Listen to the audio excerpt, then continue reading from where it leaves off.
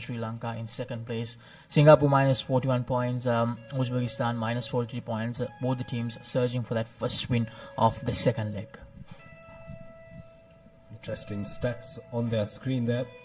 The Japanese seem to have dominated it the most, but Hong Kong, China are a very, very strong team. That was the finals in the first leg. Hong Kong, China emerging victorious on that occasion. Things really didn't click for Hong Kong, China early on in their game against the Philippines, but they managed to scrape through and get a couple of tries towards the latter part of the day to win that game. So all to play for in the men's section of the Asia Rugby Emirates 7 Series leg number 2. Now these are the opening fixtures for day 2. These are the confirmed fixtures in the opening 6 games. The two Pool C encounters, Uzbekistan taking on Singapore and then China taking on Sri Lanka. And then the semi-final encounters, the two 9th place semi-finals, Philippines and Indonesia in the women's category, Sri Lanka versus Malaysia. And then the 5th place semi-finals, India versus Singapore, and then Kazakhstan versus UAE. Those are the 6 games coming your way on day 2, the first 6 games. The two men's fixtures on the top of your screen there at 9 a.m. and 9:22 a.m. local time is what you would be looking forward to the most. It's what we are excited for as well. Everyone was in anticipation yesterday here at the racecourse grounds. We saw the Sri Lankan team, the Chinese team and the Uzbek team together with the Singapore team walking in yesterday. They were ready with their match kits as well to start the warm-up, and unfortunately prevailing weather with the lightning around in Colombo, we had to stop the play a bit earlier than we usually would have. Now this is game number 1 of day 2, ladies and gentlemen. Uzbekistan versus Singapore, live from the Racecourse Stadium in Colombo.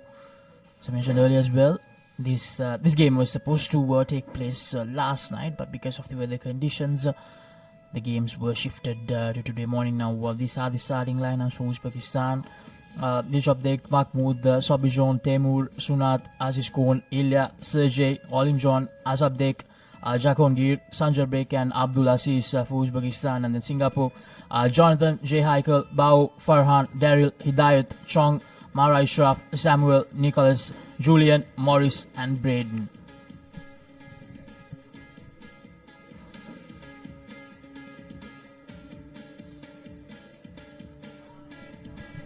Now, yesterday we did have a decent crowd up, so hopefully on day 2, where all the important games will take place, we will see a lot more people turning up. Especially for the next game, we might see a good crowd Sunday morning, and most of the time the rugby crowd tends to show up quite a lot, especially during the weekend. So let's see now the two teams come out for game number 1 of day 2 in the second leg of the Asia Rugby Emirates 7 Series 2025. Singapore and Uzbekistan, both the teams searching for that first win of the second leg. Both these teams would not want the wooden spoon in their respective group. This is a Pool C encounter. Thank you. Both teams winless so far, losing games against Sri Lanka and Hong Kong.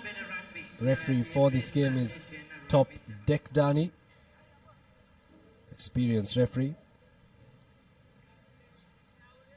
Got an important job to do in this game, and this is going to be a fixture that these two teams would have been looking forward to. They would have known that the games against Sri Lanka and China would have been tough, so this is the win that they are searching for. Here's the kickoff from Singapore.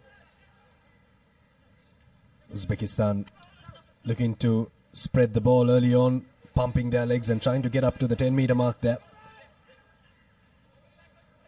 Here's the ball now into the hands of Ibrahimov, but it has ricocheted off his hand. Some good defense coming in from Singapore. Did a bit of an early meal for all the teams and for the spectators as well. If you can have a look at the underfoot conditions there, not too great. Looks a bit of a skiing track here, but here's Uzbekistan now trying to create some one-on-one opportunities out wide. Nurilev on that occasion for Uzbekistan. And now Ibragimov finds some space on the outside for his man in the number 3 jumper. It's Bakhti Iror who's got the space for Uzbekistan. And unfortunately looking to get the offload in there, but doesn't stick for them. A solid attempt from Uzbekistan to kick things off in this encounter. They won the attack, they won the move from the word go. It to be a bit creative, Uzbekistan. Just like yesterday, they tried to be creative against Sri Lanka and China as well, but unfortunately the execution factor was not there for them. And even today, that last offload just not going according to the plan. And it's going to be a scrum in favor of Singapore.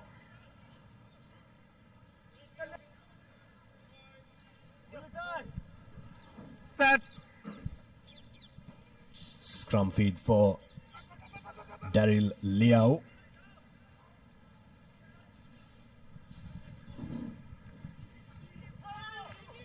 Yes, Singapore from their own 22 through Julian Liao. Takes them out of the 22. Good depth from Singapore, looking to get the cut back in, and now they've created a bit of an overlap for themselves and created some space. Here's a good opportunity for the Singaporeans to attack, and they look to go to the toe. Not too sure why the option was taken, but nonetheless the option is an option that gets them the try. Hidayat Jefferdine is the beneficiary of some good teamwork from their own half, Laksisi, and they get the first score of day number 2. Singapore making sure that they make use of that first real opportunity of this encounter. He decided to go for that little kick and chase option. Hidayat Jefferdine probably thought that number 12 of Uzbekistan might just tackle him, so just went for that little kick, and he knew that he had the pace to outrun him. Here's the replay. Good piece of work from Singapore. Now here's that little moment. They had the extra pace needed to outrun the Uzbekistan players quite easily. Now, there's been a little issue for Uzbekistan during both the legs, with that speed factor. They do tend to have that physical aspect covered. They do seem a very good defensive side at times, but unfortunately the speed is just not there for them at the moment. Offside. Penalty coming the way of Singapore. An accidental offside there. Taken quickly by Samuel Koh for Singapore. Switches back to the short side. Nicholas Yao. Now swinging it from side to side, Singapore. Here's a try scorer, Jefferdine. Looking to spark something once again. He got a kick through, a grubber forward, and this time he's going to get a try for his team. The second one for Singapore. And he comes for Jonathan Wong. A try for Singapore. And the second one that has come through a grubber. Something that these teams that will take part today will want to use, Laksisi. Will want to use the boot a little bit often. Singapore have done that early doors and got 2 tries and 2 conversions as well. Indeed, with making sure that you have that grubber aspect covered is going to play a huge part, a vital part on day number 2 with the underfoot conditions. Now, once again, it's Hidayat who went for that option, and it was a lovely chase from Jonathan Wong. So, Singapore, I think they have identified they do have that extra speed factor with them, and they are making sure that they are working according to that plan, making sure that's their main point of attack. Muhammad Dinov for Uzbekistan takes it forward, but now a little bit of a gap opening in the middle of everything for Sokolov. He's going to sprint his way across and hit back right away for Uzbekistan. Ilyas Sokolov found the gap and pounced right through it. That's a try that will break the shackles and break the duck for Uzbekistan. Uzbekistan doing really well that time. Sokolov identifying that slight gap and running right in between the 2 defenders of Singapore to open the account for Uzbekistan. 14 points to 7. Around 1 minute and 20 seconds remaining in this first half of game number 1 of day 2. Here's that little step from Sokolov. That's all it takes in the game of sevens rugby. Just a moment of, or a lapse in concentration from the defense. Singapore will need to pull their socks up after that one. They played some good rugby so far in the first half. Sokolov has had his game has been taken off early, and the sun is out here at the racecourse. Oh, that's a knock forward from Uzbekistan after restart. Or what they wanted after scoring that try, Abid. Unfortunate, a very good contestable kick there from the Uzbeks.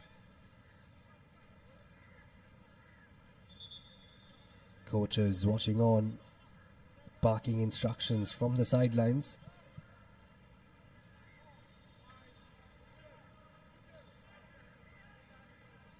Probably the last set piece of the game that Daryl Liao will feed into, but he knocks it on.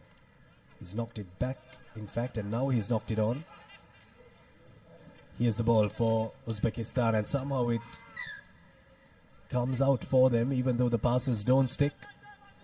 So we go back for the knock on from Singapore. So Uzbekistan probably the last move of the first half. With an opportunity to attack, to make it all even, going into lemons in this first game.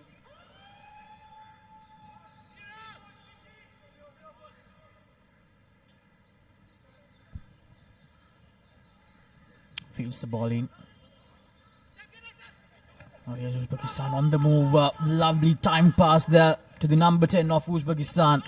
And it's going to be Sunat Mukhmadinov to score that try. Exactly what they needed, Uzbekistan. Singapore, they managed to strike twice in the early parts of that first half. And Uzbekistan, to in the first half, they have managed to score two brilliant tries.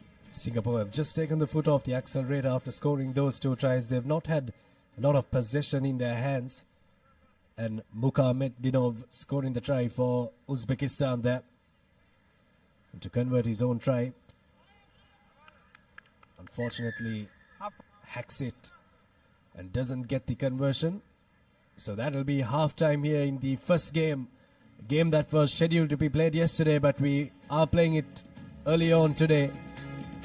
So at half-time, it's 14 points to 12. Singapore lead Uzbekistan.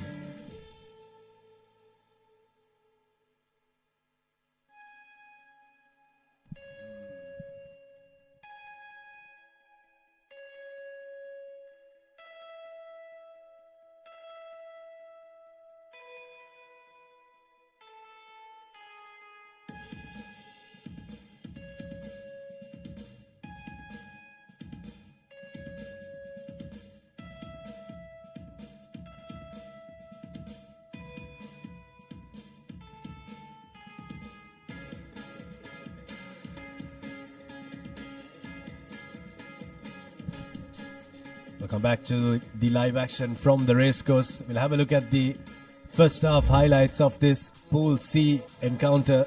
Uzbekistan taking on Singapore. Singapore scored early on through a couple of grubber kicks from Hidayat Jepherdine. One he was the beneficiary of. That is the try that is being played on your screen there on replay. And this is the next try that was scored by Jonathan Wong for Singapore. Proud Singaporean getting his try there under the sticks. And of course, this one from Uzbekistan, they came right back in to score a try. Try that broke their duck. But they didn't just go once, they went bang bang and are now within 2 scores of Singapore.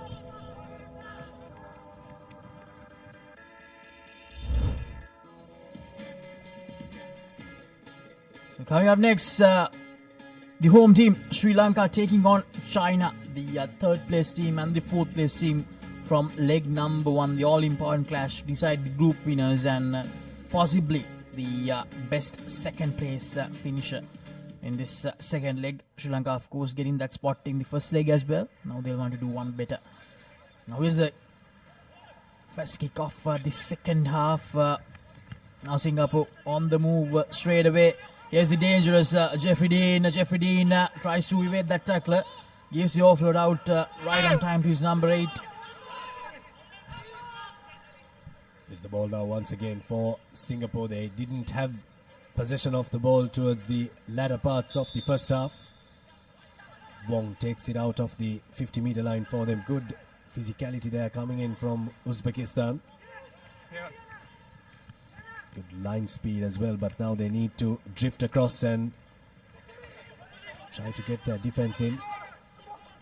That's where the physicality comes into play there. Look at the Uzbek players just holding them up, and the ball is unplayable. So it'll be a scrum in favor of the Uzbeks. Uzbekistan doing really well.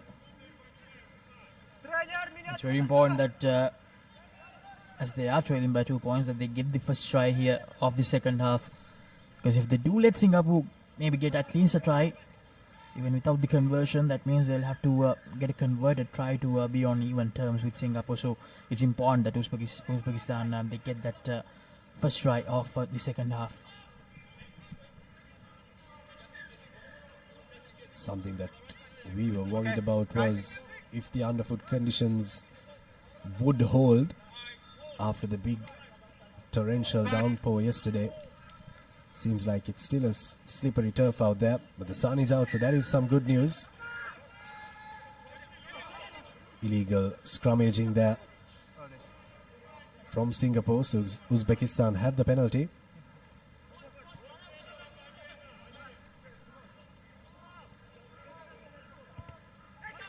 They decide to go for that territory gainer, but messes that up Uzbekistan.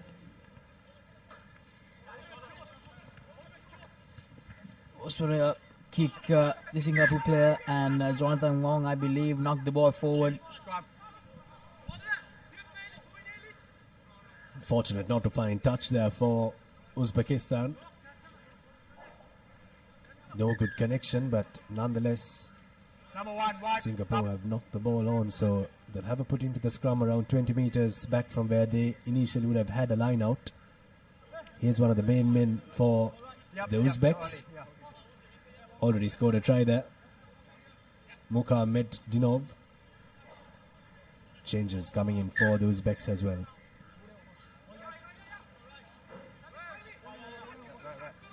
House. Bye. Still a 2-point game here. Hold. Singapore Wide, leading hold. Uzbekistan. These teams will either play the 5th place playoff or the 9th place playoff.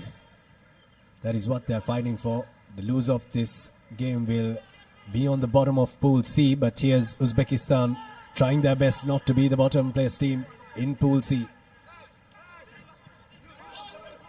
Quick ball for the men in green.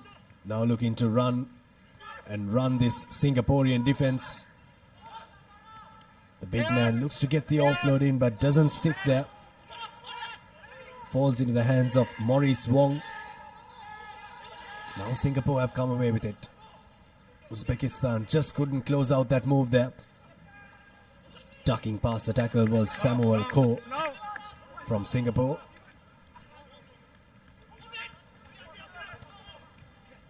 Now Jefferdine goes to the boot. He's got 2 tries already for his team through a boot ahead, and this time he's got his team some very, very good territory. Fantastic kick from Hidayat Jefferdine there. Finding the space at the back. Might have trickled out into touch, but it's a very good territorial gain for his team.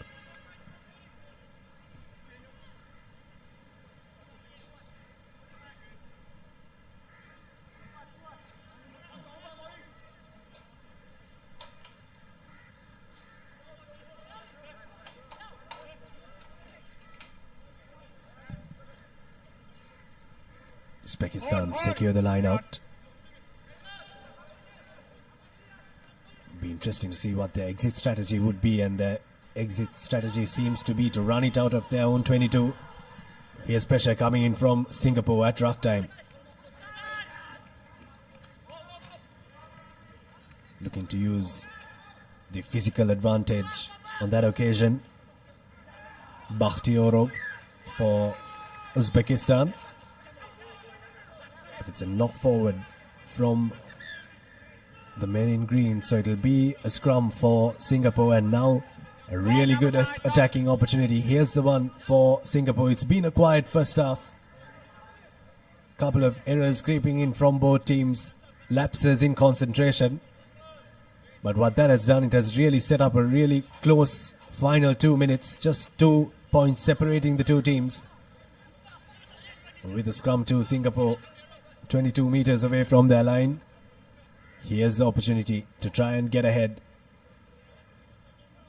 and move away from touching distance from the Uzbeks.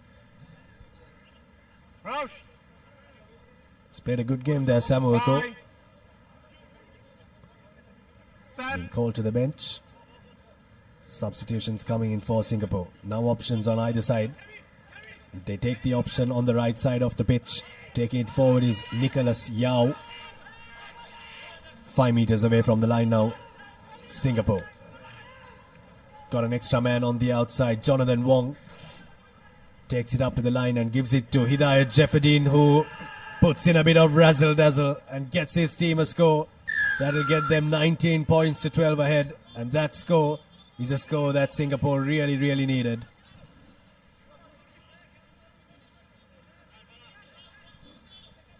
Two tries in this match already for Hidayat Jefferdine. 10 seconds. 2 tries in this leg as well. But he's created a number of tries and he's really been their talisman. Important conversion and it's successful. So 21 points to 12. If the Uzbeks are to mount a comeback, they need to score twice.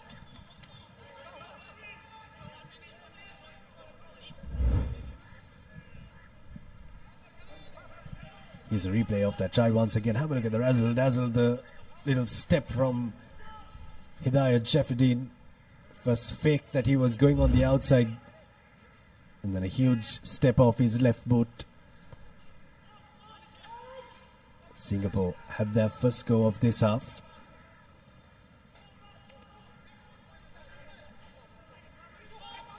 Pumping his legs and running out of the 22, Bakhtiyorov.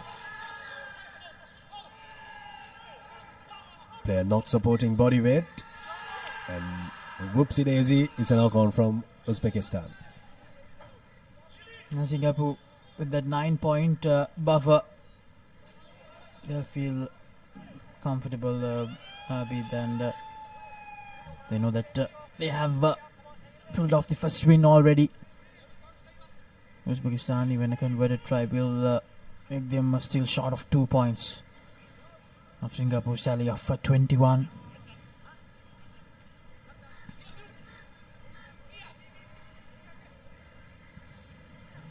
Now Singapore trying to add some more points here.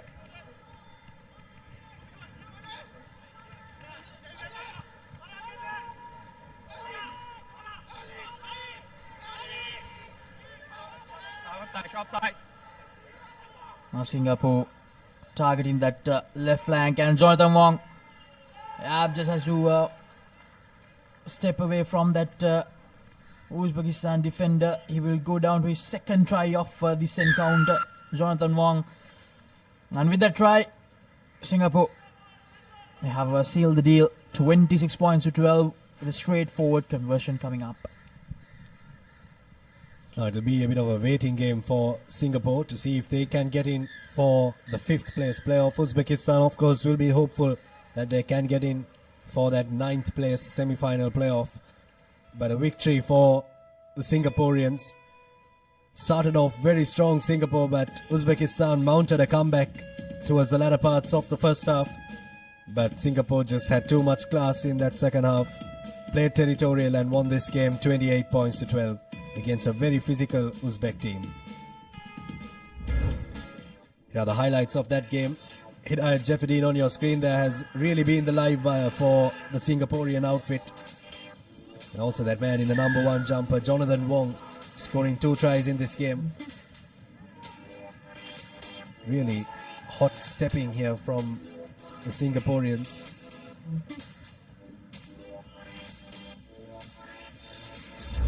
Also the wet turf not really helping the cause of the Uzbeks. Here's the big clash. China taking on Sri Lanka.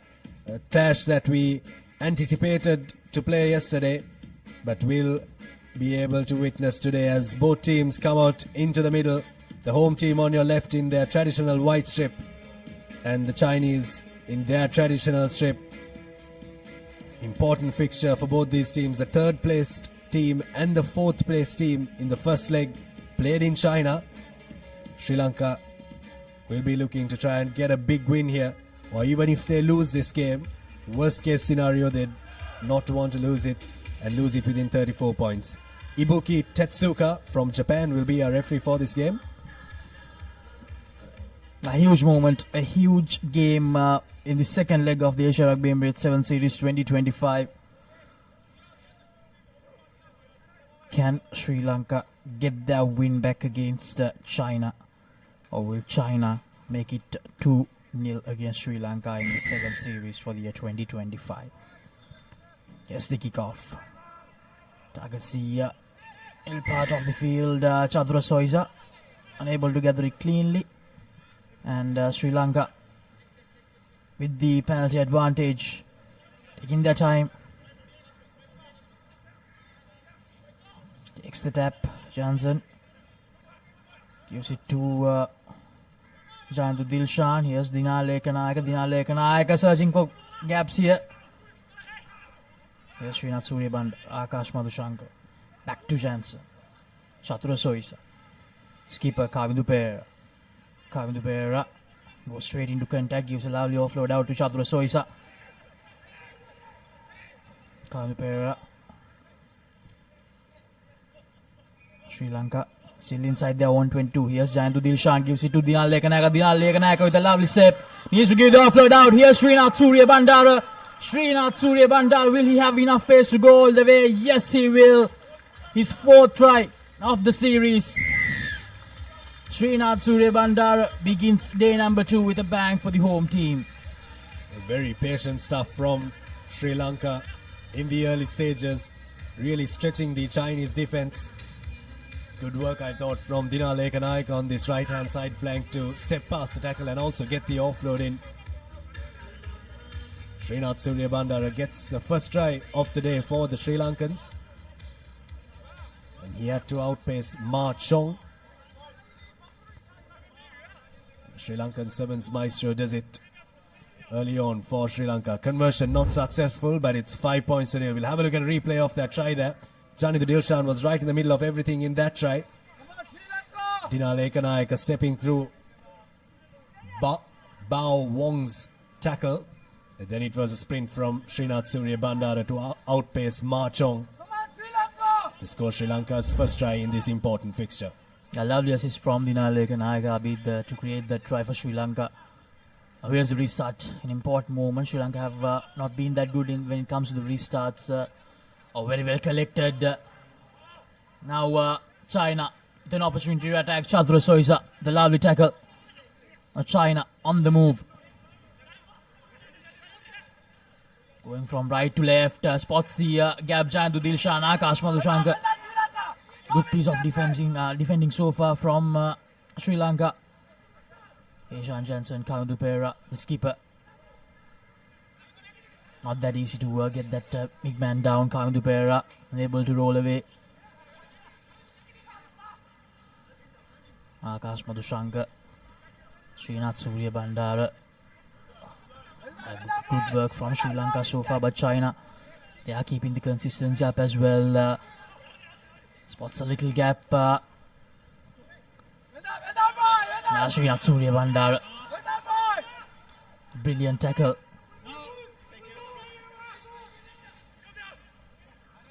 Back to the halfway mark now. China trying to stretch the Sri Lankan defense.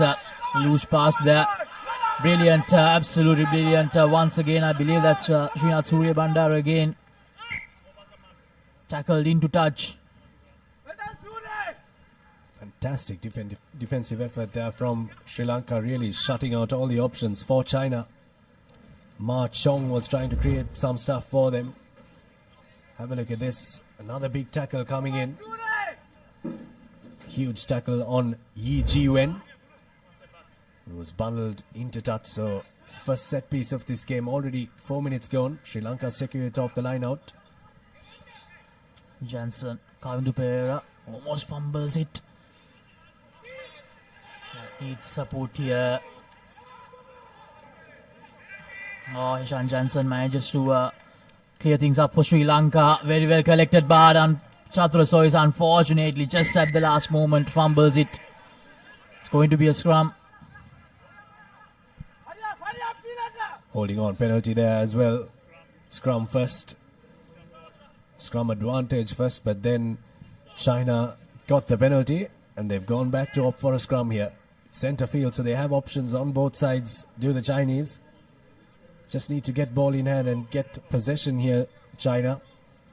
Got runners that can really create some damage.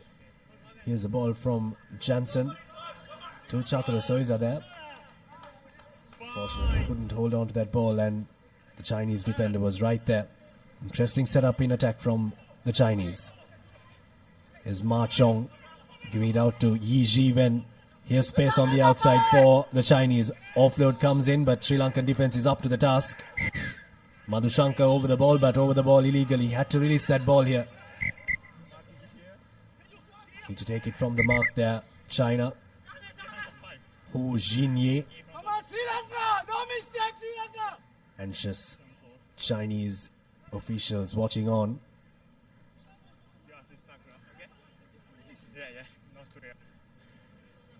China have opted for the scrum once again here, 5 meters away from the line. Just the one score so far in this game, just the solitary score from Srinath Suryabandara. This was always going to be a very physical contest with a closely contested encounter.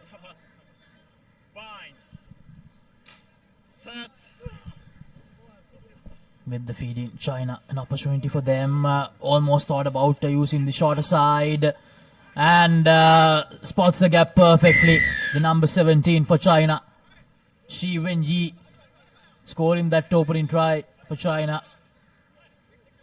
And it's 5-all just like that with 40 seconds to go in the first half. String of penalties coming the way of China in the last couple of passages of play there. Important conversion for Ma Chong.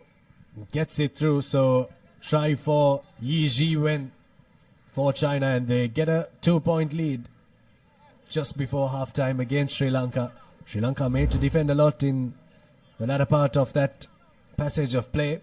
Here's a try coming in. Good short line run by Yi Jiwen to score the try for his country. The Chinese are on the score sheet.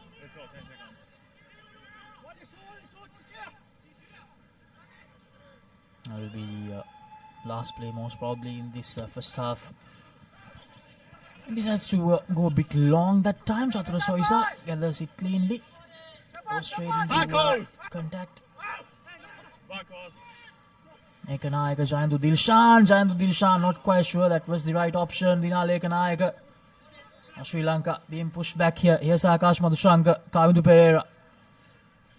Kavindu Pereira steps away. Akash Madhushanka do manage to gather that and the tackler not releasing that time. Heshan Jansen, Jandu Dilshan, Dinale Ekanayaka, Chatura Soisa. Searching for options. Chatura Soisa spots a little gap. Jansen, Akash Madhushanka.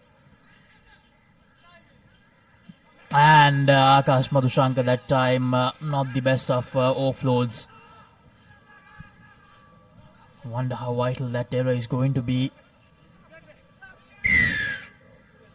Holding on, penalty in favor of Sri Lanka. Srinath Suryabandara takes it quickly. Needs support here.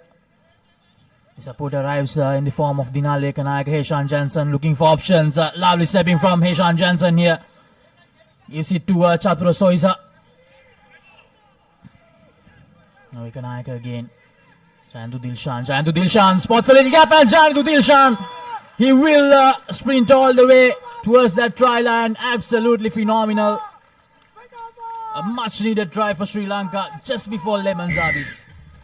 Really not taking the foot off the accelerator there, Sri Lanka. They could have just tapped it and kicked it out into touch there, but Really enterprising stuff from Srinath Surya Bandara.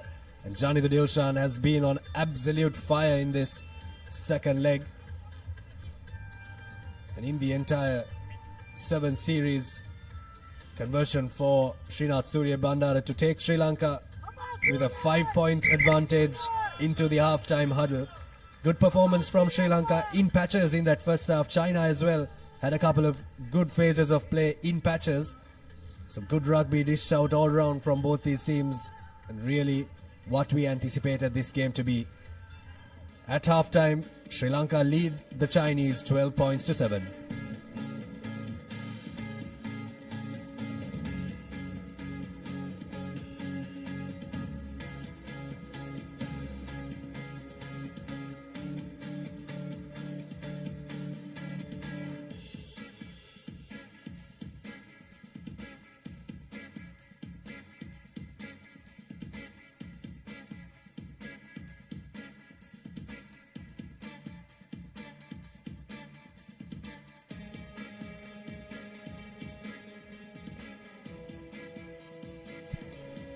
Welcome back to the live action. It's the important final clash in the Pool C of the men's category. Here's the highlights of the first half.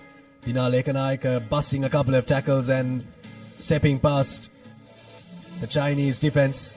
Srinath Surya Bandara outpacing Ma Chong to score that try, and a try from Yi Ji Wen to get the lead for China.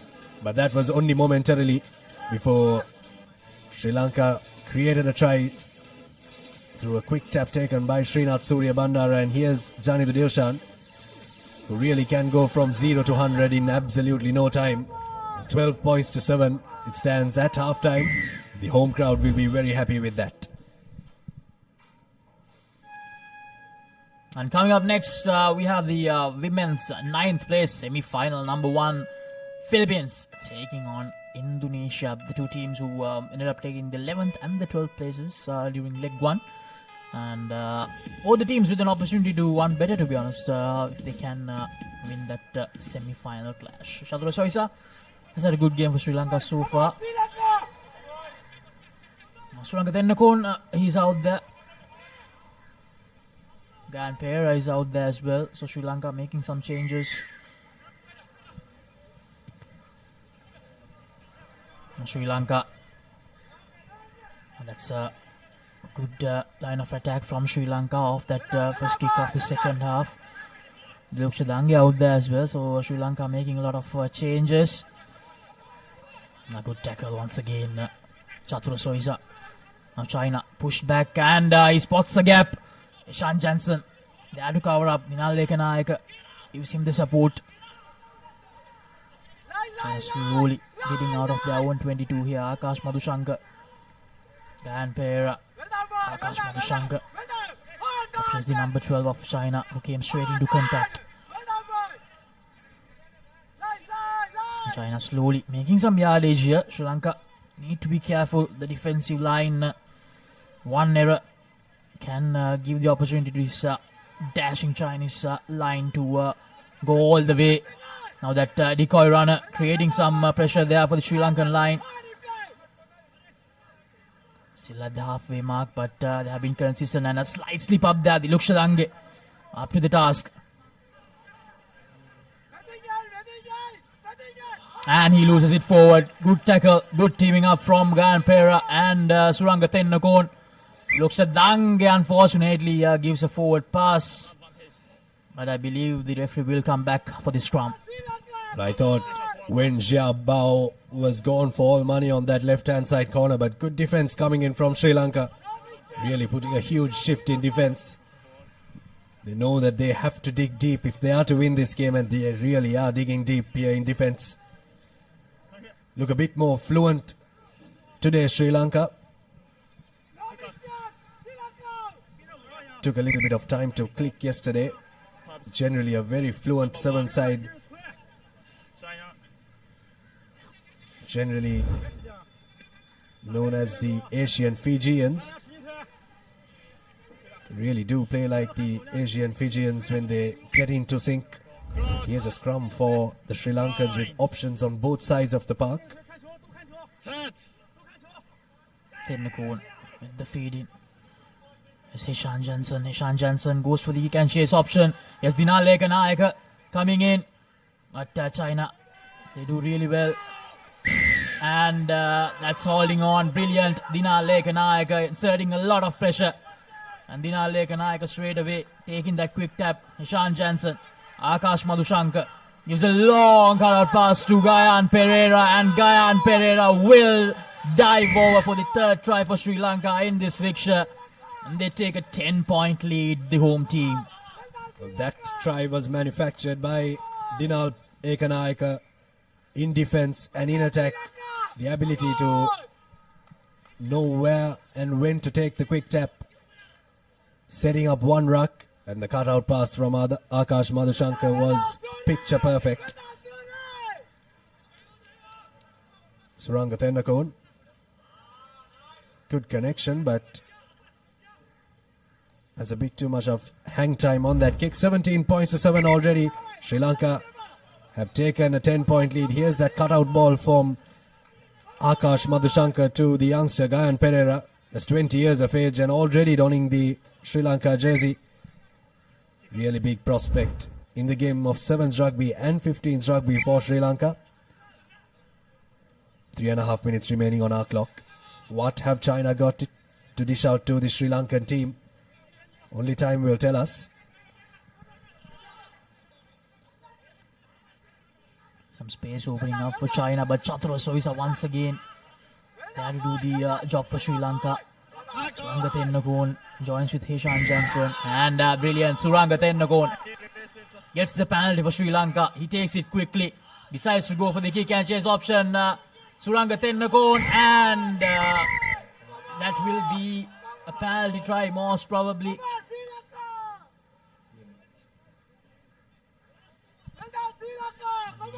He will take some help from the TMO.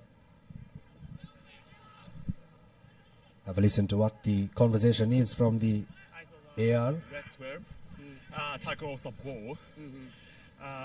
This is prevents a try.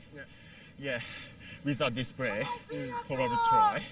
And penalty try for the white and the yellow card, red 12. Good.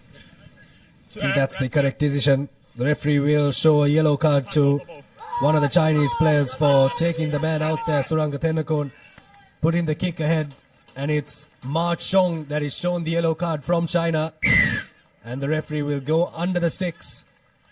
The Japanese referee will raise his hand for a 7-pointer for Sri Lanka, and it's 24 points to 7.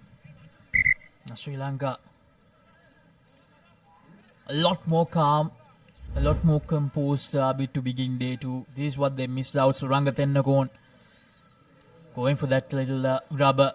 We talked about how this is going to be very important, and as you can see the replay, Suranga Tennakon was clearly in front. He had all the time in the world to probably attempt another little kick or to make the collection, and that's why the referee went to that decision of a penalty try and a yellow card. Now here's the restart. Now again targeting that little space, Sri Lanka again going deep. A good defensive work again. Good rush defense from Sri Lanka, but the referee believes it was a high shot. I think even Suranga Tennakon agreed as well. He went a bit too high. Han Zhenji is the man who was shown the yellow card. Our apologies to Ma Chong. Okay. 24-7 now, Sri Lanka really running away with this one. And if the score does stand like this with just 2 minutes remaining on our clock, Sri Lanka will top Pool C and will make their way into the Cup semi-finals. Once again, a top 4 finish for Sri Lanka on the cards. Now Sri Lanka were not even part of the top tier last year, so this is a fantastic result for them to come back to the top tier.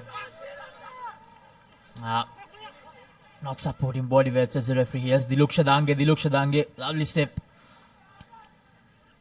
Ihan Bulat single game makes a collection, but I believe that was a deliberate knock forward from the Chinese player. very convincing Sri Lanka in this encounter. Now China, they'll look back and they'll feel that they have not been up to the mark during this encounter. But it all came down to the fact that the Sri Lankan defensive effort was fantastic in this game, Abid. They really did make their one-on-one tackles count. That's what Sevens Rugby is all about, the ability to defend as a team and to defend individually, which Sri Lanka has done fantastically well in this game. In that first game against Uzbekistan, they had a bit of a scare in the first half. They really pulled one back to try and get the victory there. Here's Dinal Ekanayake with some space on the outside, space to burn. Dinal Ekanayake, razzle-dazzle, try time Sri Lanka. And that will just seal the deal. Have a look at the smile on the faces off the bench from Sri Lanka. 29 points to 7. Sri Lanka well and truly winning this one. Now Ekanayake, second try off this leg. I mentioned this earlier as well. He has been an absolute workhorse for Sri Lanka throughout the year, in the 15-side encounters and in the sevens encounters as well. Now, Srinath Surya Bandara is back. Come on, Sri Lanka! Come on! There's a replay of that try from Srinath Surya Bandara. That's the stop and go there to fox the Chinese defender.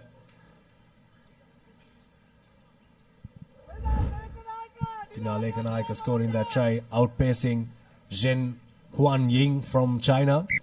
29 points to 7. Sri Lanka will be very proud of this performance. And with this performance, they'll know at the back of their minds that they can take on the best in Asia. And they also are one of the best in Asia. So here's the chance for them to maybe win this one at home soil. But this one is done and dusted. They have 2 more games to go. See how it works out for the Sri Lankans. Here's Bulat Singhal again. Another youngster in the Sri Lankan team gives it out to the other youngster. The two 20-year-olds linking up there. Here's the maestro in sevens rugby for Sri Lanka, giving it to Dinal Ekanayake. And a little too easy this one for the Sri Lankans. Another try. You really have to commend this Sri Lankan performance, Laksisi. Absolutely brilliant from Sri Lanka. 34 points to 7. Dinal Ekanayake with his second try. They absolutely love that combination. The two 20-year-olds with the more senior statesman of the side. And then Dinal Ekanayake just chipping in. 34 points to 7. Jan Bulat Singhal will try to add 2 more points. Won't be an easy conversion from this angle. But nevertheless, what a performance. Sri Lanka will now face Japan. Ow, Jahan Bulat Singhal is so close. So that's it. 34 points to 7. Sri Lanka. They beat China. They take that win back after losing to them in that third place playoff in the first leg. And now they will face Japan in the semi-finals. It's going to be an interesting clash, Abid. Sri Lankan flag waving proudly there after that magnificent performance here at the historic racecourse grounds. And a historic scoreline there, 34 points to 7. Sri Lanka beating China, but the job is not done yet. The job may be done in the pool, but the job is not done in the Asia Rugby Emirates 7 Series second leg. Have a look at the highlights of that second half. That was the first try in the second half from Gayan Pereira. Lovely cutout ball from Akash Madhushankar to the youngster. Here's Suranga Thenakon, who put the little chip kick in. Was taken out by Ma Chong.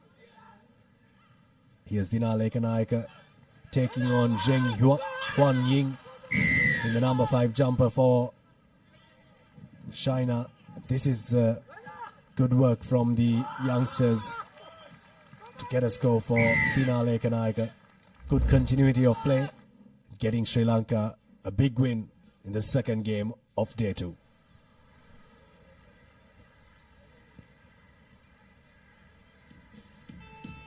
Here are the key stats of this game. Sri Lanka will be very proud of their attacking performance as well as their defensive performance in this one.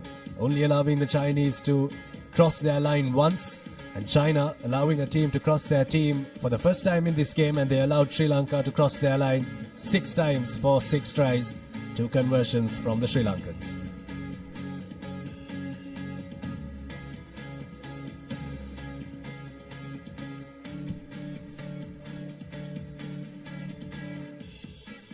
what this would do is Sri Lanka will play Japan in the semi-finals. China will go ahead as the best second place team.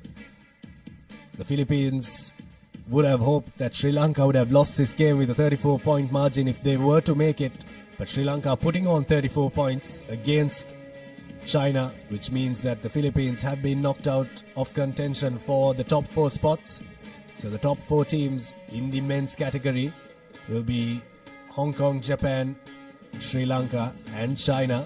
So the same 4 teams that were the top 4 teams in the first leg in China will play as the top 4 teams in the second leg here in Sri Lanka.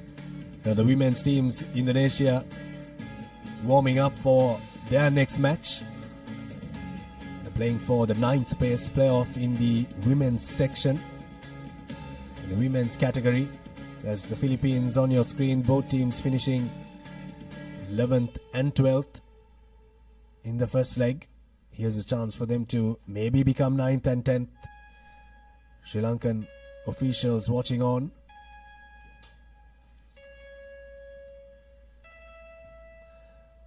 Pavitra Fernando on the corner there. Sri Lanka Rugby president, newly appointed president.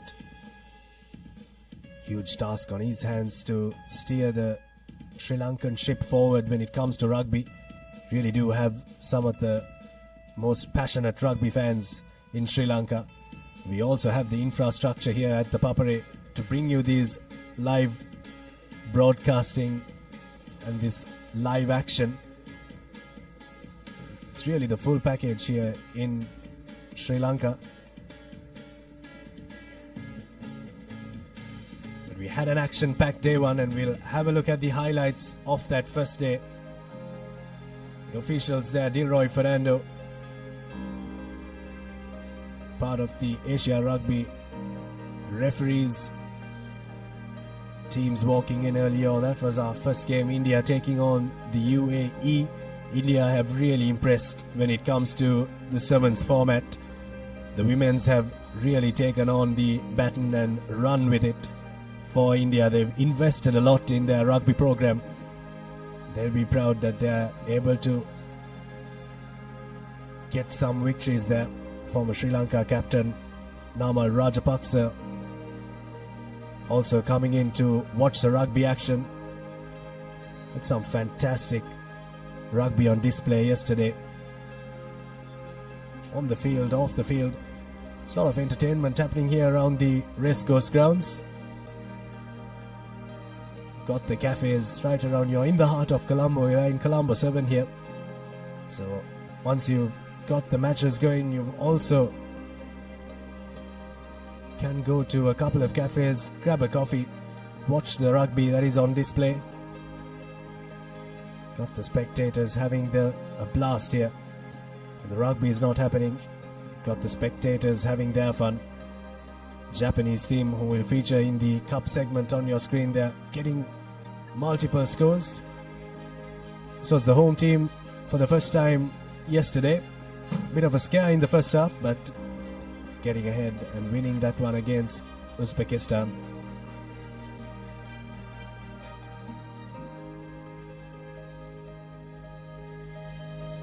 Sri Lanka and their coaching staff will be proud of that previous performance against China. They look to try and continue it going on into the next couple of games that are coming up. Potentially 2 games for Sri Lanka. The women's standings after day 1 in the Colombo leg of the Asia Rugby Emirates 7 series. In Pool D, Japan are the top seed. 3 games played, 3 victories, 185 points the difference. Putting on big scores against the teams that they played against for their 185 points, beating India, UAE and Indonesia comprehensively. Indonesia finished winless in the Pool D, so they will play for the 9th place.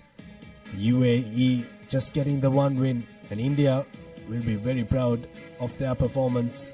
They were unfortunately grouped with Japan, so just the 19 points difference there, but they'll be proud that they are really climbing up the ranks when it comes to women's sevens rugby. In Pool E, China really played some fantastic rugby. They're in contention for the cup with Japan and Thailand, the top seeds of Pool D, E and F. But China really seemed to be the deal in Pool E with victories against Kazakhstan, Philippines and Malaysia. Malaysia winless in that pool. Philippines just the one win against Malaysia, and the Kazakhs getting victories against the Philippines and Malaysia. You get 1 point if you lose a game here. That's why you have 3 points for the teams that are in 4th place. If you win a game, you get 3 points. And in Pool F, Thailand also in contention for the cup in the women's standings, in the women's segment rather, with 93 points the difference. 3 victories against Hong Kong, Singapore and Sri Lanka. Hong Kong will not be too happy that they couldn't topple Thailand. A very close game there, but Thailand running away with that one in the latter parts of the game.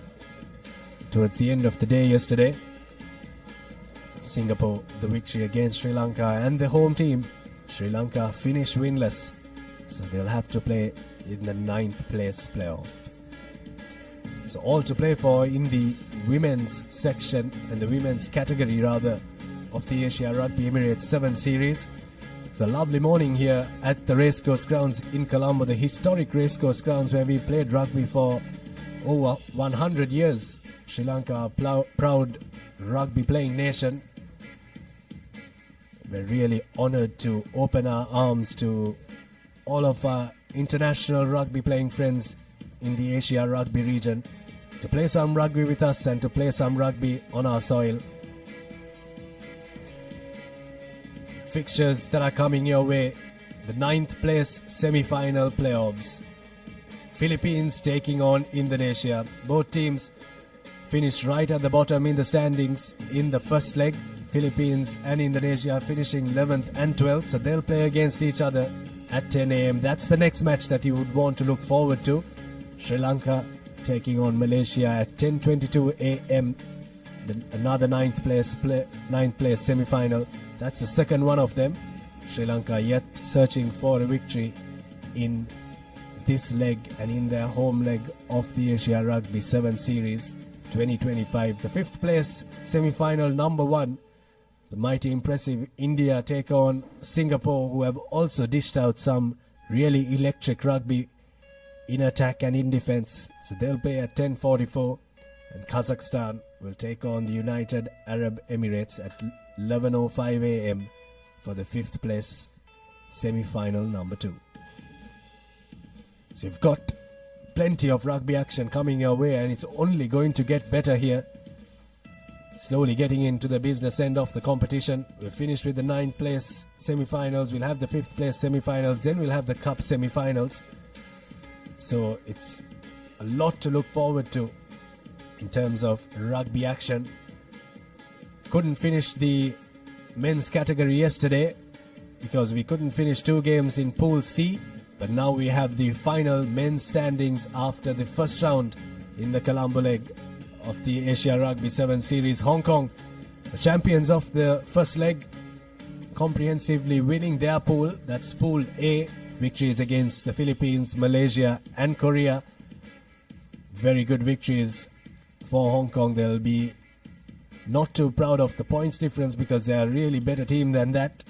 But they really did click towards the latter part of the day.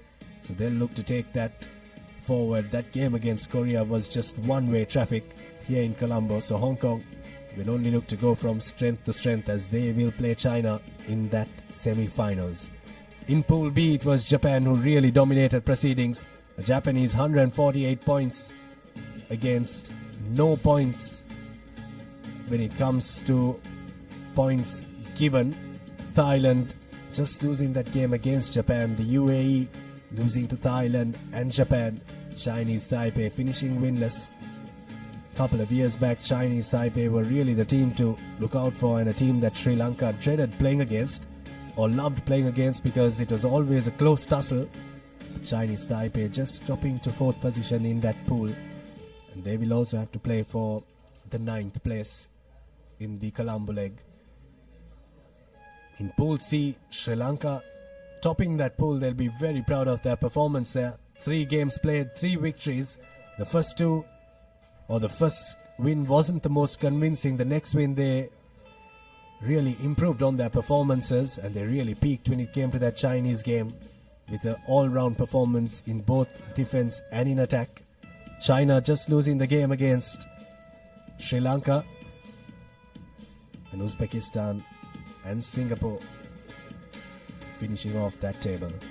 The next game coming your way is the 9th place semi-final, number 1. It's the Philippines taking on Indonesia.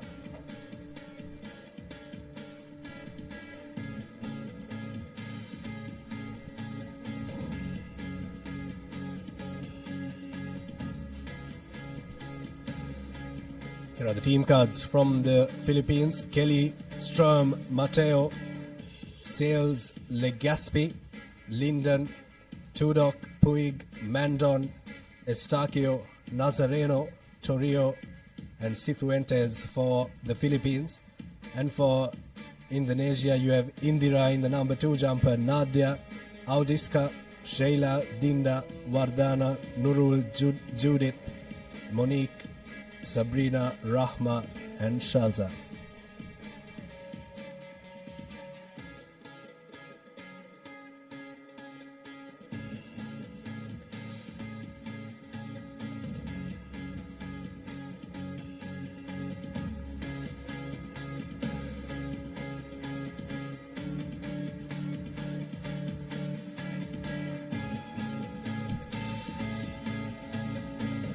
As we await for the arrival of the two teams.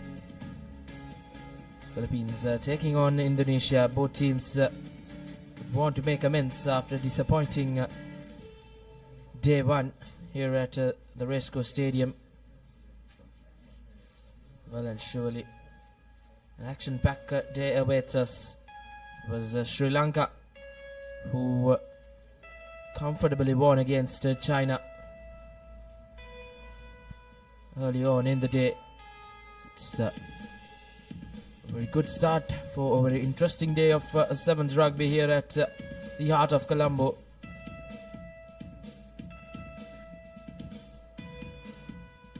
Scheduled play to kick off at 10 a.m.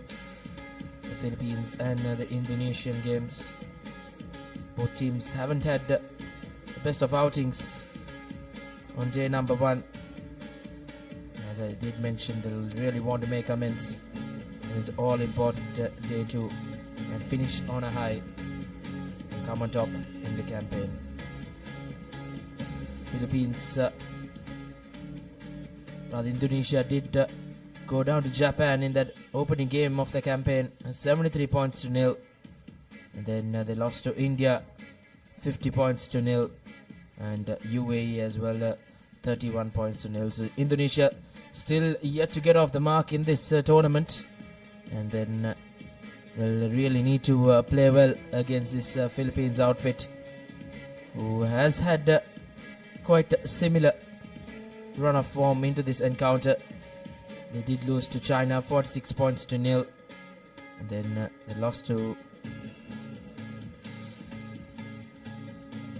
Malaysia as well in a closely contested affair. Nevertheless, they actually won that game against Malaysia 12 points to 10. So really coming into this game with a lot of positives will be Philippines,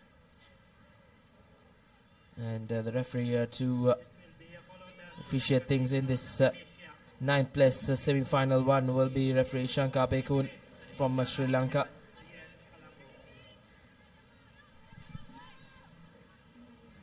Get behind, please. And welcoming to the comm box, I welcome Mariam. A very good morning to you. Good morning. Con advantage. Early fumble from Indonesia, giving Philippines a scrum in their favor.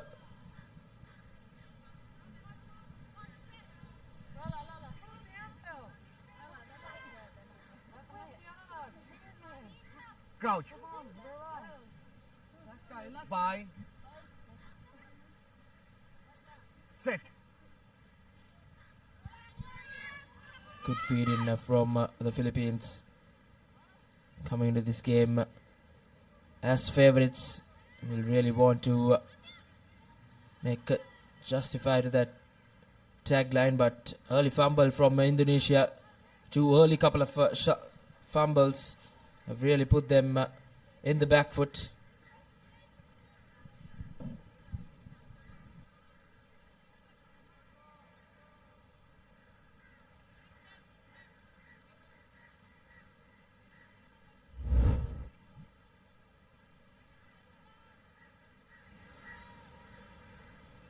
Let's take yet another look at that replay. Surface can be quite tricky. We had plenty of showers later on yesterday. Conditions will surely come into play as the day goes on. Now Philippines looking to run at this Indonesian defense.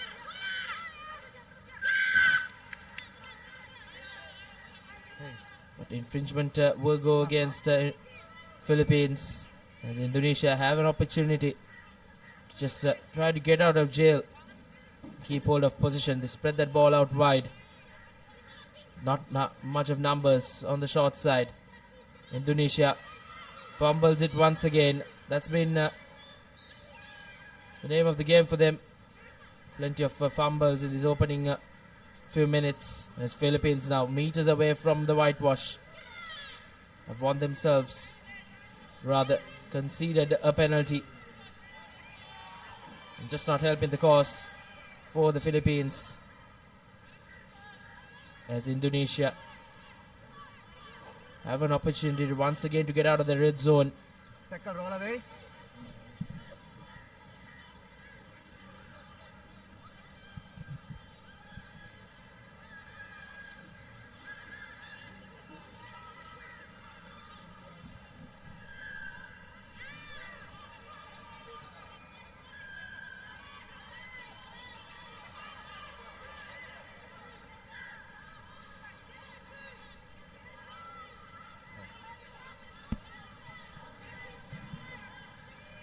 Indonesia taking ball forward.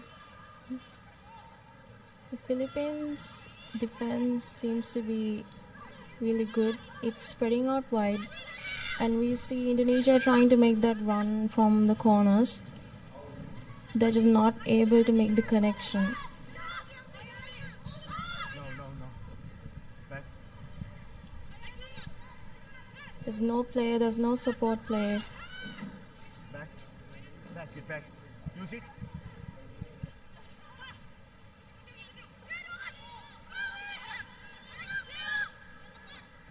Seems to be no depth in the Indonesian line, as Philippines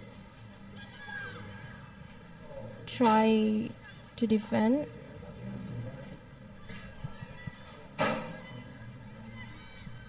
Not gaining any meters here. And that's been the case for Indonesia. Just not able to get out of jail. I think it's been a brilliant defensive effort from Philippines to just push them into that red zone.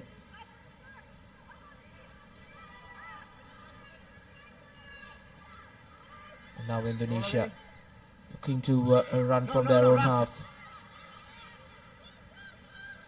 With not much to play with. Spreads the ball out wide. Good up defense coming in from the Philippines.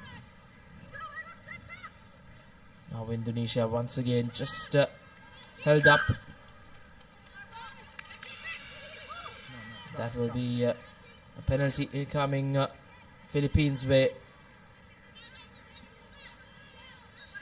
Indonesia have done well to just keep Philippines at bay, but can they do enough to just see this first half off?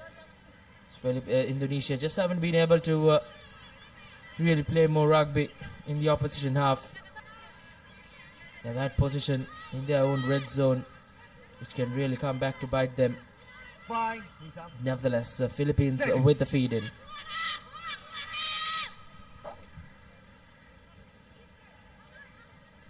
Oh no, fumbles the ball, Philippines.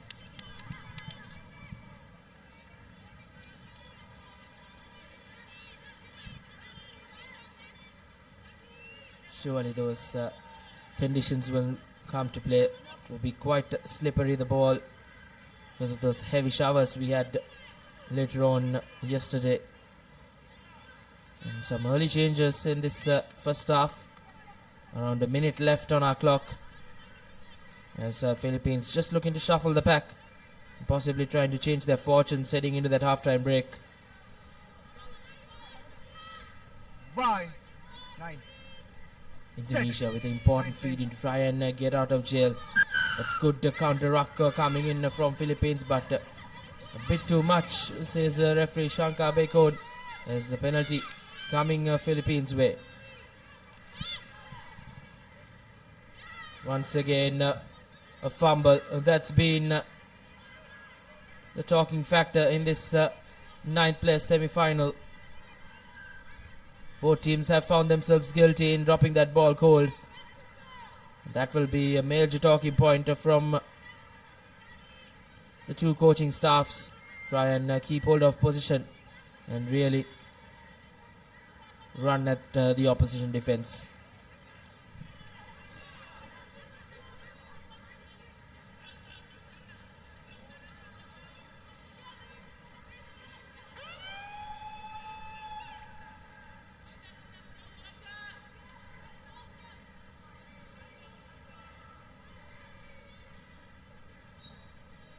Once again, good feed in, but brilliant counter-ruck work coming in from Philippines.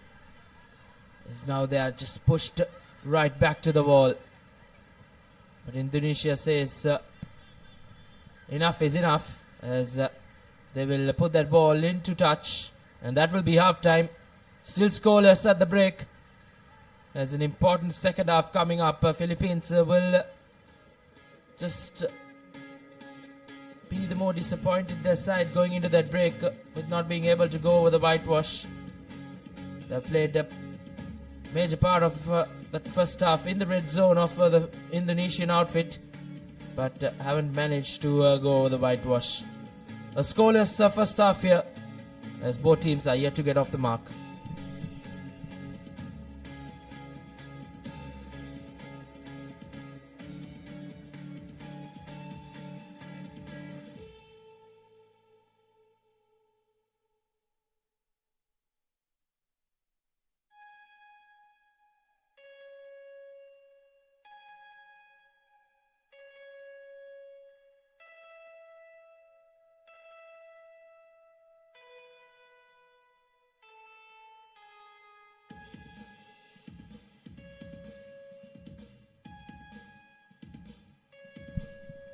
Welcome back. Both teams haven't had the best of first halves. It was the Philippines who was really bossing attack, but just wasn't able to try and go the whitewash. They were inches close, but those cardinal errors of fumbling that rugby ball have really not helped both sides. Next game coming up. It's yet another women's game in the 9th place semi-final. It's host Sri Lanka taking on Malaysia. The 9th place side, Sri Lanka, who finished 9th in China, will take on Malaysia, who finished 8th. And that will well and surely be a very interesting matchup. A Sri Lankan outfit failed to register any wins yesterday, but they'll well and surely hope that their fortunes may change on day 2 here. They'll really want to impress the home crowd and try and salvage a win and make amends after yesterday's defeats. Philippines being bundled into touch by Indonesian defense. We saw them spending most of the time in the first half in Indonesia's red zone, just weren't able to score that try, that much needed try.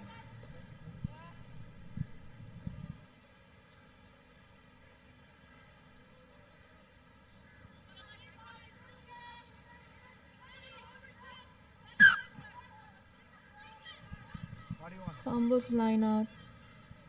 Scrum in favor of Philippines.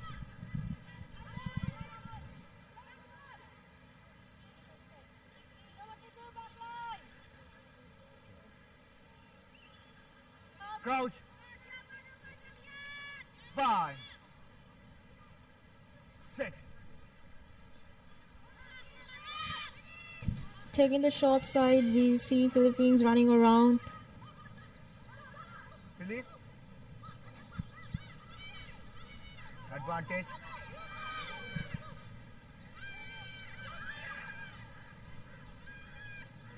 Using the physical advantage. Are they That's able the to score? advantage. No, they aren't.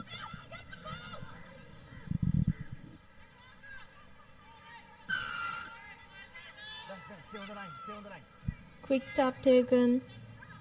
Philippines will be looking to score the first try, and yes, they do. That was well and surely coming.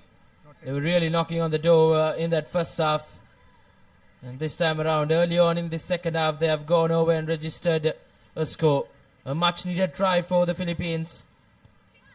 And the Warriors will mount on this Indonesian outfit as they will be reduced to 6 players. As one of their players was sent to the sin bin. And taking it quickly, that big number 1. And she goes over with ease. 5 points to the good for Philippines. As Indonesia will have to come from behind, as they have done. They have been in similar positions throughout yesterday as well. Still yet to get a score in the Indonesian women's outfit. But Philippines have really worked hard to get that point, to get that try. And they'll really work hard to keep this slender lead of 5 points. Angka dekat sama ini atau niti nanti? Hari. Scrum. Okay. Scrum. Concerning looking Philippines dugout coming into this game, they were well and surely the front runners to win it. And currently leading the game 5 points to nil with around 3.5 minutes more in the game. A decent feed in from Indonesia. And a fumble once again. That's been the name of the game for Indonesia. Plenty of fumbles have really costed them. And really not able to just play more rugby on the opposition half. Once again, pinned right back in their red zone. Philippines with the feed in. Opts to go from the short side. Good tackle coming in from the Indonesian outfit. And this time around, it's Philippines with the fumble.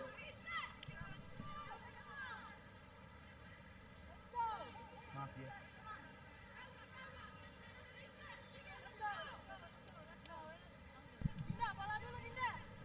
We see Indonesia not being able to move past their half, Crouch. and they should try to get some scores in, because they were not able to get any wins yesterday in their name. That's an interception. Beautiful try from Philippines. Second try for Philippines. Indeed, a brilliant work. Possibly Philippines will see this game off. An elated outfit, surely.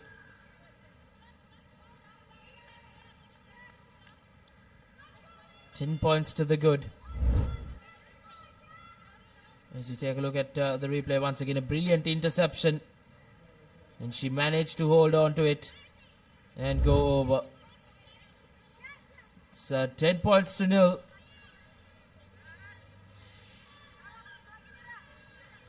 Conversion has been missed. Rather, conversion has been converted. It's 12 points to nil. As Indonesia making some changes. It's been a tough campaign for them out here in Colombo. Yet to get a score win. They've conceded many points as well. Mark here. I need clean gap. Send mark.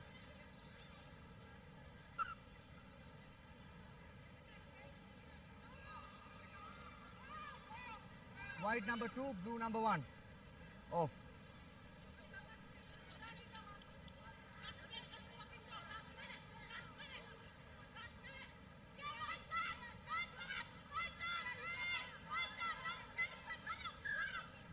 Time off. Still time off. Here, get back. Time back on. Play on.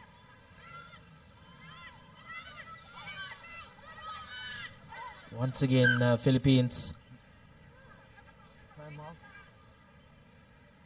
Not fine. Blue. Referee Shankar Abekon having a word with his assistant. Not 5 meter.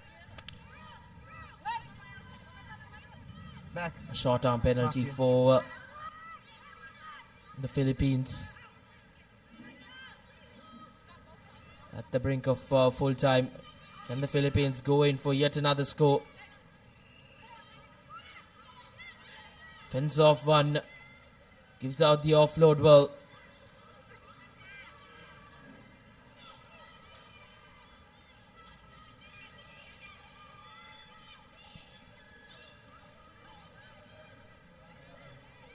Now once again, Philippines will finish this game off with a flourish. They get yet another score, and it's a try time. The third try in the game, as Philippines will White, move. convincingly win over Indonesia. Move. It was scoreless at the break, but at full time, it's Philippines 17 with the conversion to follow. No. Time The off. conversion doesn't go through. 17 points to the good for Philippines.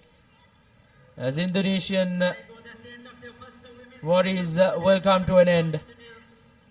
A disappointing campaign for them, but nevertheless, the Philippines will go through after a convincing performance in that second half. 17 points to nil as the full-time score reads. Coming up next is going to be the Sri Lanka women taking on the Malaysian women. Game number 2 in the women's segment for today. It was Philippines who really had to work hard. Went into the break scoreless, but they really came out all guns blazing in that second half and really put on a good performance to clinch a convincing win over Indonesia. 17 points to nil. And these are your key stats from that game. 3 tries and just the 1 converted try. Indonesia, nothing to speak of. Philippines win 17 points to nil.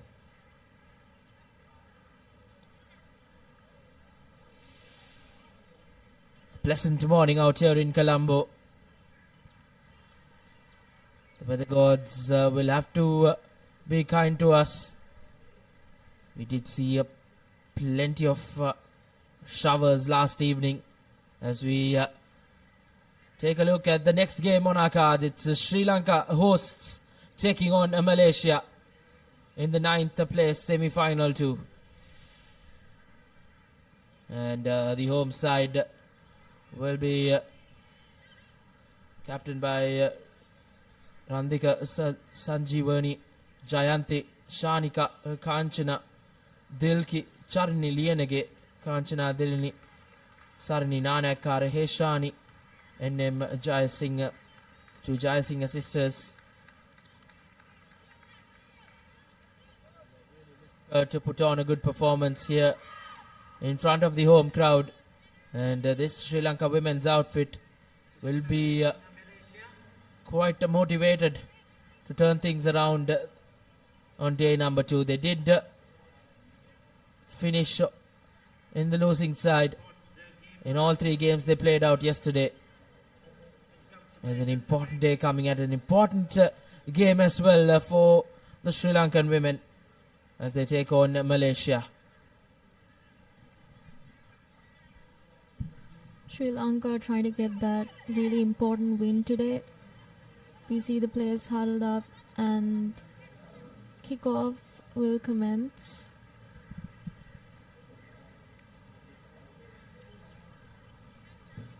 Ready, Captain.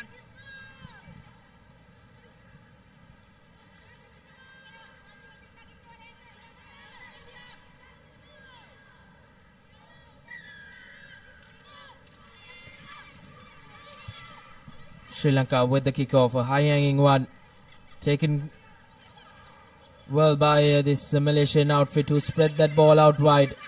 Sri Lanka with an early chance of attack for Malaysia. They will run over with ease. And that number 4 a bit too quick as it's Malaysia who draw first blood. And that will be a concerning sign for the Sri Lankan outfit. The Sri Lankan defense not being drawn out wide. The Malaysian player ran around as most of the players were stuck defending in the middle. There was just no one to stop her. She just ran past them. Indeed, the kick doesn't go through for Malaysia, but that try was brilliant. From the kickoff, a good calm and collected stuff from the collection.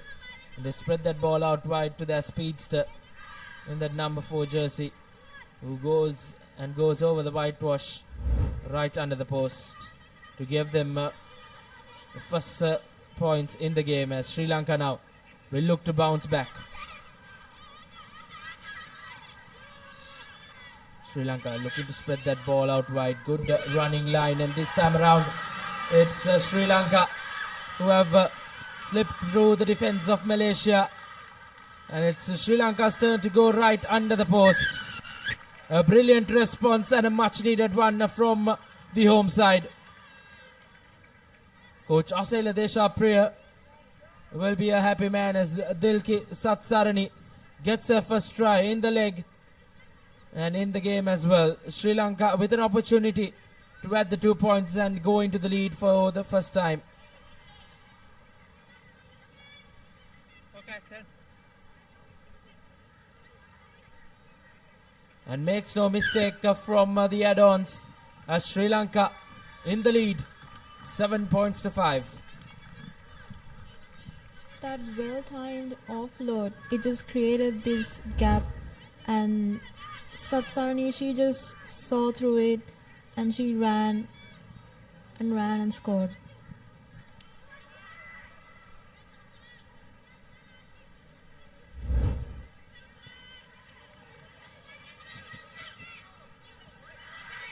Once again, a good collection from the restart for Malaysia. They've done really well in those high-hanging kicks.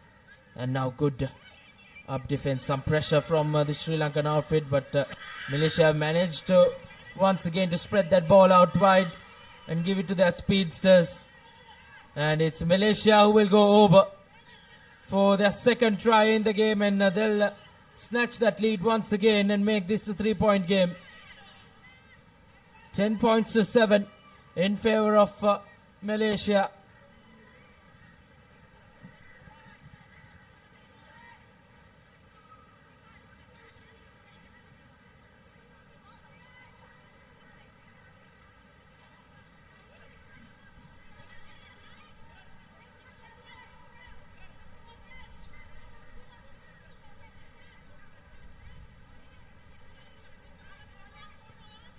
Malaysia failed to add the 2 points once again. Still with a slender lead of 3 points. Malaysia will really look to try and keep hold of a good defensive effort to try and keep Sri Lanka at bay. Sri Lanka really did well to respond after Malaysia scoring quite early on in the game.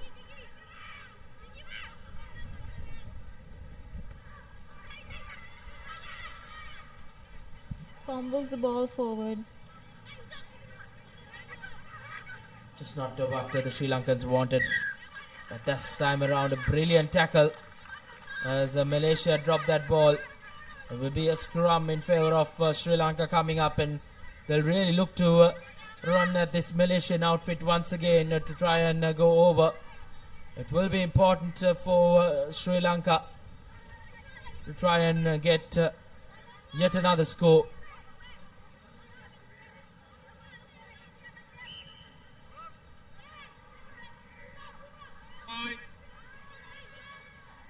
Now Sri Lanka with the feed in.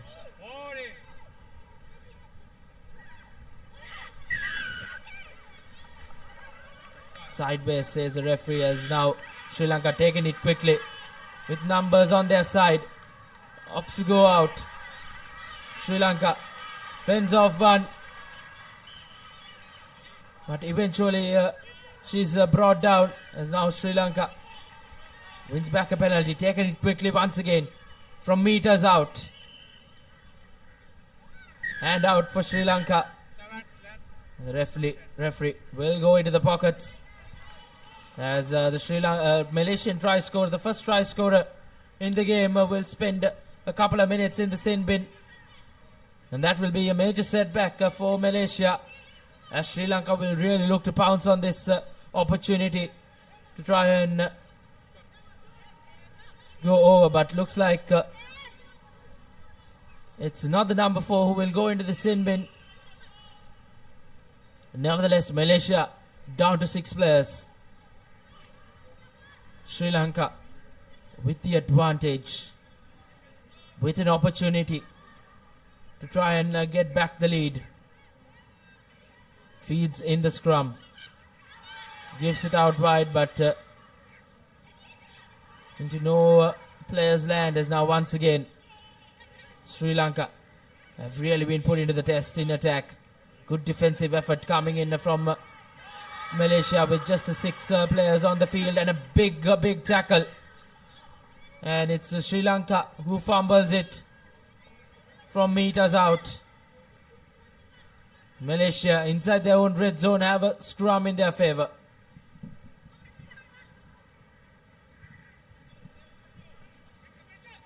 Coach Asela Deshapriya having a close eye on proceedings.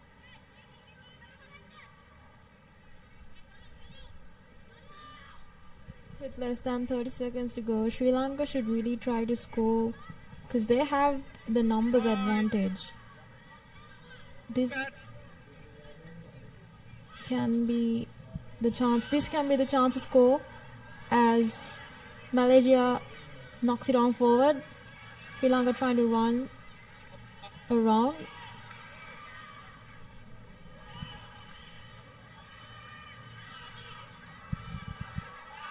Working the ball to the corners.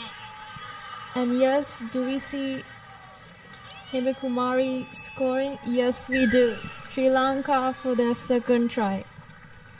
Indeed, a brilliant work from Sri Lanka, and some smiles in the dugout as well. Sri Lanka at the brink of half time will get the lead, and just a 2-point difference between the two sides in that first half. A closely contested first half, nevertheless. Sri Lanka will go into the break with a 2-point cushion, with a conversion to follow as well. Hemakumari gets a second try in the leg, and the conversion doesn't go through. It's 12 points to 10 as Sri Lanka snatch back the lead at the brink of half-time. Half-time score confirmation: Sri Lanka 12, Malaysia 10.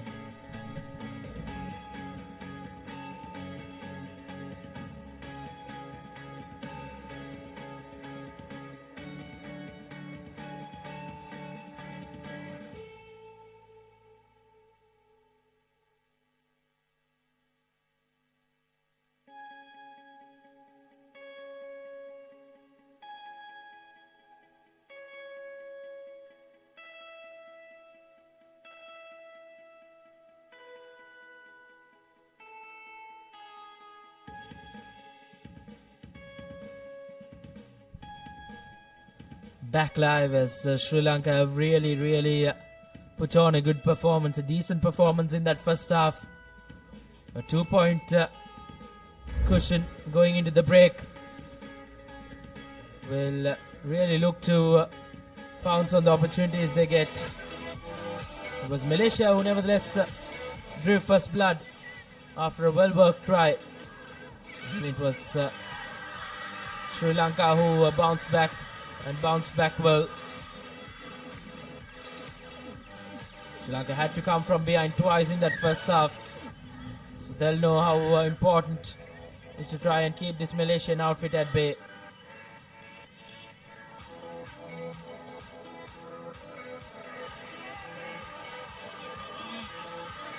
That was the try at the brink of half-time.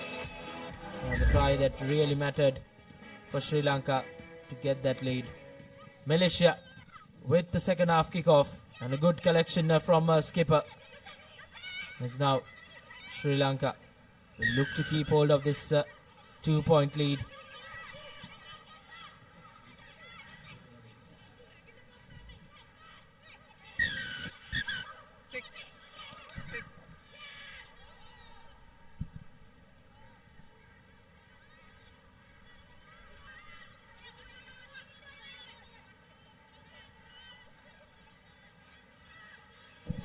Yellow card for Sri Lanka's try scorer. Malaysia using that as an opportunity to score.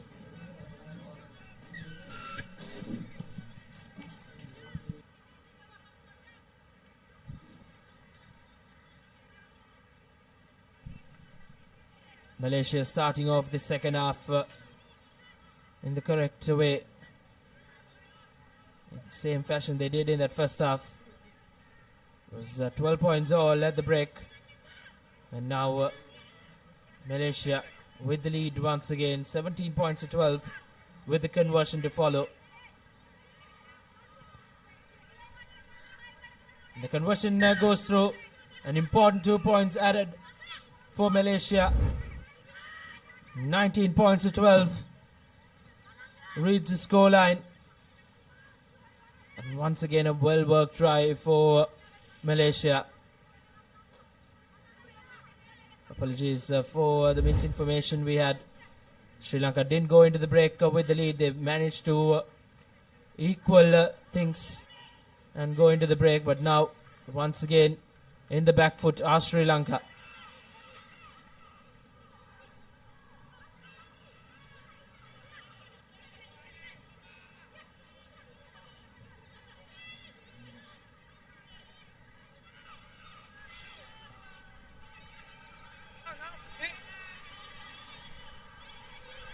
Sri Lanka now once again under a lot of pressure.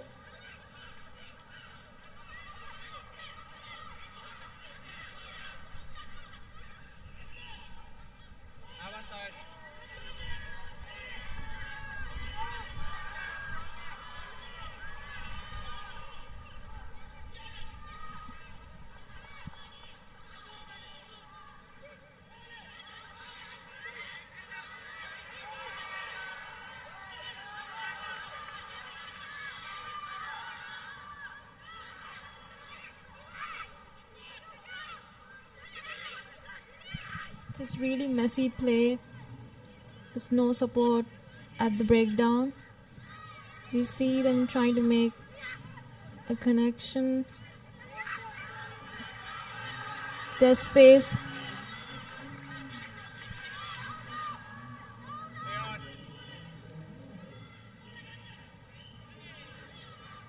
Just really scrappy play overall.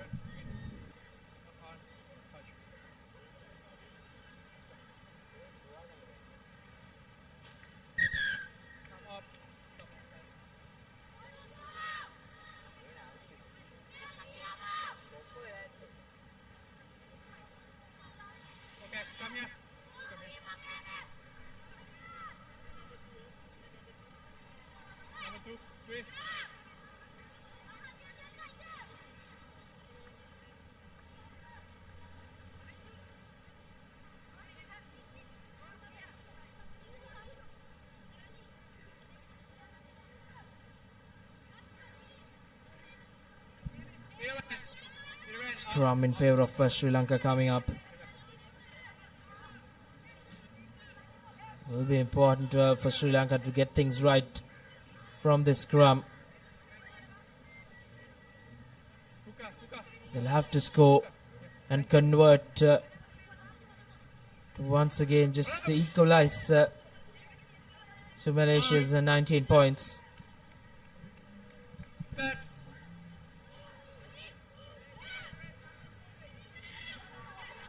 Oh, Malaysia, rather Sri Lanka, with position.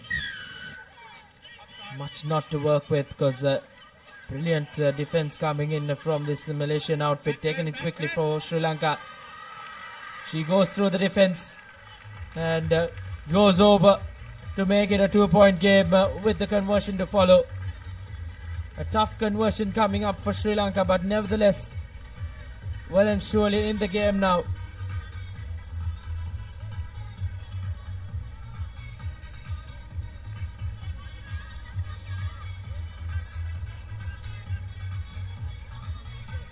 Sharni Lianage to add the 2 points.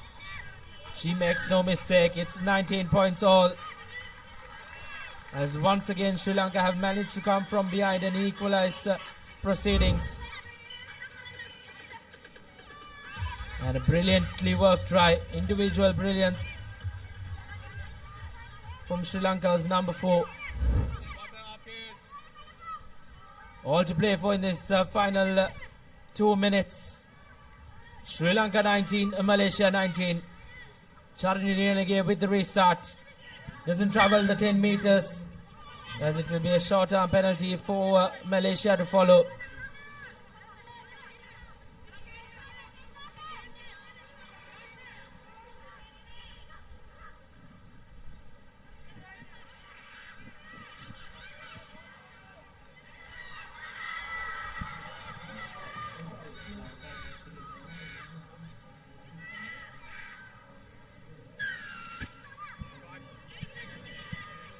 It's Malaysia who have responded well.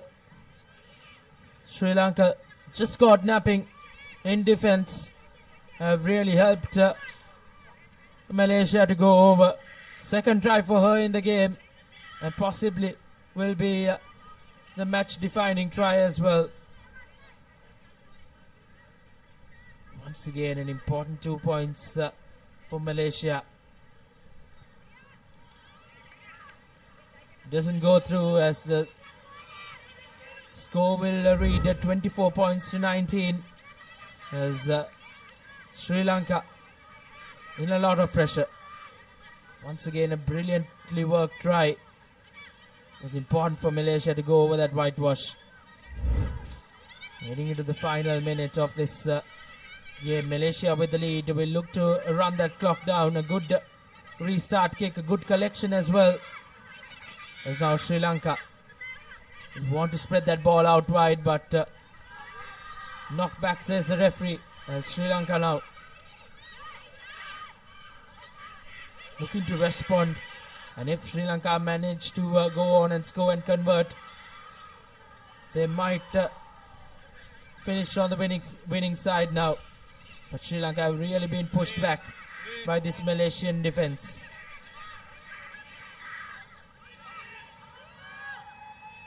Sri Lanka with time running against them. Our clock has run out as Malaysia win themselves a penalty.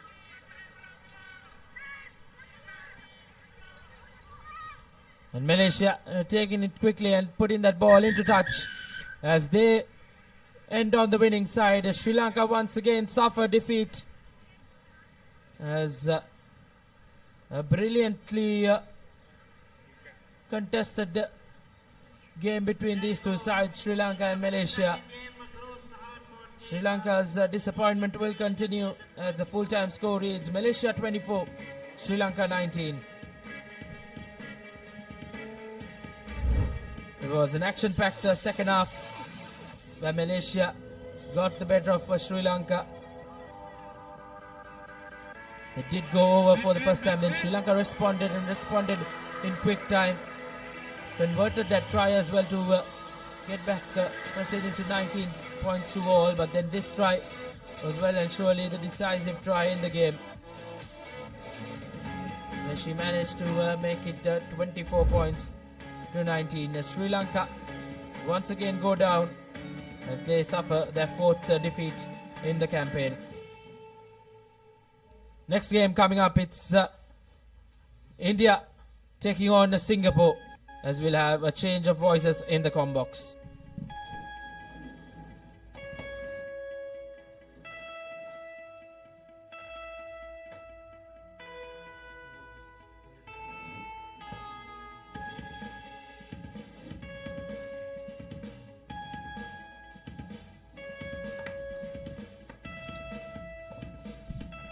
So we're into the fifth place playoff segment now, as we have India taking on Singapore in the women's category. India, I thought, are really unlucky to be playing in this fifth place playoff, considering the brand of rugby that they played yesterday. Unfortunately, they were grouped together with Japan and had to settle for second place in their respective pool.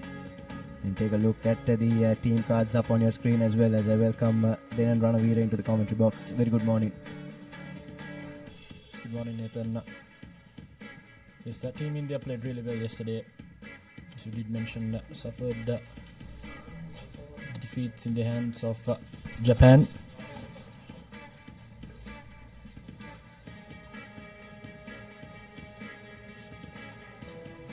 We're just moments away from commencing proceedings here. Slight overcast conditions as well. We'll surely be expecting a bit of rain later today. Yes, it was surprising yesterday that play was allowed to continue for so long before we eventually had to halt things due to the weather. Hopefully we can get a similar bit of playing time today. Both teams in their final huddles before this all-important fifth place playoff for them. And the man under pressure in the middle will be Ayman Gigi from Saudi Arabia.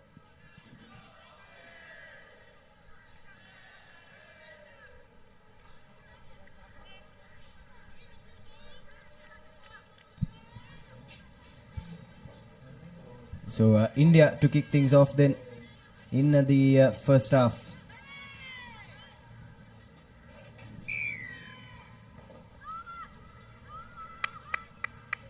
It's a high hanging kick collected well by Singapore. And now we're looking to work it out of their own 22. Just running it straight away to the lateral spaces. Good cover tackle coming there by India. Straight away Singapore wasting no time maneuvering the ball straight across field, trying to exploit those big spaces in the far corners. They build some face momentum. They are coming up in defense. Singapore now switch of play, cutting back inside, takes the two players, that three to bring her down. Now with the definite overlap in the corner, Singapore not collecting in first time.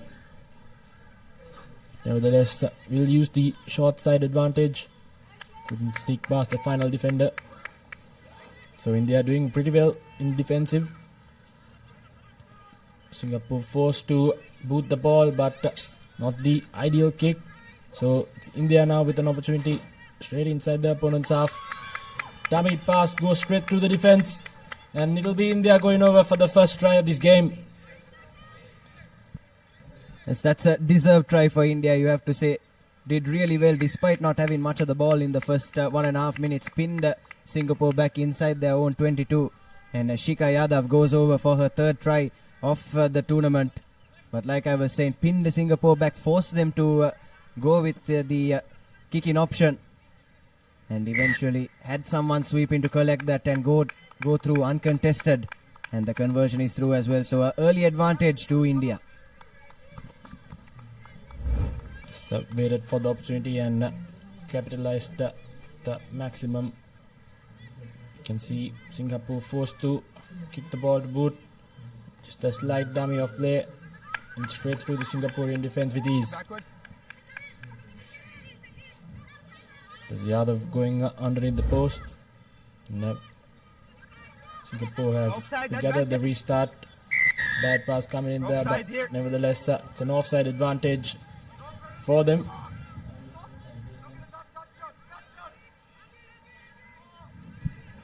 Yes, Singapore trying to go short side again, but just fumbling it there. Trying to wriggle through, but it's a stubborn defensive effort from India, but nonetheless, Singapore now up to the halfway mark. Singapore talking about their group stage performance yesterday, as that's a good tackle coming in, forcing the knock on. Referee pulls things back. India thought they could continue, but will restart play with a scrum.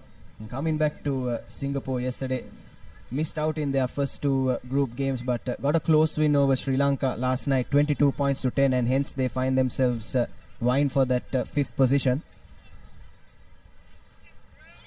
So a mixed bag for both these teams yesterday, and they'll be hoping to get into that fifth place final to have some consolation from this second leg of the Asia Rugby Emirates 7 series.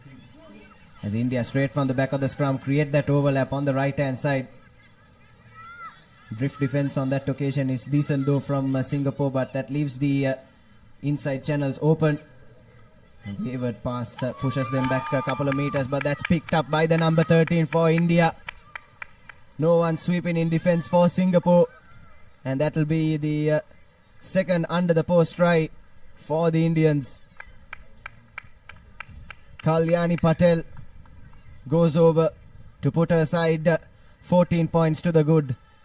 She's been in red hot form, hasn't she? And 4 tries so far in this tournament, and 1 more in the kitty now. So yet again, India making full use of the opportunities they get, just making them count.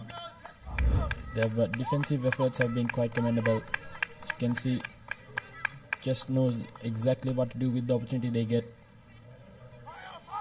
exploiting the small tiny gaps and cheeks in the armor of the Singaporean defense. So bad restart collect by Singapore as India capitalizes with maximum. They'll go over for another easy try.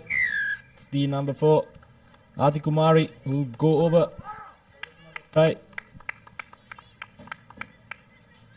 Yes, this time straight from kickoff, Kumari gets her first try in this leg, and it's going from bad to worse for Singapore, isn't it, Denon?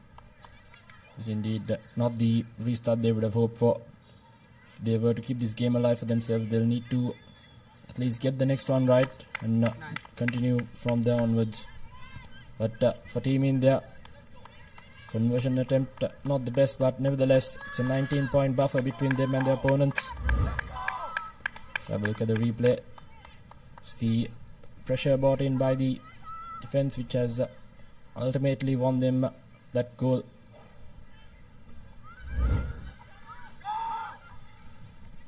Again, not the ideal restart collection, but nevertheless now with an overlap in the corner as well.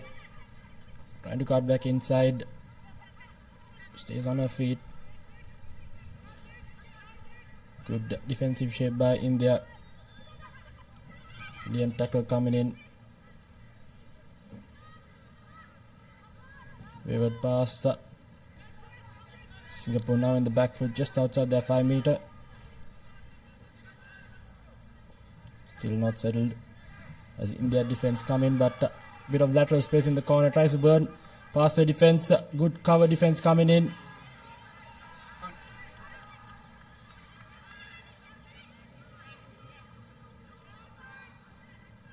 Now Singapore moving the ball yet again.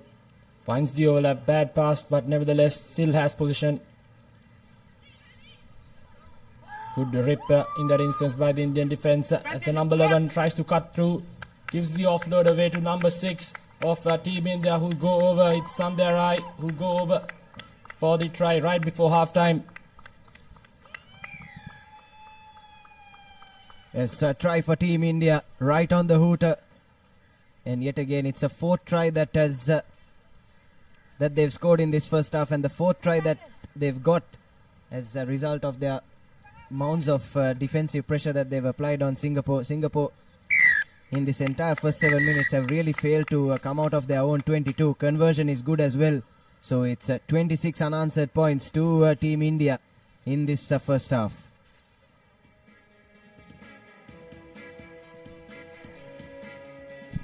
So let's see halftime confirmation. Team India 26 points to Singapore's 0.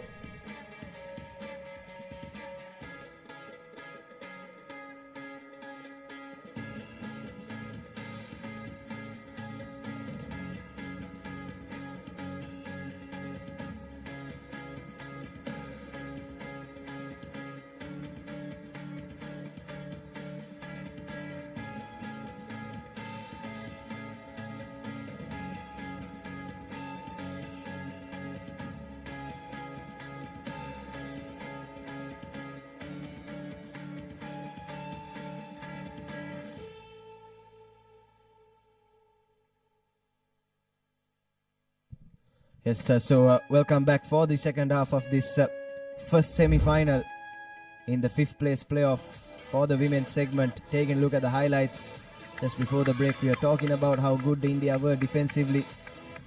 Forced multiple errors from Singapore. This was their first try. And second as well. Ball was loose from Hong Kong. From Singapore rather. Forced the knock on, and a second under the post try, and then this one straight from kickoff.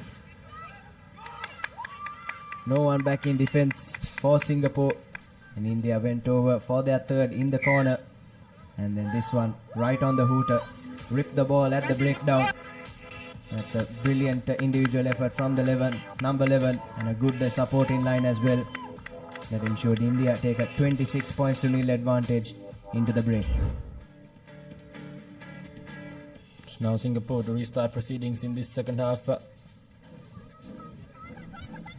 the restart they'd hoped for as well. So it will be a free kick from centre field for Team India.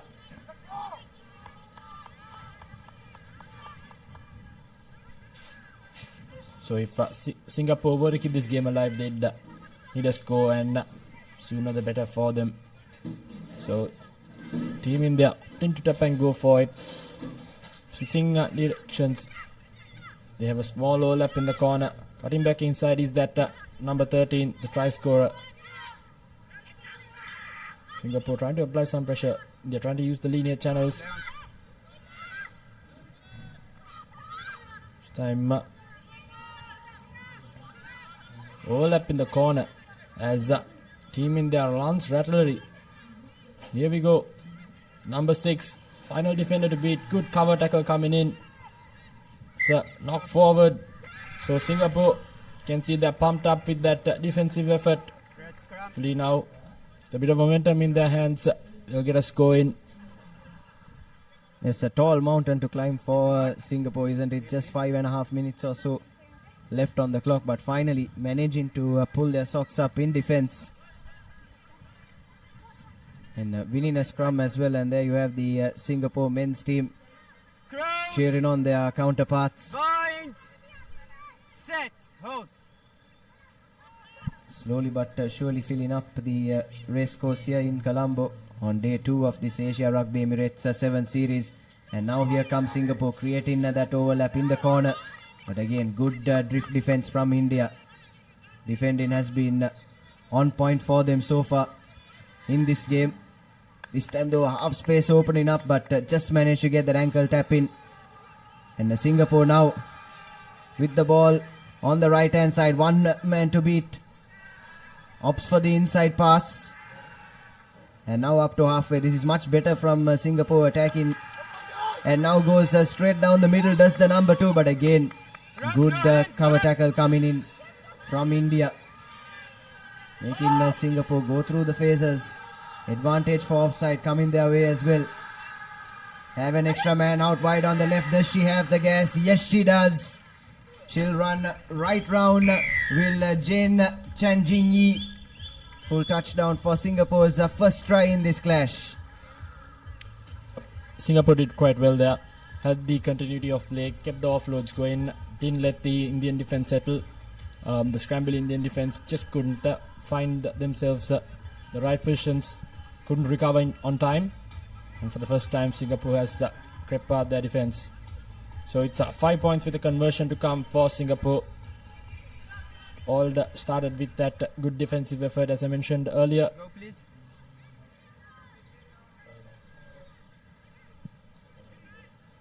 Conversion from a tough angle, unsuccessful, but nevertheless 5 points on the board.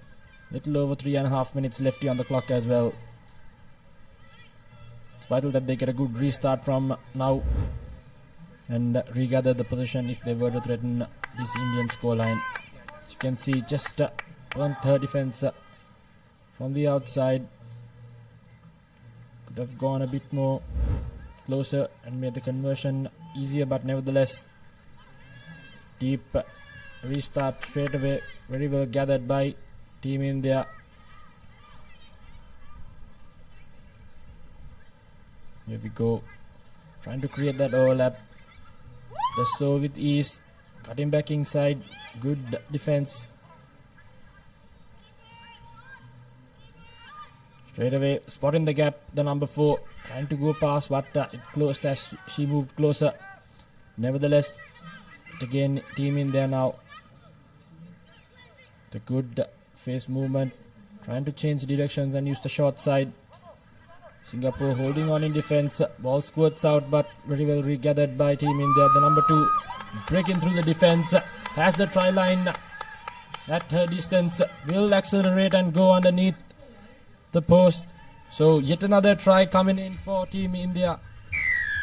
That's Yadav who will go over for yet another try. It's a second in the game as well. So brilliant stuff. Good efforts by Team India, identifying the small gaps and creeping past the defense with ease. Yes, Shika Yadav, what a game she's having both defensively and in attack. Goes right through for her second. But I thought where Singapore faltered there was then, and they went for a deep restart straight after scoring. And when you're chasing a game, that's never the best option, considering the pace and the skill that this Indian side have in their attack as well. Allowing them this much possession. It was only a matter of time before this happened. Went straight through the gap, did Yadav. No one sweeping for Singapore. And easy as you like, untouched over the try line for India's 5th try. So as you can see, good restart by Team India, kicking it deep, trying to get that territorial advantage. And yet again, good jackling work as well. So they've won over the penalty. And straight away, it was Yadav the try scorer. So showing great work rate as well. Proactive in offense and defense. Now Team India has opted for a scrum in prime position. Just over a minute, under a minute left on the clock as well. 33 points to 5. Team India has dominated this game from the get-go. Singapore showed glimpse of talent and potential in this game, but nevertheless, it was Team India's defensive effort that has secured them this game. Set. Hold. So, Stand up, please. Wait. due to the adverse weather conditions, I think it's not the easiest scrummaging.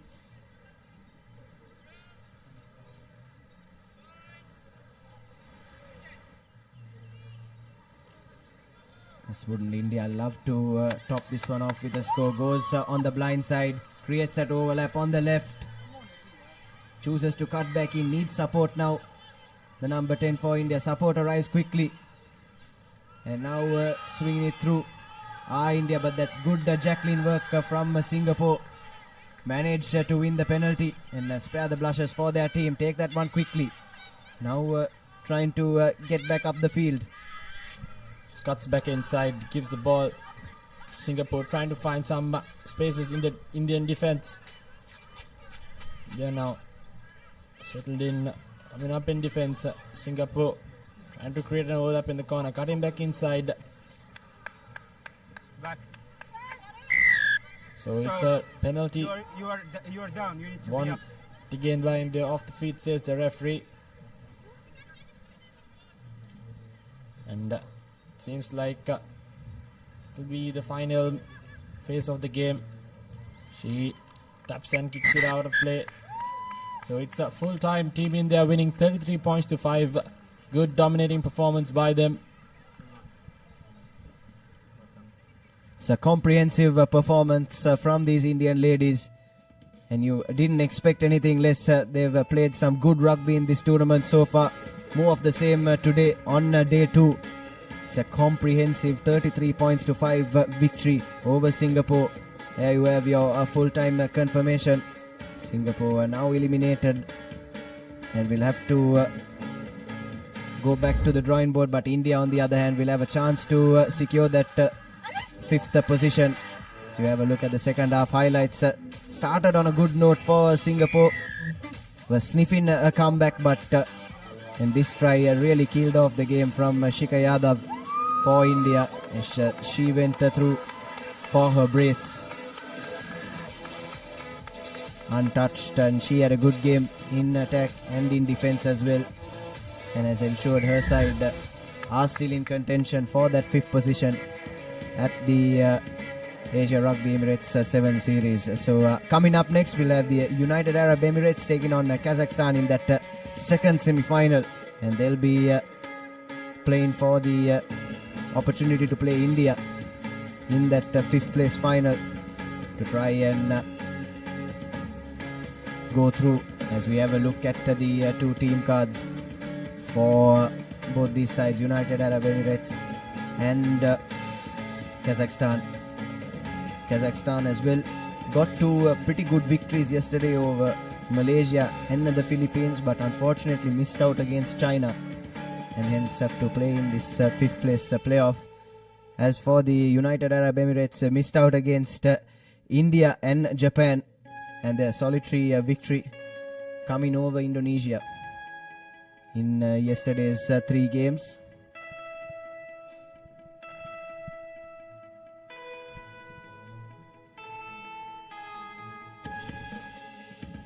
Kazakhstan, very physical outfit, aren't they, Denan? And perhaps the conditions as well here at the racecourse might favour them. Yes, and in the UAE ranks as well, we have Madison, Georgia Barber, Hannah. They've had a good day 1, and they'll be hoping to be the key players for the UAE.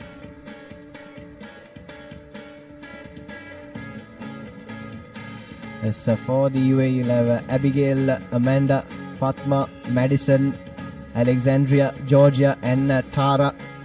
For Kazakhstan, Veronica, Alyona, Yekaterina, Amina, Irina, Anna, and Eva Becker. And the finishers as well.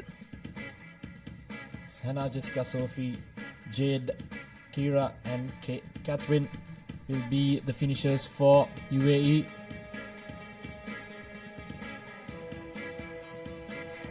So, important game, and I think Team India will be watching this game closely to find every single opportunity they can pounce on in one of their opponents who they'll face in that 5th place final.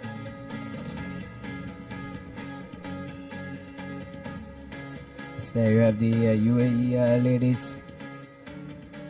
Probably Kazakhstan come into this game as favourites, don't they, with 2 wins in their group fixtures. UAE with just the solitary win, blown away by both India and Japan. And our referee for this game, Christabel Lim.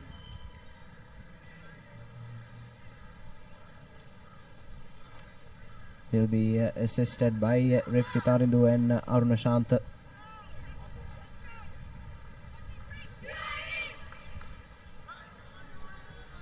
So it will be UAE from the right of your screen against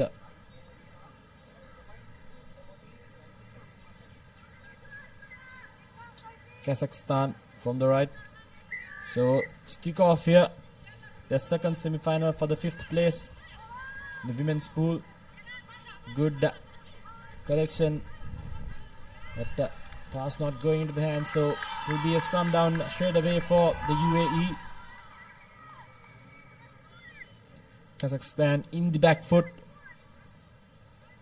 The start they wanted. It's important they regather their composure.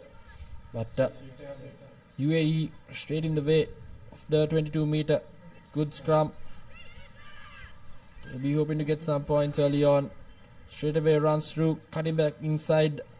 Good defense coming in by Kazakhstan.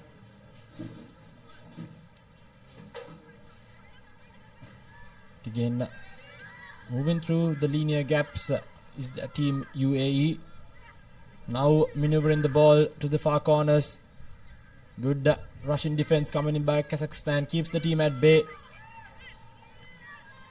UAE now building some faces, trying to find the gaps.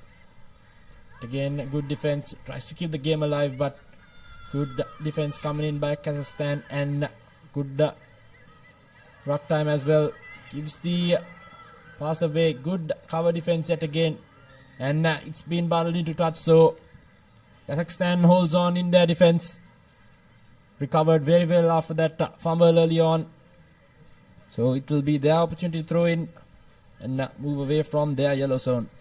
Yes, that's a big let-off for Kazakhstan after making that cardinal error straight from kickoff, spilling it.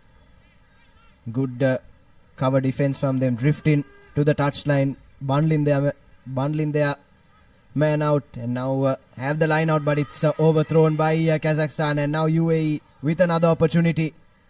But back-to-back spills, and it's Kazakhstan that have the net gain, and now running into space. Kazakhstan, no one sweeping for UAE, and they'll go the full length of the field to touchdown for the first try in this clash.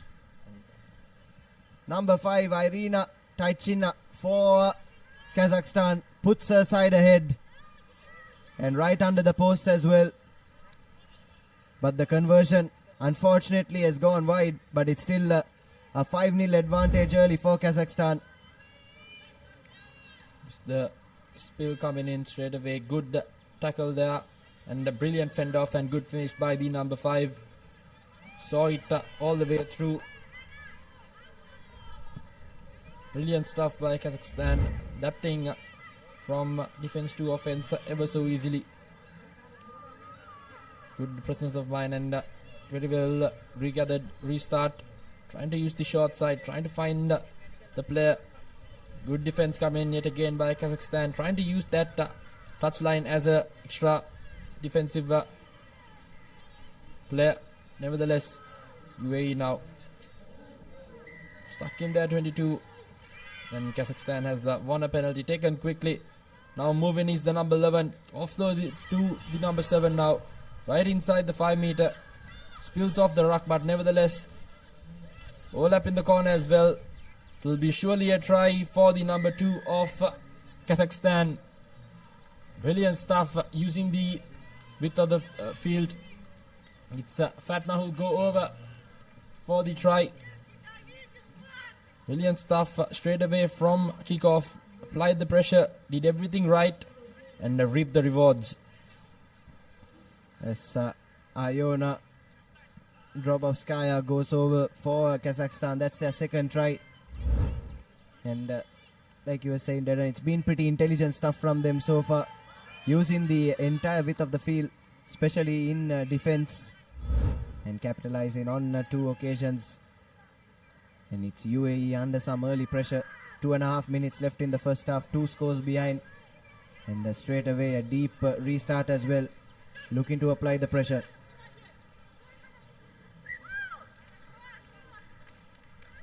UAE not helping themselves. It's been lost forward yet again. Pressure seems to be getting the better of themselves. Now we'll have a few replacements coming in as well for UAE, who's still not managed to play themselves in this game.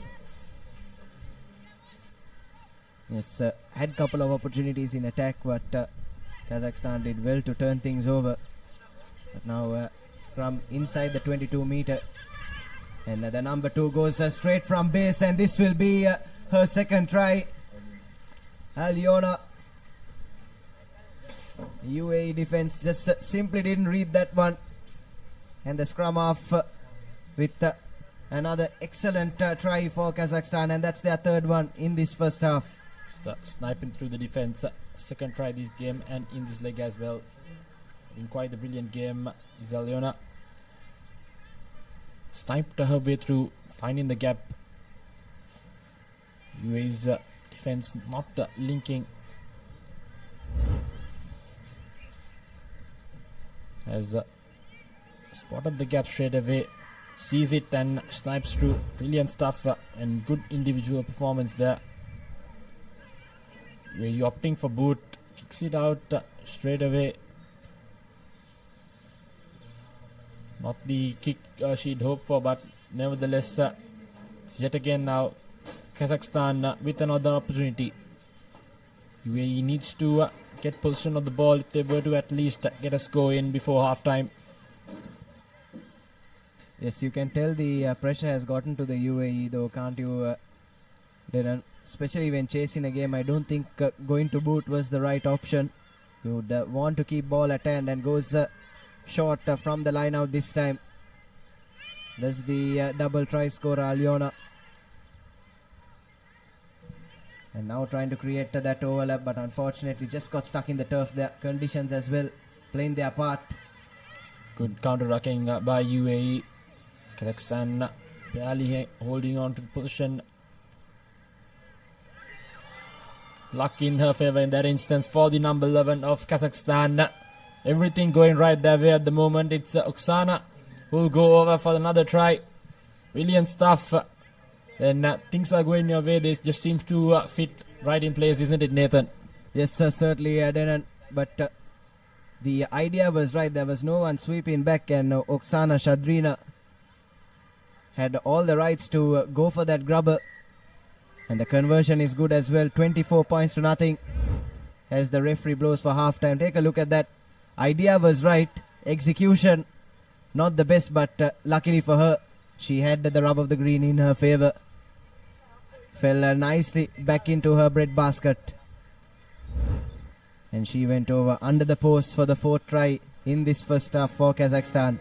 So there you have it, your halftime confirmation. UAE have really failed to come to the party so far. So it's 24 points to nothing in favor of the Kazakhs.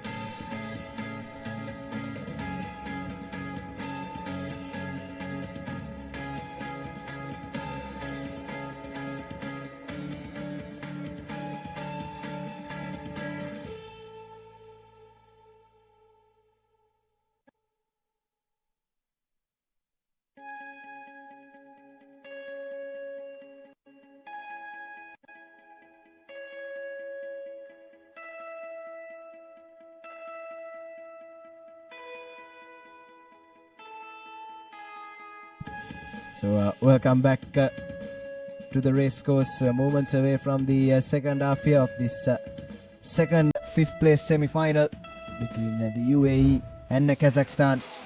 And what a performance it was for the Kazakhs in that first half. Because their first try ran nearly the entire length of the field without down, right under the post.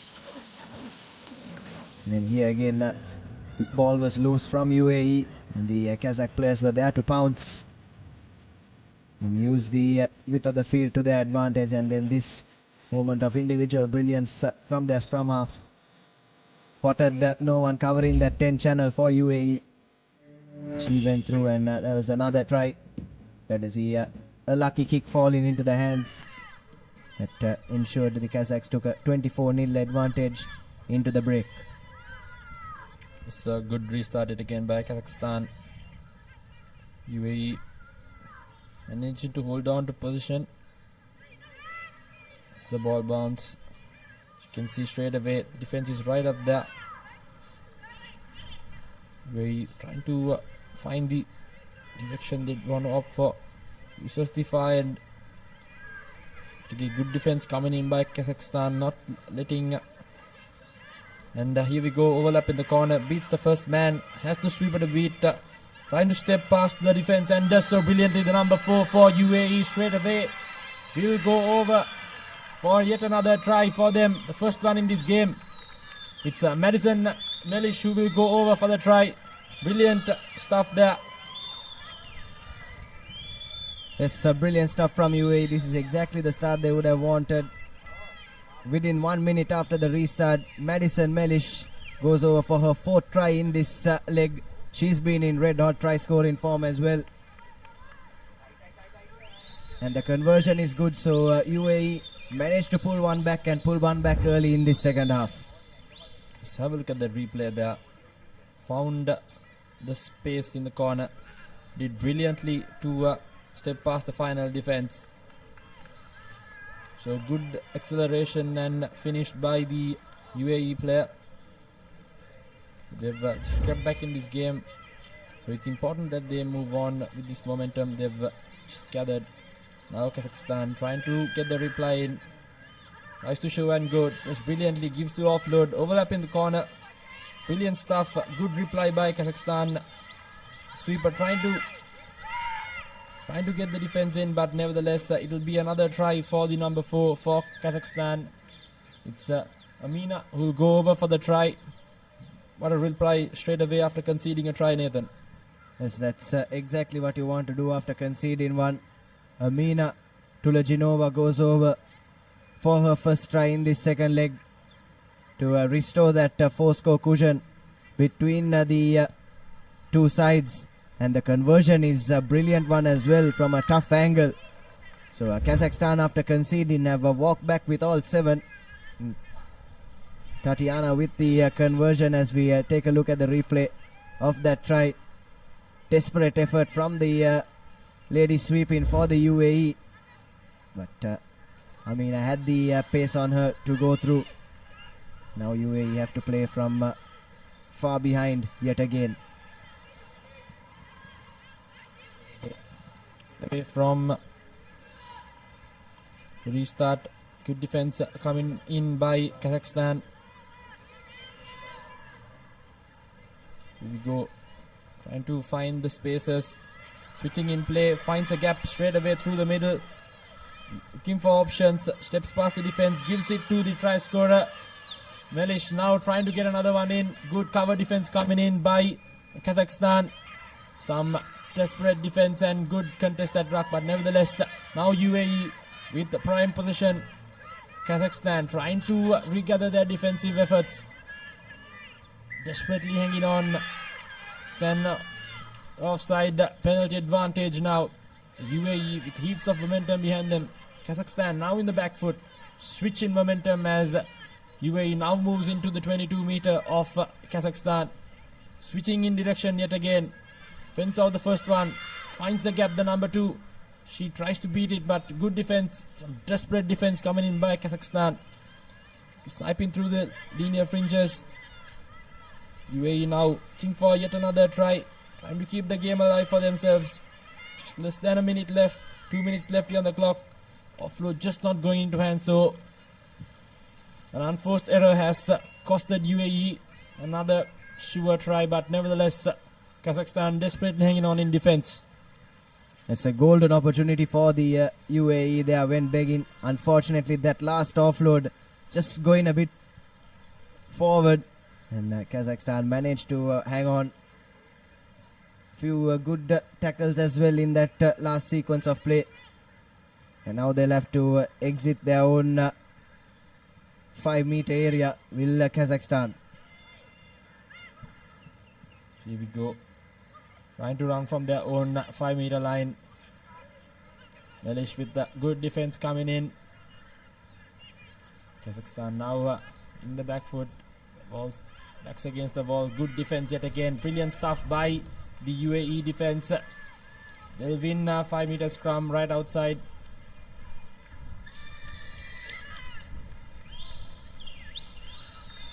I believe that's a try scored by UAE, so brilliant stuff. Good pressure applied and they've gotten a try in.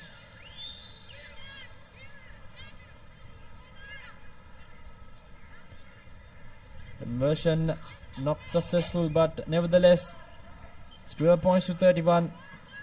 Less than 90 seconds left on the clock as well. Have a look at that replay. Good defense coming in by the number 2 for UAE. She's done it brilliantly. It was Amanda who did it. Brilliant stuff. Has gotten the try in for UAE. Important restart coming in for them. Kicks it deep straight to the hands of the number 1 of Kazakhstan. Now with an overlap in the corner. Numbers on the outside. Just need to draw and pass. Now the number 5 trying to cut back in. Just steps on the touchline. UAE takes it quickly. Good defense coming in by Kazakhstan. Yet again. Rips it straight away from the hand now. Not the ideal pass, but nevertheless. Here we go. And to create an overlap. Straight away. Does it with ease. The number 8. As the whitewasher in front of her will go over for another try. That's the Kazakhstan player. It's the number 8. Yes, Angelika Pichunjina goes over for Kazakhstan. But that try was really created by Tatiana, wasn't it? In that number 12 jumper. Her second try in this tournament so far. The 12 and the 8 combining beautifully for Kazakhstan. Conversion is through as well. So 38 points to 12. And that all but seals the deal for Kazakhstan as referee blows for full time.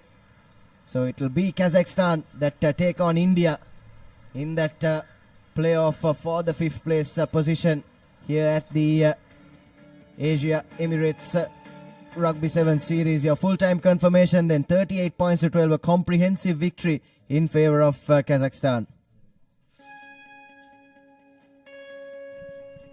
Let's have a look at the highlights from that second half. We did brilliantly to score first, but just not enough. Nice and Melish there. A bit of individual brilliance for them. Straight away it was Kazakhstan which gave a brilliant reply. Brilliant try coming in yet again. Everyone in that team contributing with scoring and defensive efforts. Yet again it was Amanda for UAE. Rushed up in defense, caught the score in for the team. But nevertheless, brilliant basic and beautiful rugby played by Kazakhstan has secured them this game with quite the comprehensive score margin. So it will be India versus Kazakhstan for that 5th place. Key stats: UAE 2 tries 1 conversion, Kazakhstan with the dominating 6 tries and 4 conversions. So up next we'll have the 9th place semi-final number 1, and we'll have Malaysia taking on Chinese Taipei, followed by South Korea versus Uzbekistan, Philippines versus the UAE for that 5th place first semi-final, followed by the second semi-final for the 5th place against Singapore and Thailand. And we'll have a change in voices as well as Tanveer Hassan and Rishwan comes in.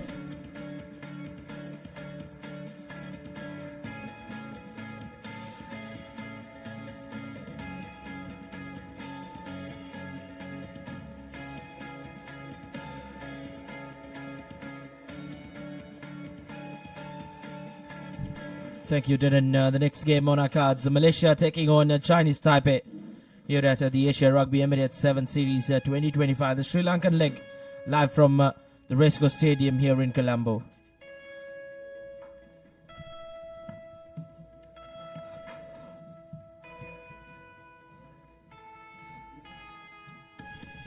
These are the two squads from Malaysia and Chinese Taipei.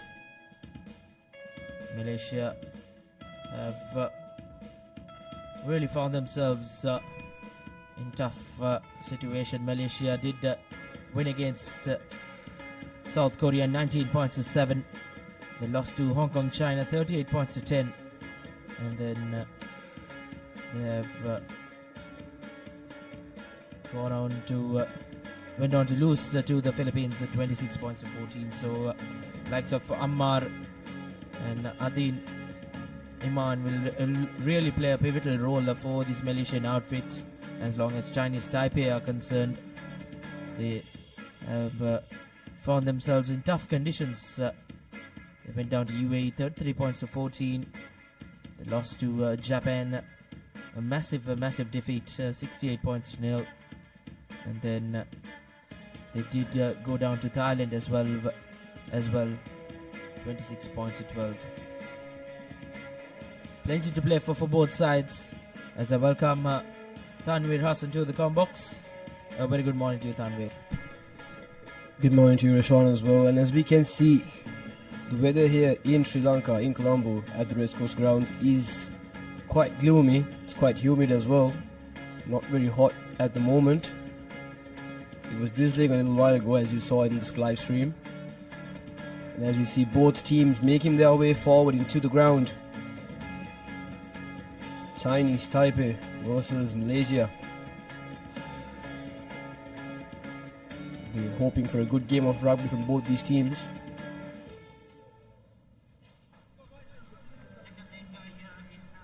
As we will kick things off, as we saw the women's games happening just before this. And the official for the match, Francesco Camisa, will be the official in this game as we start the 9th place semi-final one. It will be the third best team from the third pool and the best fourth team.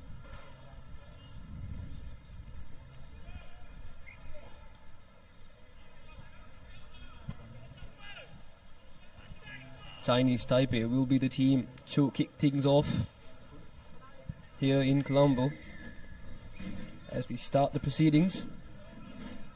A deep kick inside the 22. Singapore connecting cleanly, sending it to the middle of the field. The big number 11 fending off one defender and sending it out wide. The number 11 cuts back in, sending the ball to the other side now. The number 4 of Singapore sends it to the corner once again, working those corners, Reshwar, properly, as should in a sevens tournament. But unfortunately not being able to move forward, having space outside, having overlap as well, goes to the corner. He should cut back in, but unfortunately is taken out by the Chinese Taipei defense. Indeed, that will be the areas Malaysia will target to try go through those wings. Spread that ball out wide will be important. This Chinese Taipei outfit really can hurt you with the pace. Line out in favor of Chinese Taipei as a slight drizzle does come down here in Colombo. Yesterday around this time the sun was beating down. But today it's been drastically changed. Gloomy conditions out here in Colombo. As long as the rain stay away, these are tailor-made conditions for some quality sevens rugby. Now once again, now Chinese Taipei spreading that ball out wide. Not much to play with now. Number 11 will look to put his ears back and run, but he's eventually bundled into touch. It's good defensive tackle coming in from Malaysia. That was Yuen Wu with the ball. He should have cut back in, going past that 5-meter line mark. Unfortunately, the Singaporean, the Malaysian defense puts him out on the line out. So it'll be a line out in the favor for the Malaysians. Just a small overthrow. There's a Chinese Taipei regain position of the ball, sending it to the center. Now to the corner to the number 11. Tries to cut in and cut out, but is short on the 5-meter. Offloads it, but intercepted by the Malaysian team once again. But they have knocked it on, so Chinese Taipei will be playing with a knock-on advantage in their favor. Scrum off, sending it to his number 2. Back to the corner to his number 1, spotting that gap. Sidesteps and cuts back in, but unfortunately the pass isn't collected cleanly, so it will be a knock on. So Malaysia once again still in the danger zone,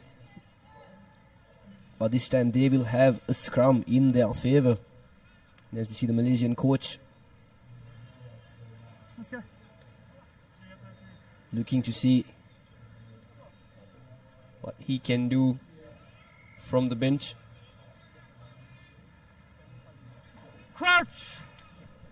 Malaysia not showing promise in the attack so far, but their defense has been up to standard. Hoping to see for a set piece move from here. Scrum off. Cuts back in and receives the ball once again. Sends it out open all the way from the corner. Can the number 14 of Malaysia make his way through? Yes, he has. Ammar Siamim has done it. And he has made it over the line for the Singaporean team, and that will be the first try of the game. Malaysia leading by 5 points. Indeed, that was surely expected. Malaysia, the more threatening side to go on and score in this first half, and they have really done that. Chinese Taipei really haven't had any chance of attack. They've done the bulk of defensive work. The conversion doesn't go through. Nevertheless, Malaysia with a 5-point lead as we approach the final 2.5 minutes of this first half. Definitely, Rashwan. As we can see in the replay as well, the set piece move that did right and tricked the Chinese Taipei defense.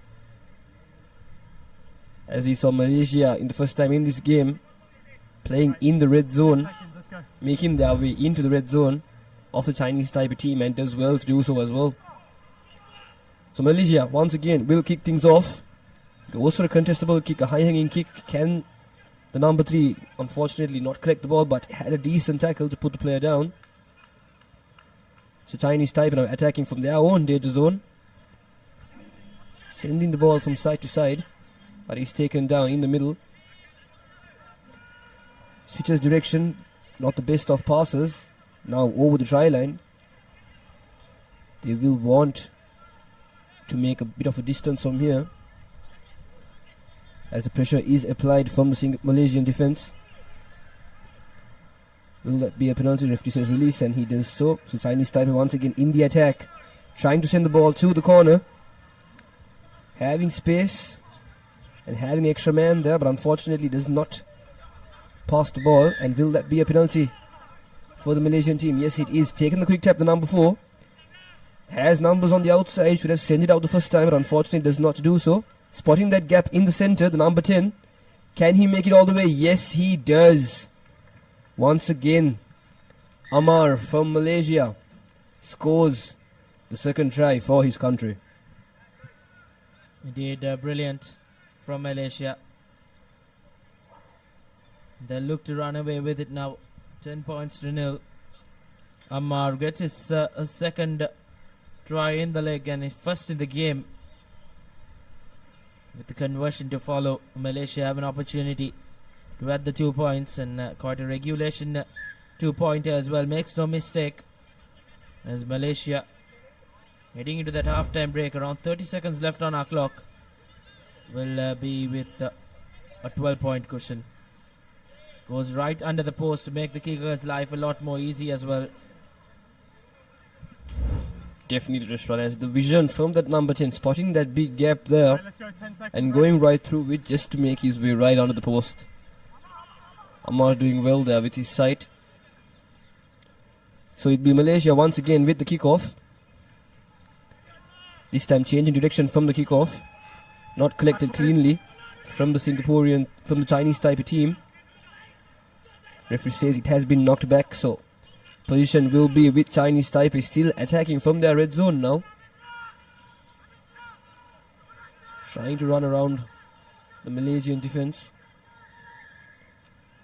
Not supporting the body weight is the call. So courtesy of the Malaysians, Chinese Taipei has been awarded a penalty in their favour. But as we can see, the time has run out on our clock. And they go for touch this time, trying to reduce their pressure from attacking in their own red zone. But unfortunately does not make the proper distance that they really truly wanted. So it will be a line out in the favour of the Chinese Taipei team, right inside their 22. As we can see, the big lad at number 5 of Chinese Taipei. cleanly connects the line out. Having space on that corner. Malaysia defends with top 6, so there will be one man in the back. Chinese Taipei doing well to beat them. Goes for a small punt there. But the Malaysian number 10 collects it cleanly and just ends the first half proceedings, kicking the ball to touch. So that will be the halftime score. Indeed, it's a first half performance where Malaysia can really be proud of. They haven't let Chinese Taipei really settle into this game. Halftime score reads Malaysia 12, Chinese Taipei 0.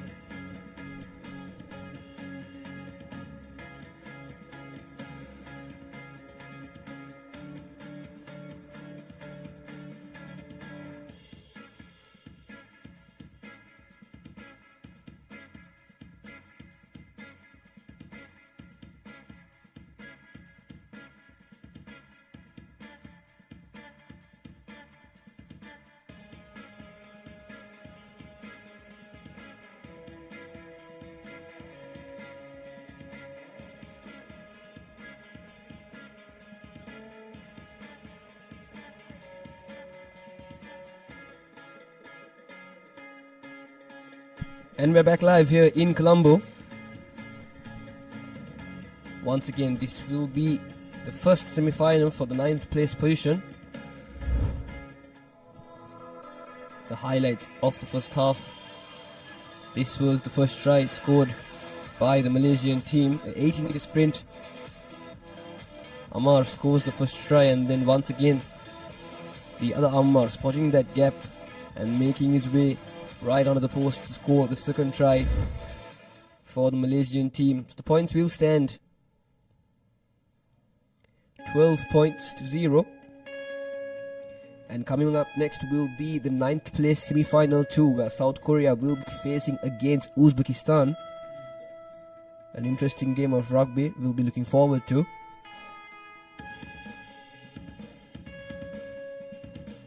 As both teams will make their way once again into the field to commence this second half. It will be the Malaysian team once again to kick things off. Over there, he was just on top of the body. Tremendous performance from the Malaysian team, Rishwan. Chinese Taipei will be a bit disappointed how the outcome has become so far. But still, second half is yet to be played.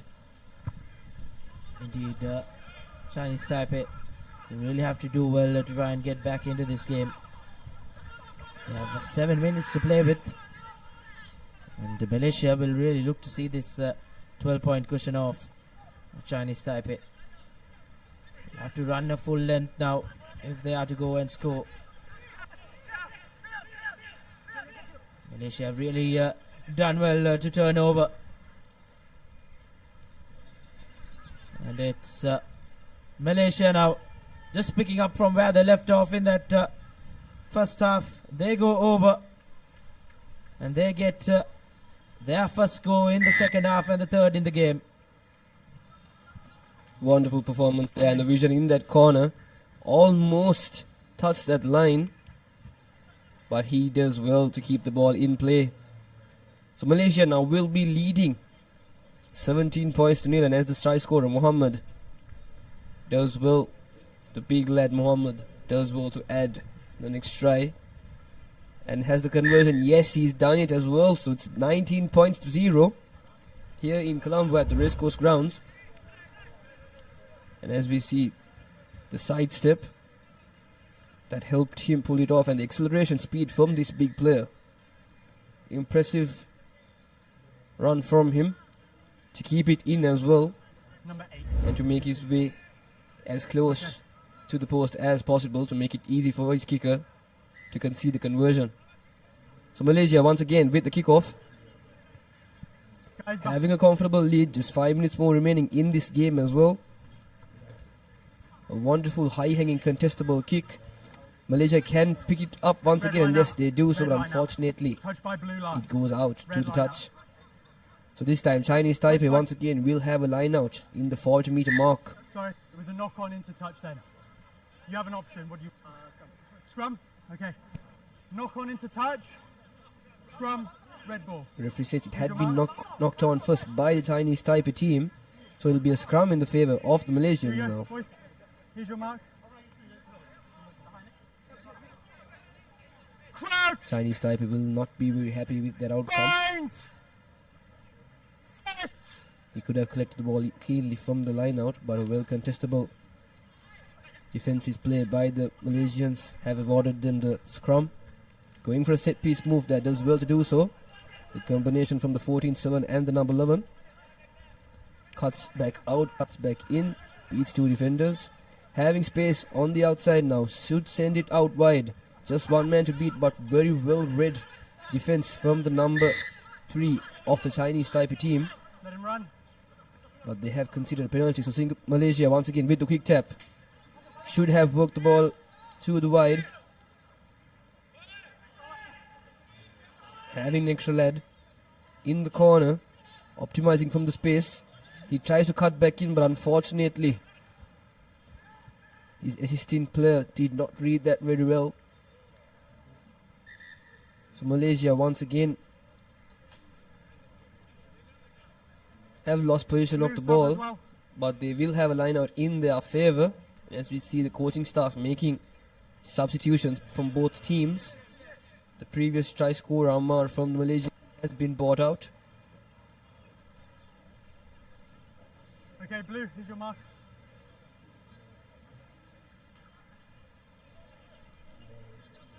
Still 3 minutes remaining on our clock, Reshwan. Anything can go down. Just 19 points. It is a game of sevens rugby. All Chinese Taipei needs is 4 tries under just 3 minutes to regain the lead. But a line out in the favour of the Malaysians. It will be crooked. The Chinese Taipei once again will have possession of the ball from the set piece. Chinese Taipei will really have to capitalize on moments like this.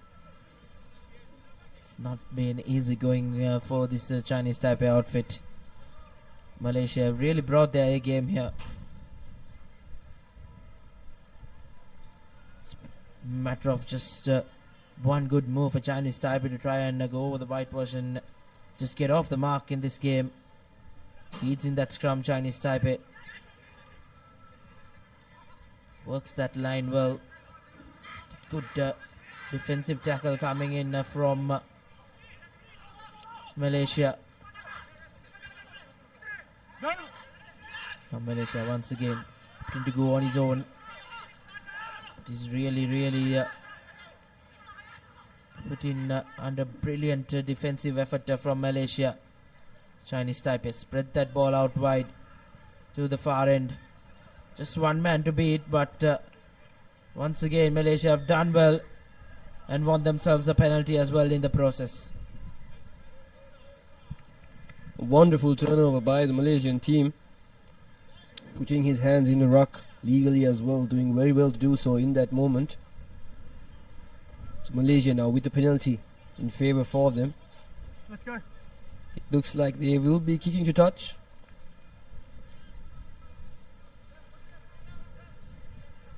Making their way right inside the 40-meter mark.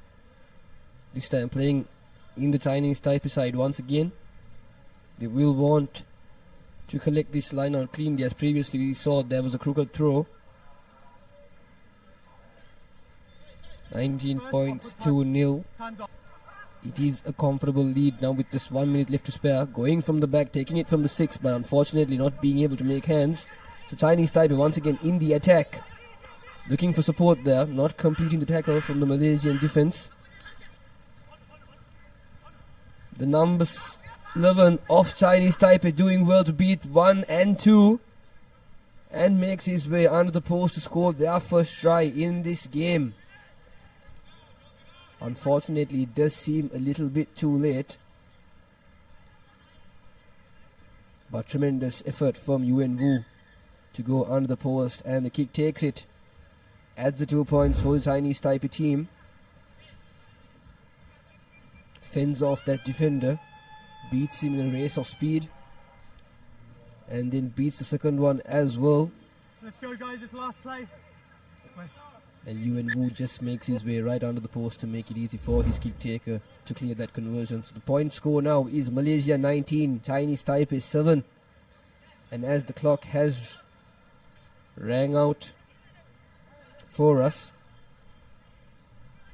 Chinese Taipei will not want to end this game with such a big margin, so they will try their best to be in the attacking position. Once again, a good contestable kick.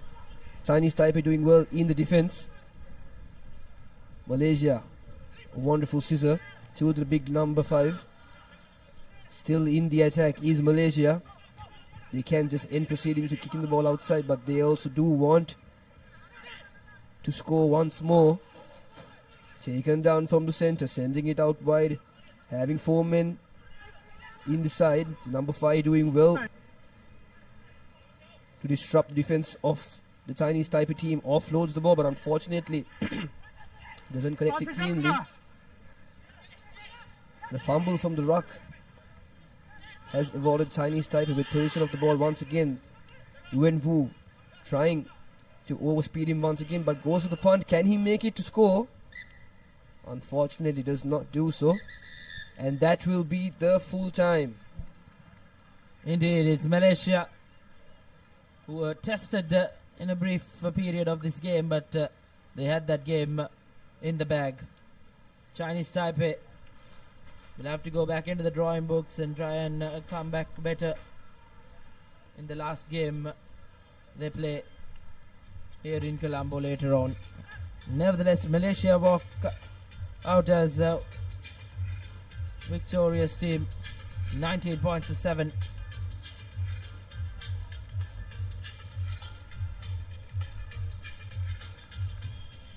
Convincing win at the end for Malaysia. That's the full-time score reads, and Malaysia 19, Chinese Taipei 7. Incredible performance from the Malaysian team. Kudos to them. And as we see the second half highlights of this game, the big number 8 of Malaysia doing very well to score. The only try for his team in this game in the second half. And once again, number 11 of Chinese Taipei. A wonderful run, game of speed against the Malaysian defense. And it shows to be the better one to go under the post and score the try. What a game of rugby we've had here. And now, the second semi-final for the 9th place position, South Korea against Uzbekistan. The winner of this game will be facing Malaysia to become the 9th place winners in today's tournament. And as you can see, team cards of South Korea and Uzbekistan: Jang Woo King, Jim Mo Lim,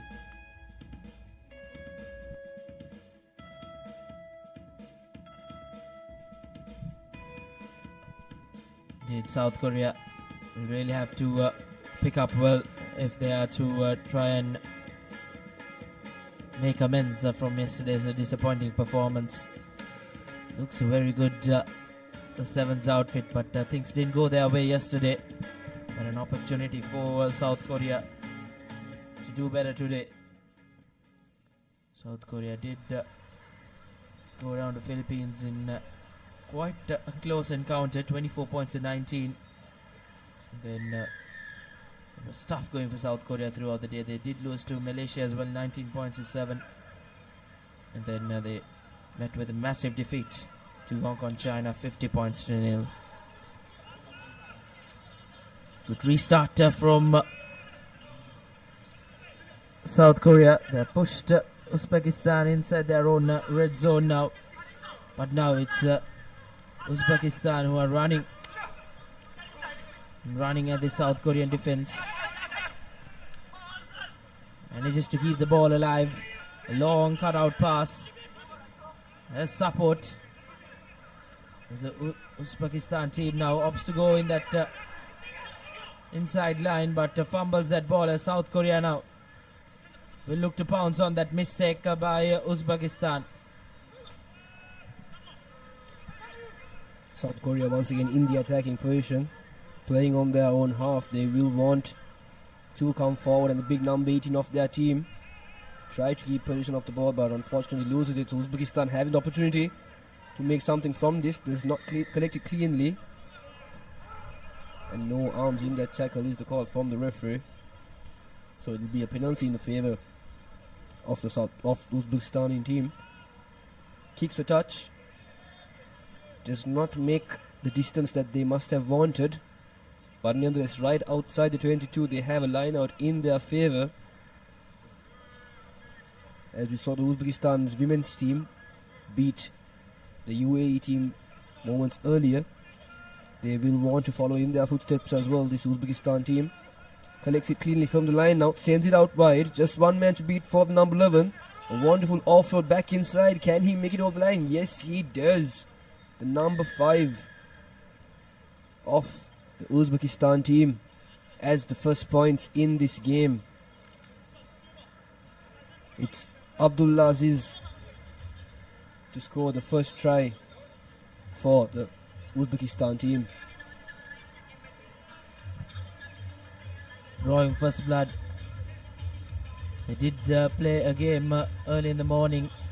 Uzbekistan forced to play that game after yesterday's heavy showers in the rain in the night time. Playing their second game will show some fatigue. This Uzbekistan outfit, but as things off now, it's Uzbekistan in the lead, 5 points to nil over the South Korean outfit. Wonderful performance from the Uzbekistan team, Rishwan. As we can see the clouds moving away, space for the sun to come down on us. A deep kickoff now from the Uzbekistan team, not collected cleanly for the first time for South Korea, but it had been knocked back. Going for that offload, but wonderfully intercepted by the Uzbekistanian player. Sends it to his number 12, to the number 6. Beats one defender, offloads it to no one unfortunately, but still ball in position for this Uzbekistan team. 20 meters away from that try line, but South Korea does well to defend it and makes the opposition team knock the ball on. So this time South Korea will have a scrum in their favour, but as we can see, a player has been injured for the South Korean team. Hopefully he will be alright as he gets back onto his feet. Yes, he still will be continuing, but the referee will want to have a check if he will be able to continue in this game. As we can see, the South Korean fans supporting and cheering on for their relative team. And here we have a replay of the moment. Just landing awkwardly to the ground there.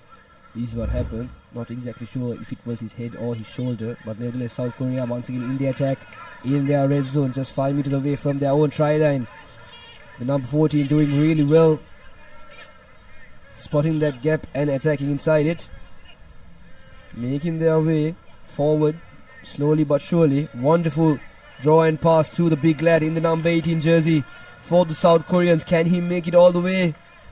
It's a race to the finish line, and has he done it? Yes, he has.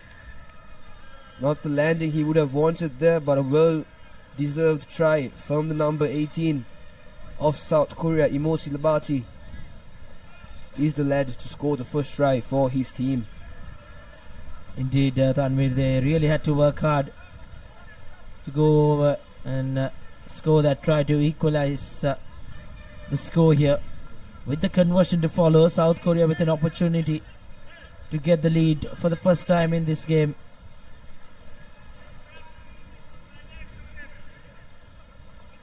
And the kick doesn't go through, so it will be 5 points all, as it's all to play for.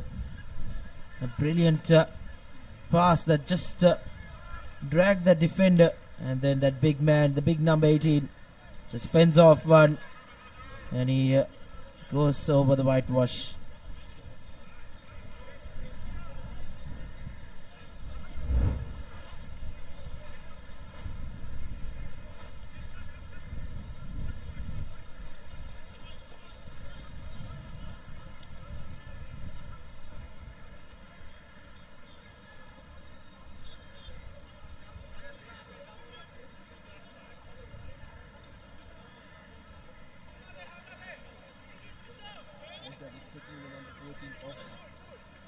team to see what exactly is wrong and if he will be able to continue a wonderful run we saw from him just moments earlier.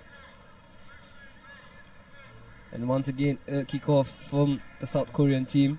A high-hanging kick, again, quite contestable. But South Korea does well in the defense there. Should have collected the ball. But the reaction speed from the Uzbekistan team did come first. A well-line speed of defense from the South Korean team. But this time Uzbekistan, the number 8, spots that gap and runs away. But unfortunately is taken down with a well defended from the number 14 of South Korea, and they have regained position of the ball, running circles around the players and his own teammates. But still South Korea running forward now with passion. The big number 1 for South Korea doing well to gain a couple of meters. Still in the attack, making their way forward slowly and yet steadily. But this time brought down by his own feet. Still in the attacks, the South Korean team. Not the best of clean rugby. But the referee will bring it back to the knock-on from the Uzbekistan team. So South Korea will have a scrum in their favour in the dying moments of this first half. They will want to go over the line one more time to just add to the score and to regain the lead in this game. As you see a replay of that moment.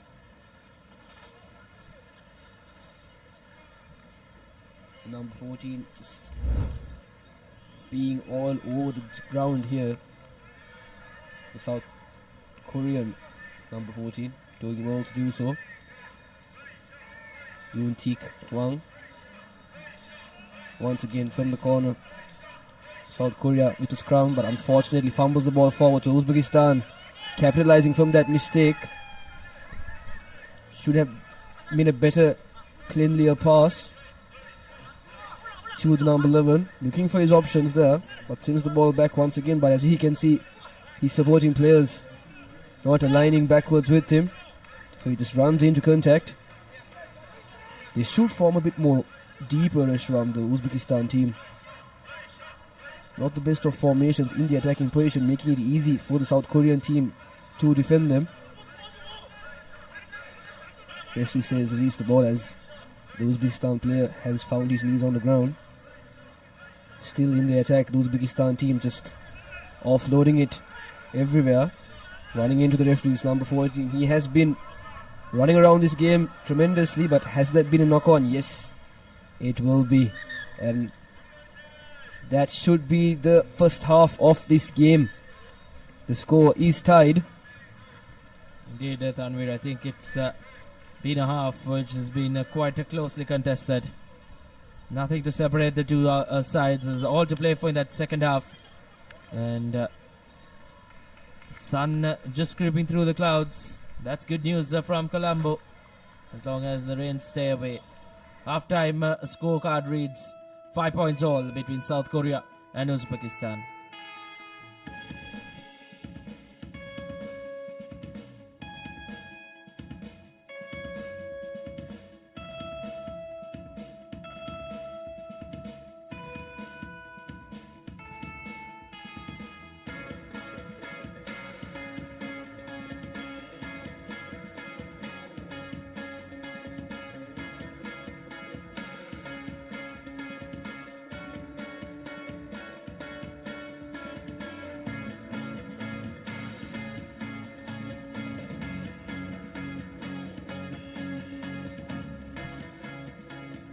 Welcome back to the pictures, the Racecourse Stadium out here in Colombo.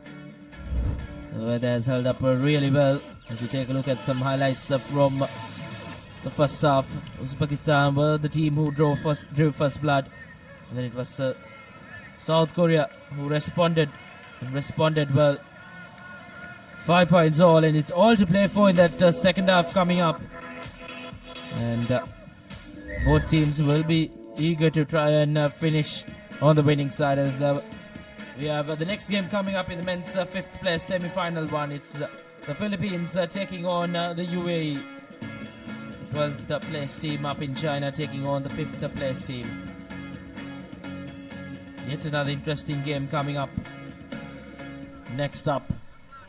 But before that, an all-important second half coming up here between South Korea and Uzbekistan. Uzbekistan will kick things off for the second half.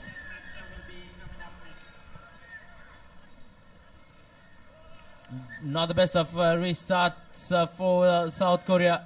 Straight off the kickoff, he fumbles it. And that will be an early setback for them, as Uzbekistan will have a scrum in their favor.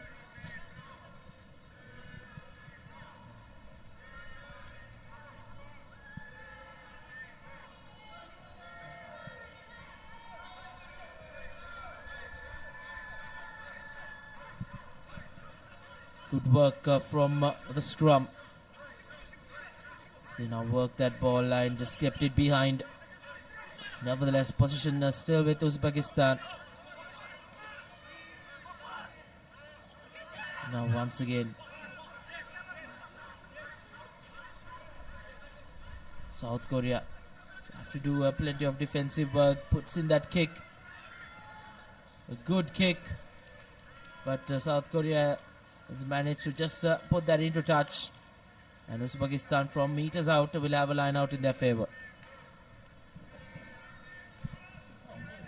South Korea just doing whatever they can to stop the game from playing, to make the ball a bit slow. So Uzbekistan will have a line out in their favor, just 5 meters off their own try line. They will want to capitalize from this position, spotting that gap there. Should have sent the ball out wide. Uzbekistan still in the attacking form, running into the defense's play. It had been a high tackle, so they will be playing with a penalty. Taking the quick tap, having space on the outside. Can the number 2 make his way over the line? Yes, he does. The number 2 of the Uzbekistan team does well to go over the line. Temur Negmatov scores the second try and to regain the lead for his team. Does very well to do so in style. Another kick taker. He will want to put these 2 points, as every point does matter in a game of sevens. He goes to the kick, but unfortunately the power is there, but unfortunately the direction is what was missing. But nevertheless, Uzbekistan lead 10 points to 5 against this South Korean team. Once again with the kickoff, South Korea still in this game, having just 4 minutes and 17 seconds left on our clock. All they need is a converted try to regain the lead in this game.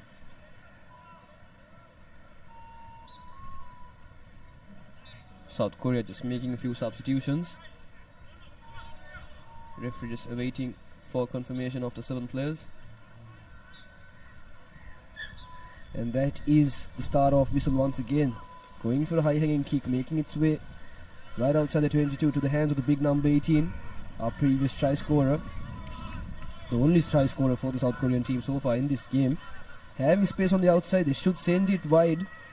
At the moment they could, but unfortunately he cuts back in to defense, but a tremendous offload from him, having numbers on the outside, but that will be a penalty for sure.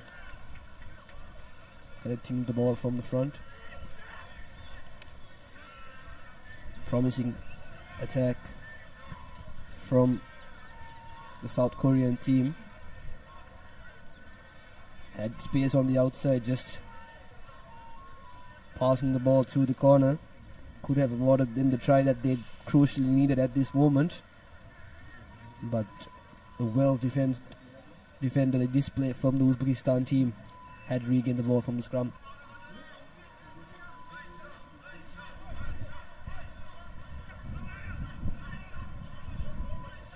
Once again, Uzbekistan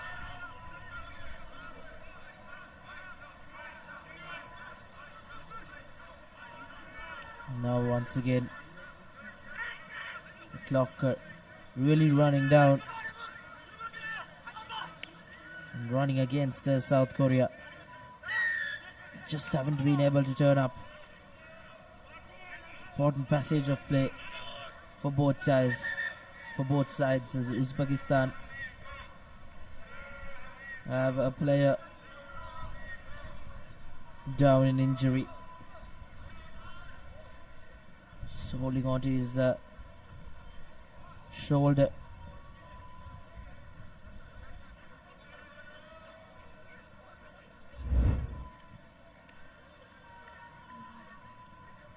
As you see that incident, he was tackled by two South Korean players, and I'm sure that won't feel good.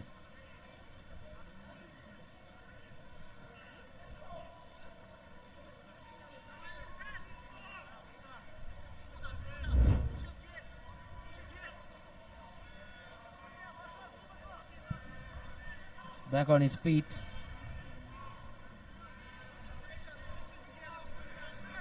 Uzbekistan will have to really work hard to keep the South Korean attack at bay.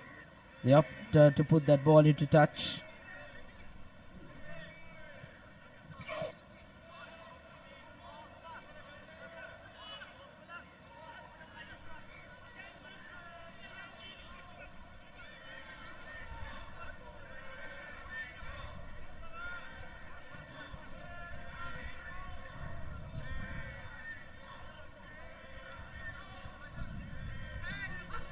And a good line-out work from Uzbekistan now. Really keeping hold of position. That's been an interesting factor in their game. Leading the game though, 10 points to 5. Around 2.5 minutes left. Around 2 minutes left rather. Once again, good hands from Uzbekistan. Still keeping hold of position, and as we speak, position has been snatched. South Korea will now look to try and run at this defense. And conditions really coming into play.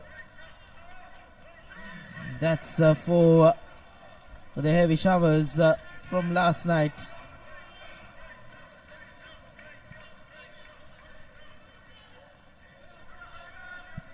And you see a legendary All Black Sevens player on the bench there.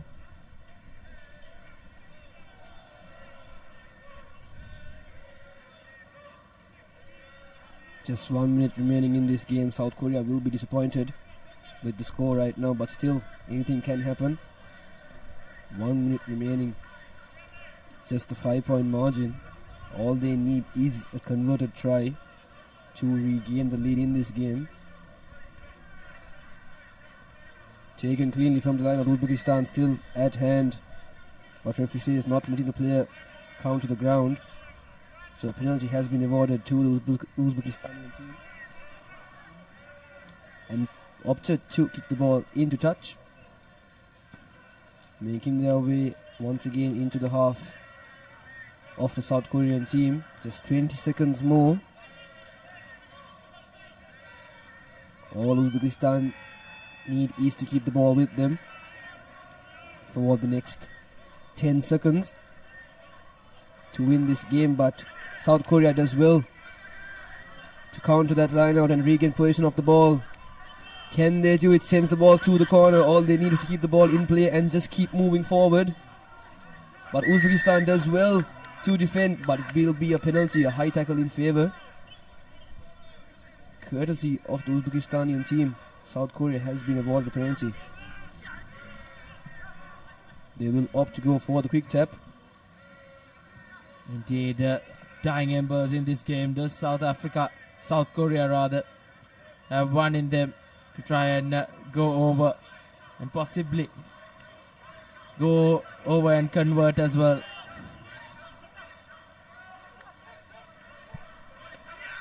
South Korea still in the attacking position. The number 13 spotting that gap, beating two defenders, looking for support on the outside, making his way into the 22.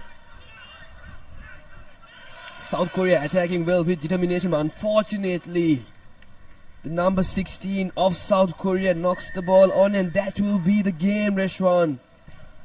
Uzbekistan emerges victorious, 10 points to 5. Historic win for Uzbekistan. A game that they had to really work hard to salvage the win. And they have done that brilliantly well. As you see the full-time score confirmation, Uzbekistan faithful will be joyful as they have beaten South Korea 10 points to 5. And South Korea will be quite disappointed how things have turned out here in Colombo for them. That was the match winning try for Uzbekistan. A brilliant game for them as we have yet another game coming up as the Philippines take on the UAE. And we'll have a change of voices in the comm box.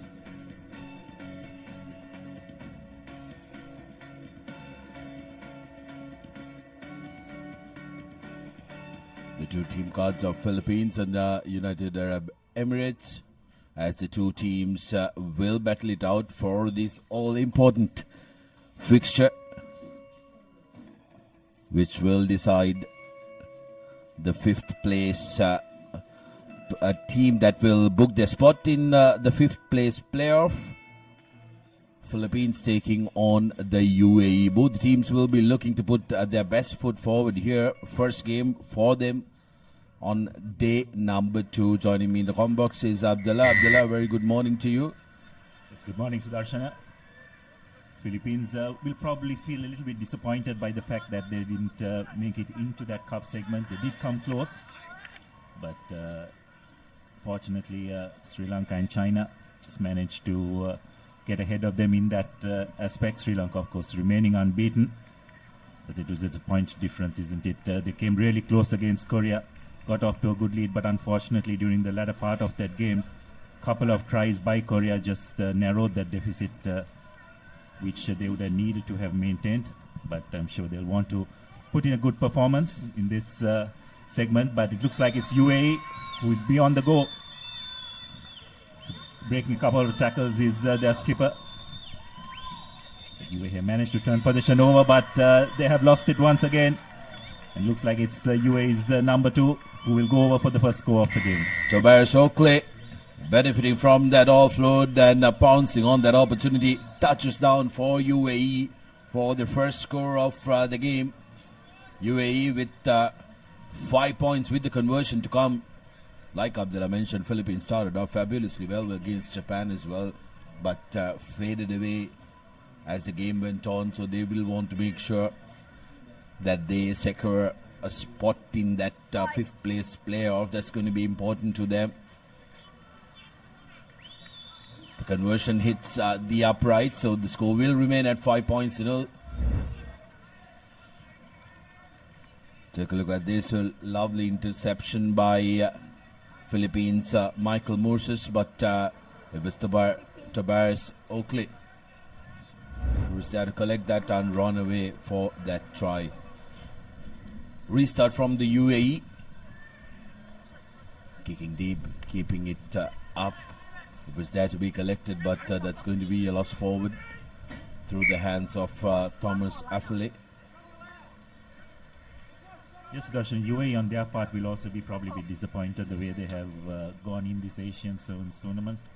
Probably would have expected to try and make it to that top 4, but even in the Chinese leg just couldn't make it. And both these teams really, Philippines ending up in last position, I believe, in that Chinese leg. So probably just missed opportunities from both these sides, and will be desperately wanting to finish this leg on a high. The best they could reach is probably that 5th position, which would be some form of consolation for both these teams. Going to be very interesting to see how these teams adapt to this wet and soggy underfoot conditions. Some areas, especially where the kickoffs are collected, are a little soggy and muddy, but great pressure coming in from UAE, and here's the try scorer again running in for the second, but brilliant cover defensive work that time by Dayton Kautai. Yes, they'll definitely need to have a look at that. Superb cover defense by the Philippines. But what a big scrum, Sudarshana, by UAE. We haven't seen much of that in this tournament thus far. Really catching the Filipino pack unawares there, putting pressure on the scrum half. This was Tobias. Take a look at that cover defensive effort, and yes, definitely foot out. That's going to be a line out. There you go. Time back. Body making contact outside the touchline. It's a line out in favor of Philippines. Can they create something from their own try line space on the outside? Will he have the pace? Soggy underfoot conditions really making it difficult for the defensive teams. But Philippines now making their way up to the 40-meter mark. That pass really was going to the ground. Now UAE with another opportunity. Bola. Straightening up is Thomas. Bola to Muhammad Ali. Muhammad Ali changing direction. Now offloads to Affle. But that's a forward pass which has been spotted by the referee. 2.5 minutes to go on our clock. UAE will be delighted at the fact that they've managed to camp in this side of the field. Yeah, that's right, and they've controlled position as well, isn't it, Sudarshan? They've been forced to, force the Philippines to make a lot of tackles defensively. And in sevens rugby, you don't want to be playing without the ball too often. Can take its toll on you in the latter stages of a game. But Philippines here with an opportunity, just trying to create something. Half break, holds onto the ball, offloads. Will they be able to go over? Good support play, but the Philippines cover defense, or rather the UAE cover defense, has been pretty good, but they've done really well to keep the ball alive. This is really good by Philippines. Got the numbers out wide. Unfortunately, the ball is not going to hand, but they've come back for a penalty. Philippines team really need to score from here. It's absolutely imperative that they score, because they will want to go into half time with scores level or possibly in front as well. Straightening in, one bounce in the corner is Eldon, but that's going to be a try. Beautifully scored just inside the try line, and the assistant referee is happy. That's the equalizer coming in from the Philippines. It was good work was done by Edlin, but Ledesma going on to score that try for the Philippines. So all squad here at the race course, 5 points all, with the conversion to come. And the Philippines will be happy at their effort. They took the chance that they got inside the opposition for the Abdullah, and that this is exactly what they need to do. Yes, definitely, and it's a timely score as well. Because they were under the pump for most of this half. Game was pretty much controlled by the UAE, so the fact that just about 45 seconds to go for the hooter and being on equal keel with UAE will make Philippines pretty pleased. As we have a look at that once again. A lot of work done beforehand, keep the ball alive, and eventually showing good patience and composure did Philippines to get that try. So the last few seconds of this first half, cleanly collected by UAE. That's not the best of passes, and Philippines have pounced on it. Really good patience and understanding in defense by the Philippines. A brilliant work by Kautai, who tracked that ball. Where's that lost forward? We will have to wait and see as the referees have a little chit chat, but the try has been awarded. So 10 points to 5, Philippines in front. And this is brilliant, isn't it, Abdullah? After being the pump for almost 80% of this first half, they managed to take in a 5-point lead into half time. Yes, well, it just shows in this game of sevens rugby, you just cannot relax even for a moment. Probably of those 7 minutes, 5 minutes were dominated by the UAE, but it's Philippines in the final couple of minutes coming up with 2 tries, find themselves in the lead, 10 points to 5. Halftime confirmation, 10 points to 5, Philippines in the lead.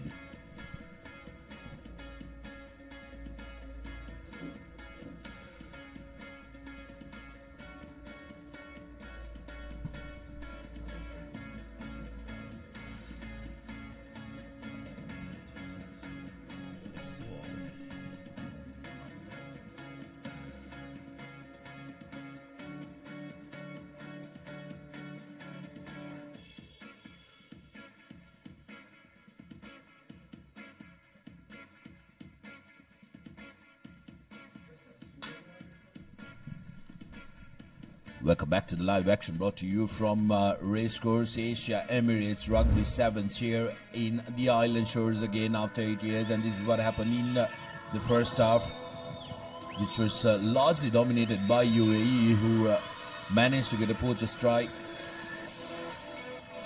to start out the proceedings, and they really dominated territorially and with possession. But it was Philippines who had the last laugh in this half, scoring 2 tries to take the lead from missed passes and loose passes rather,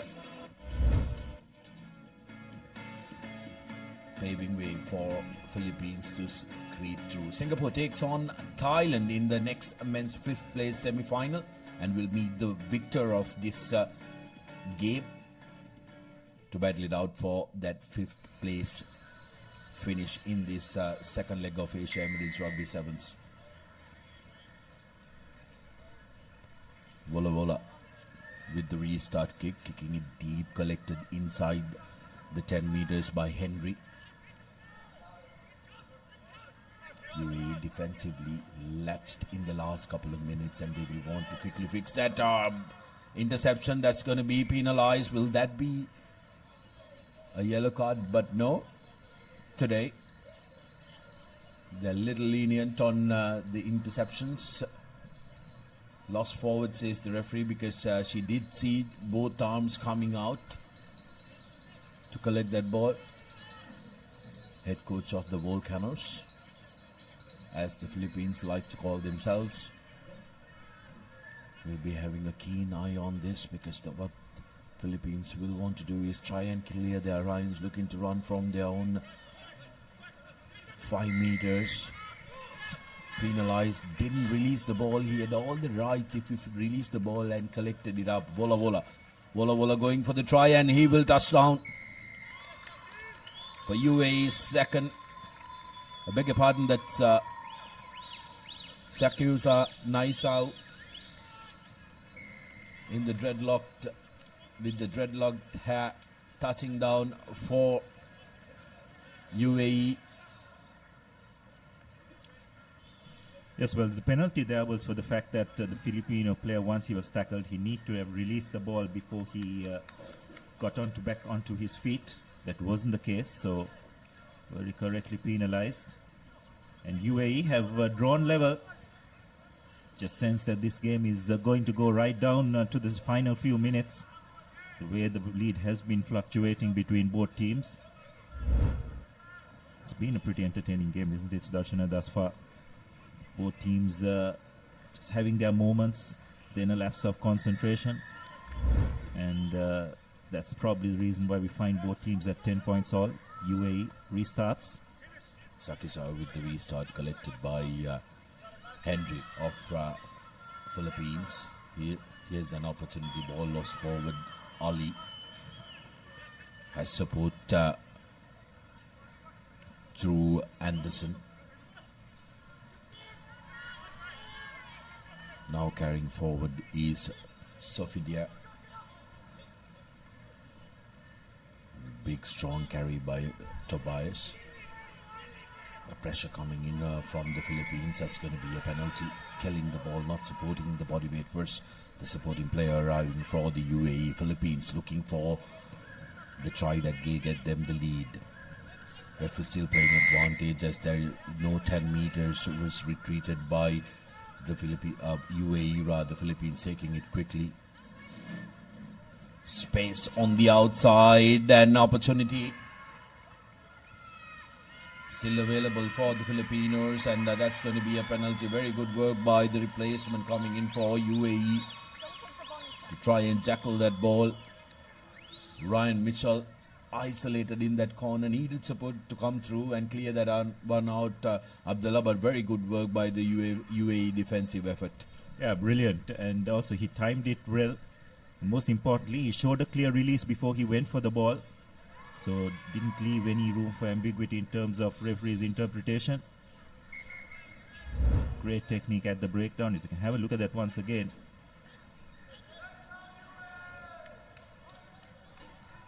He was not the tackler, so he had all rights to the ball, which he did really well.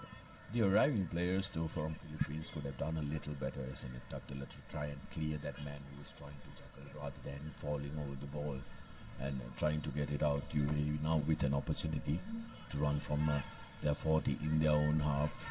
Big carry yet again by Saif.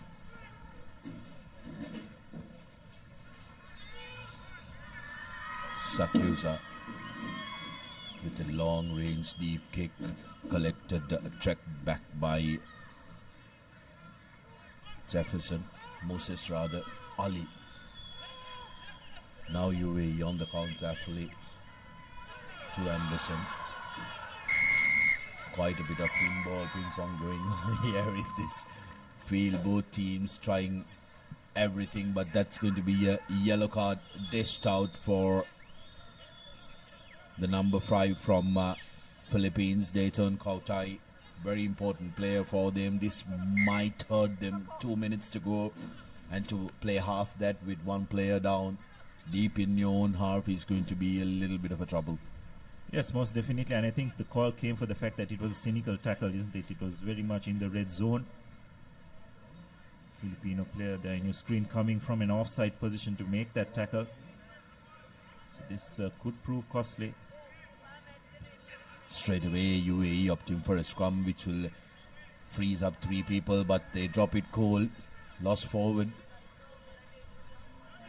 by UAE. So that's going to be a penalty.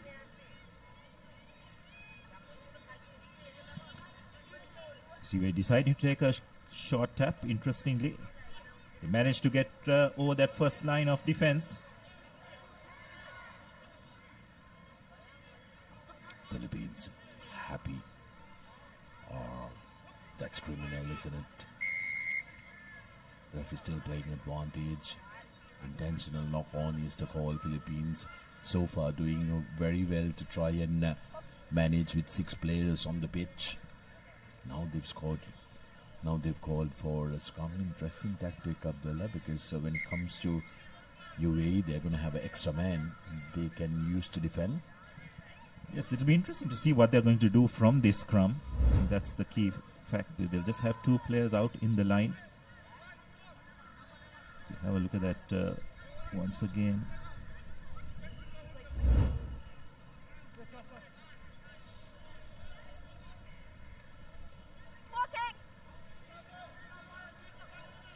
Probably see Philippines going to the boot, play the territorial game here.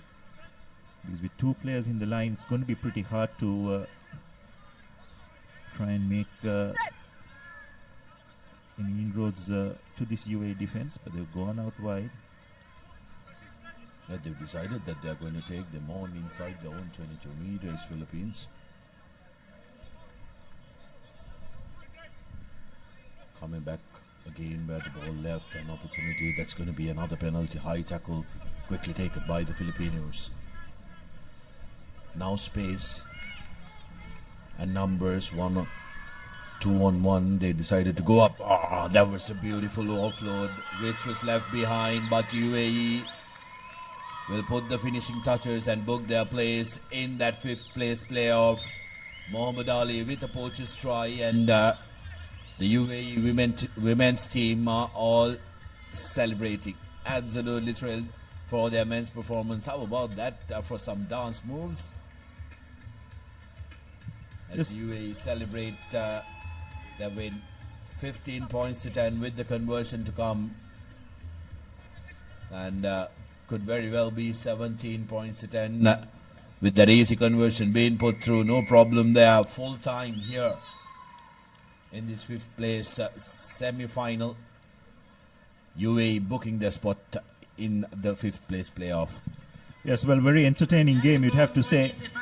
Unfortunately, we're talking about Philippines probably trying to do a bit too much in those last couple of minutes with a man down. And eventually possession was turned over, and United Arab Emirates just clinching it at the very end to make their way into that 5th place final. Just going through the highlights of this second half. It was UAE who scored first, and actually it was them who scored the only 2 scores in the second half. And this was the final try to seal this game in their favor. 17 points to 10. So this is the next game. The team that they will meet in that 5th place final will be the winners of Singapore and Thailand. Both these teams have had their moments. Team list on your screen now. Singapore did have their moments in the group with Sri Lanka and China yesterday, but falling short. It'll be interesting to see in this game, Sudarshana, how both these teams approach. Thailand do have probably the physical advantage, but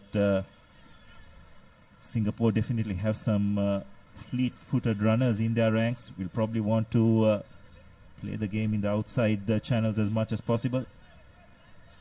That's your referee for today, Ayman, from the UAE. Both these teams, Singapore and Thailand, will be looking to have bragging rights over each other, both of them from Southeast Asian region. Not the best of starts by Singapore, not finding the 10-meter mark, so it'll be Thailand who will have the first opportunity with ball in hand. Restarts, I think, at the risk of sounding like a broken record, restarts are absolutely important, but are going to be a little tricky with the conditions in the middle of the field there, Abdullah, as Thailand break the first line of defense, and here's an opportunity for Thailand to go all the way, and the number 12 into the 5 meters as well. Morris Wong, beg your pardon, that was Chukon. But what a turnover, Sudarshan. Brilliant work defensively, wasn't it? Under so much pressure, managed to turn possession over. Yeah, terrific stuff by Thailand, but still not out of the woods, as Singapore are being put under immense pressure. Had the overlap there, but couldn't execute. But Singapore still keeping it alive. Here's the counter from them. Was that a forward pass? They're playing advantage. Thailand now. This is looking to be an exciting game. Attacking the corner. He's the number 6 for Thailand, and he will score the first try.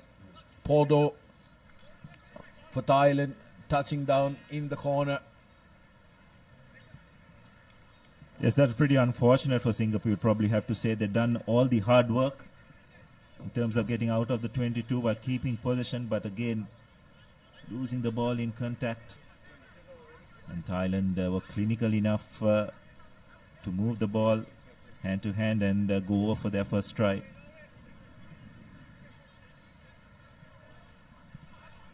Pirapol Chukon in that number 12 jersey is going to be a very, very important character in the Thai team. Abdullah has been very influential throughout the group stage games, and will look to put his foot down. But here's the score from Porto. Recognized that there was space on the outside, and a big no argue to get away from the cover defensive tackler.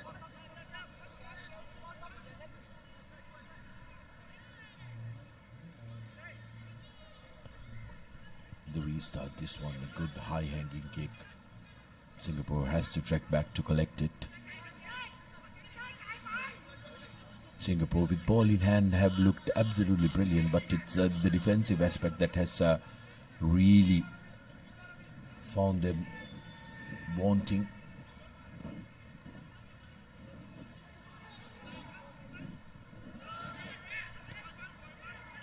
Good tackle coming in. They are putting pressure on Braden Yu.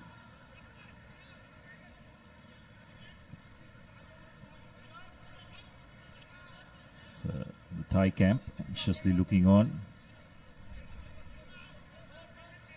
It's interesting, Sudarshan, just watching the Thai women team. Seem to have made massive strides in the women's. With regard to the women's sevens outfit, the men's still finding their feet, you'd have to say.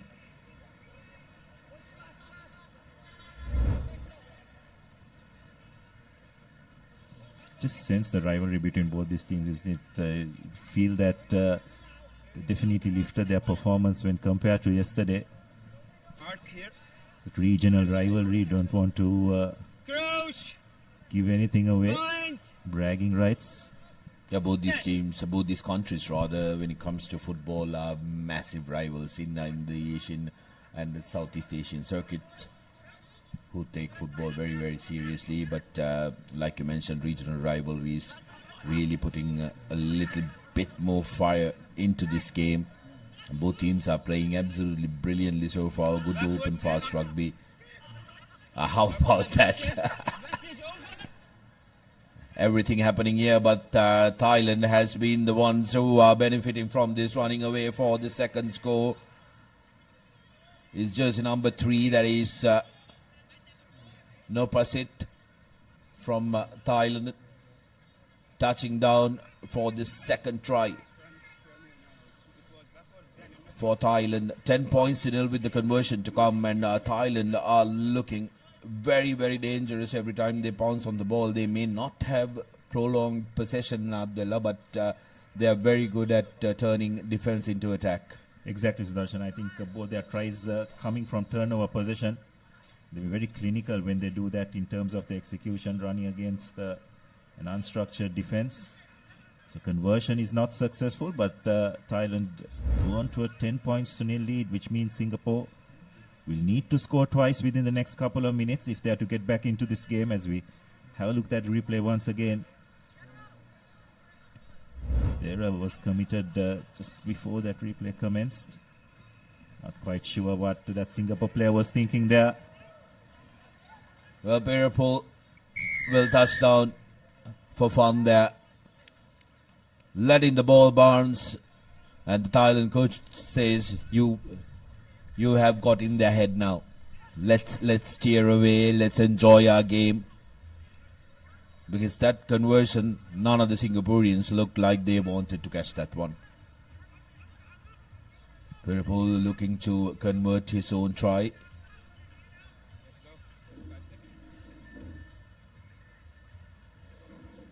Not successful, so none out of 3.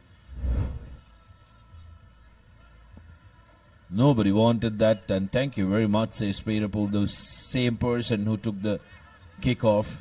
Touches down for Thailand, who are in a very commanding lead here in this 5th place semi-final. Yes, and they will go on to meet the UAE in that 5th place final.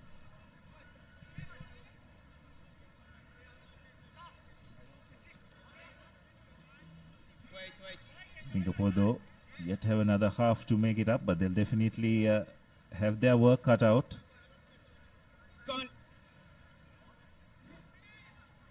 A try just before the breather will help. That's a well executed line out.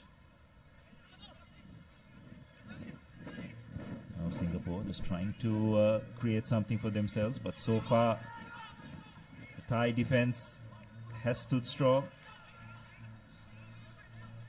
The recycle position well. Got to make it count. Pass not going to hand, but no harm done. It's just a matter of trying to find that bit of space. But Thailand have got hold of possession. Brilliant work at the breakdown. They'll just put the ball into touch and go into the breather. Brilliant half for the Thais. Executed really well. Made maximum use of the opportunities that presented themselves in terms of Singapore losing possession more than a few occasions. So Thailand will be really pleased with the way how that half had progressed for them. And your halftime confirmation is 15 points to nil in favor of Thailand.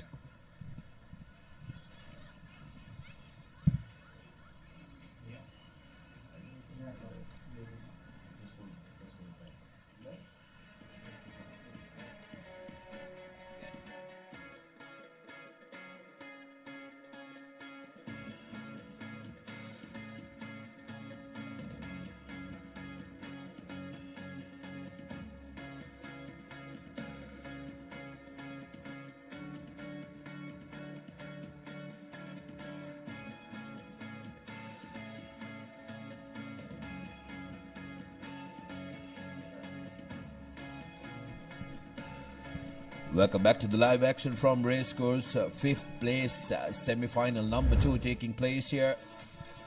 And Thailand, with their performance in the first half, have put 1.5 foot in that fifth place playoff against UAE. Three unanswered tries, all three of them stemming due to the mistakes from Singapore, and they've been absolutely clinical. Here's the last one, the easiest of the lot. Beautiful, enjoying touching down for that one. So work cut out for Thailand as we take a look at the next game that's coming up. Women's Cup semi-final 1, Singapore taking on Hong Kong, China, which is going to be a very interesting one. But the Singapore men's will have their work cut out here if they really want to have any hope of turning the fate of the first half. They will have to score first and be respectful for possession, because with possession in hand they've looked like a dangerous side. Sending it to the corner. Singapore gets Braden to go down with the ball. Now Samuel Coe going down but holding on to the ball, says the referee. This is what has hurt Singapore. Thailand will be looking to pounce on this now. Yes, once again losing the footing, and that's an area where Thailand have been really strong over the ball at ruck time. Just that physical advantage they're having is coming to the fore. So from Singapore's point of view, it's imperative that they keep the ball in hand and stay on their feet. Because if they do get into breakdown situations, and if they don't get enough players into the ruck in time, it's going to favor the Thais. It's fed in, going on the short side. That man Do, unfortunately, losing the ball this time in contact. He's been their key architect in most of the games. Fortunately, on that occasion, just spilling it when making contact. Pardo that time, like you mentioned, has been one of those standout players for Thailand. Sports a traditional hairstyle of a Muay Thai fighter. And fighter he is on the field who creates a lot of opportunities all around the park for Thailand. Singapore now deep down in their own half, where they have camped up the entirety of this game, but good defensive work coming in from Thailand. Managed to win that ball back. Here's another opportunity, cutting back inside, breaks the first tackle and runs away from the second, and that's the fourth try coming through Julian Leo. Beg your pardon, that was Tangkit Jakchai for Thailand.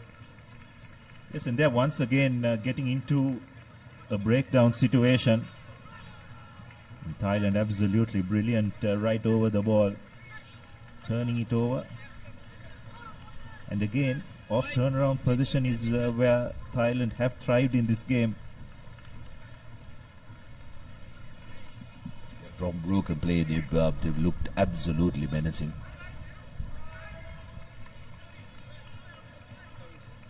Doesn't have the distance. Something that they can improve on will be their kicking, but we are very much assured of a fifth place playoff between UAE and Thailand if scores remain the same and Singapore doesn't do an absolute magical comeback in the next 4 minutes. Paudo kicking deep into the 22 meters. Singapore now putting the ball to boot. Paudo checking back to collect it. Surveys the options. Passes to no man, but no harm done. But now Thailand spilling it forward. Singapore with an opportunity. Can they counter and get their first score on the board? 3 minutes 20 remaining on our clock. But Thailand will have none of that. Yes, again Singapore just unable to control possession, turning it over. The Thais on the move once again. That's out of the ruck. They can go around and collect it if they want to, but decide to counter ruck. So Thais continue to control possession. Paudo again using his nifty footwork. But the Singaporean defense up to it on this occasion. Thailand really just controlling this game now.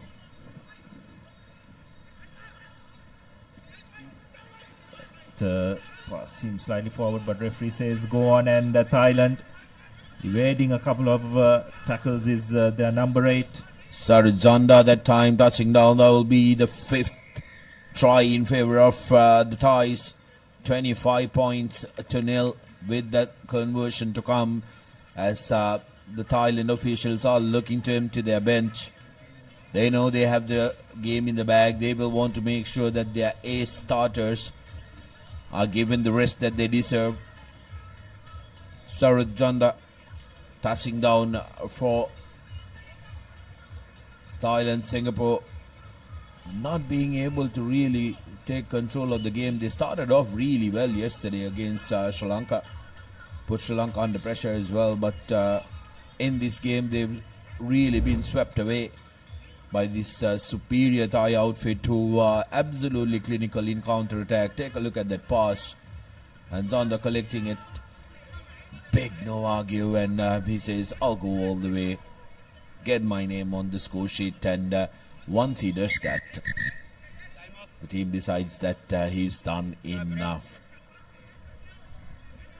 Yes, well, at the start of the game, we are talking about the physical advantage this Thai team will have over the Singaporeans, and it has proved to be the case, especially at the breakdowns. Now, interestingly, Thailand going deep. Saw previously Sri Lanka using that tactic as well at kickoff time, forcing the opposition to run from their own 22, which on this occasion Singapore have done well. That's a really nice offload. Will they be able to go all the way? But looks like Thailand once again done brilliantly well to turn possession over. The technique over the ball when it comes to contact have been absolutely sublime, isn't it, Abdullah? They've really showcased to the referee that they're releasing the man, clear daylight shown, and then jackling the ball without putting their arms on the ground. They've done fabulously well. 40 seconds to go on our clock, but Thailand, privy to that, will want to race a couple of more seconds.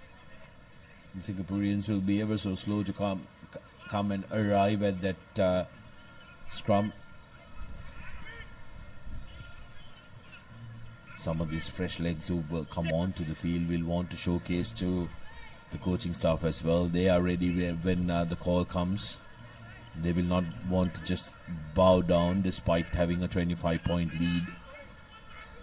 Thailand looking to run. Here's a new man putting his head back, putting his nose on, but has support on the outside. Cuts back inside, goes straight up. Toys with the Singaporean defense, and that's the 6th try for Thailand. Touching down that time was Tanchot Angching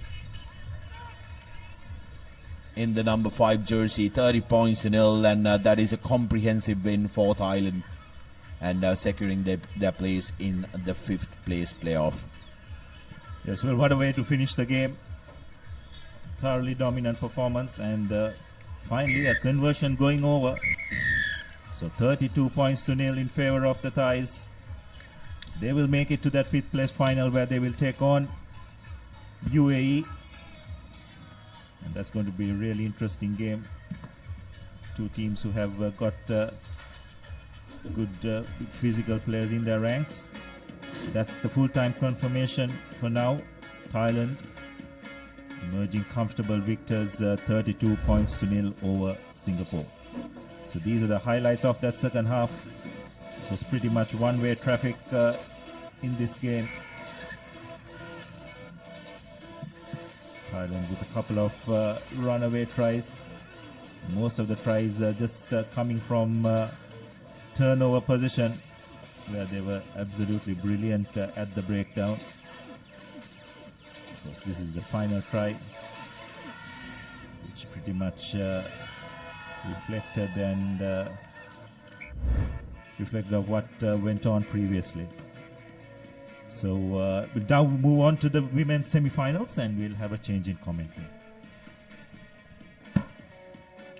It's the first cup semi-final one between Hong Kong, China and Japan. Blockbuster clash between two powerhouses in Asia. The women's division, of course.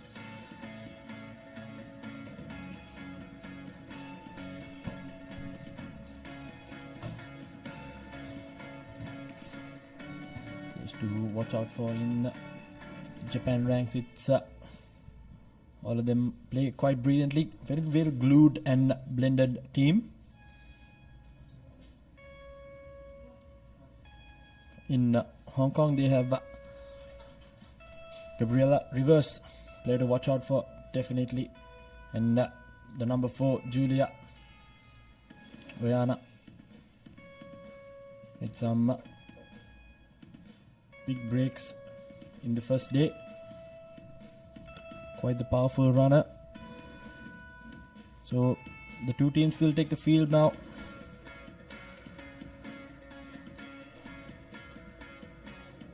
And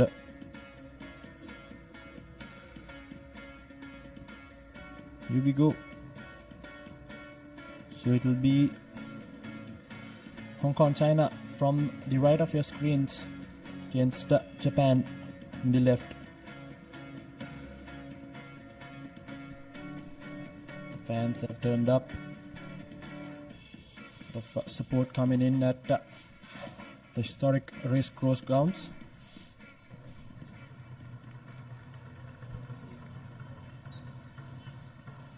It will be Q Shengang who will be the referee.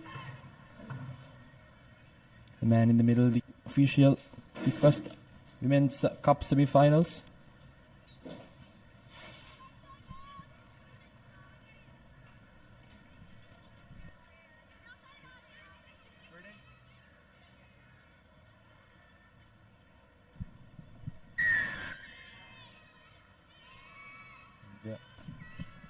And we're underway. Good restart, very well gathered by Japan straight away. Going into contact, keeps the ball alive. Offloads it to the supporting player. Hong Kong, China shooting up in defense. Trying to step out the defense. Takes 2 players to bring her down. So now overlap in the corner there. Again attacking the linear fringes. Very well turned over by Hong Kong, China. Throws the big shoe and go. So Japan has lost position. Now Hong Kong, China with the prime position inside the opponent's half. Here we go, trying to move the ball to the far corners. Now, it's up in the tackle now, moving the ball to midfield, trying to switch directions, takes the big hit midfield, desperately trying to rid the ball. Nevertheless, good defense so far by Japan, keeping it again, a good tackle coming in.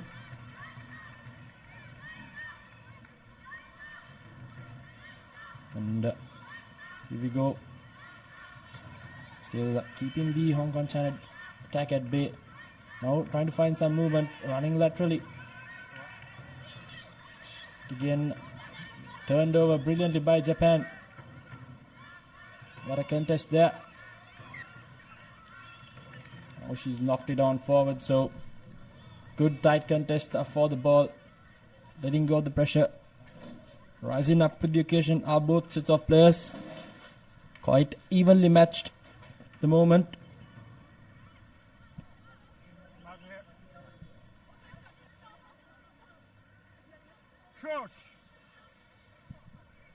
Fine. Hong Kong China with the ball, feeding the scrum, and she opts to go for the run, passes out, offloads it, and she knocks it forward. So I think the number 11 did brilliantly there for Hong Kong China, sniping through the defense, but unfortunately couldn't see the move through. So Japan holds on their try line, so they'll have a chance to get out of jail here, right on the 5-meter line. So missed opportunity for Hong Kong China, but nevertheless it's Japan's opportunity now to get out of jail and some breathing room. Again, Japan now opting around, good step off, now with an overlap in the corner. Ample of space there for her to run. Will she go all the way? Cover defense coming in, but won't catch her, as the number 10 for Japan will go over for the first try in this semi-final. It's Sakura who will go over for that first try.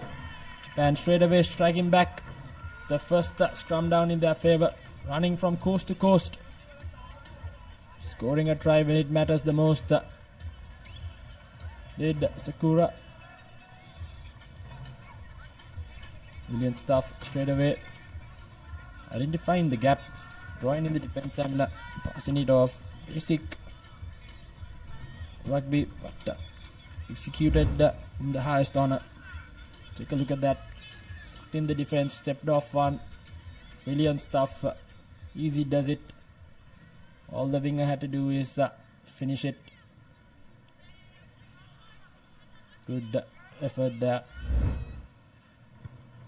by the finishers, and again brilliant restart, good high hanging kick, but there's not a fair contest, so taken quickly by Hong Kong China. Loses the ball, but nevertheless still has position. Fortunately has knocked the ball forward, so Hong Kong China now in the back foot. Japan right on top of them. These are few unforced errors coming in by Hong Kong China early on. They need to regroup and adapt as soon as possible. Cross. Fine. Sides. Offside. Straight away Japan moving the ball. Finds the man, good support lines. Makes the space on the outside, and it will be another try coming in for the number 10. Brilliantly done, good maneuver in the field, played with the defense at the end. So it will be second try for Sakura Misutani, who will go over yet again. 2 back-to-back tries, brilliant loop in the middle, playing the numbers game quite brilliantly. Japan takes the lead early on in this first half of the first cup semi-finals. The conversion to come as well, and it's good. So it's 12 points to none. Brilliant looping pass there, viewing the defense, good support line, Very well executed, premeditated move. It's nice how they draw in all defenders and just pass it out to the corners. No kick off. Very well received by Hong Kong, China.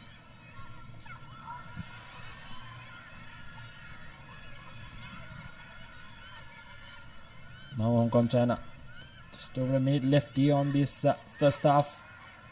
Desperate for a score, keep the game alive for themselves. Unfortunately, will denounces the referee. Taken from the wrong mark, so she'll have to come back. But nevertheless, Japan has dominated this first half with these, have settled in quite brilliantly. Had a few unforced errors early on, but after that first try, they've been up there with the marks, finding us why they were the leaderboards in the points table as well. So be scrum down just outside the halfway mark. Japan engaging in the defenders, drawing them in, moving the ball to the far corners. Quite a simple but brilliant game plan. The try scorer now trying to sneak past another one. Desperate defense coming in yet again, attacking those linear fringes, creating the space in the corners. And here we go, another overlap in the corner. The number 9 now trying to step past, good pass back inside, and yet again to be another try, the third one coming in for Japan with absolute ease. Brilliant stuff yet again. Playing basic but sublime rugby.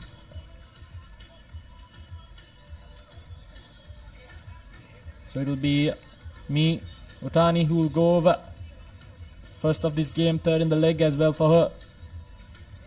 Brilliant execution, simple game plan, but absolutely spot on. And it will be half time. And going into Lemons, quite the cushion. Hong Kong, China, a lot to reflect upon in that first half. So the halftime confirmation, Japan leading 19 points to 0 against Hong Kong, China in this first semi-final.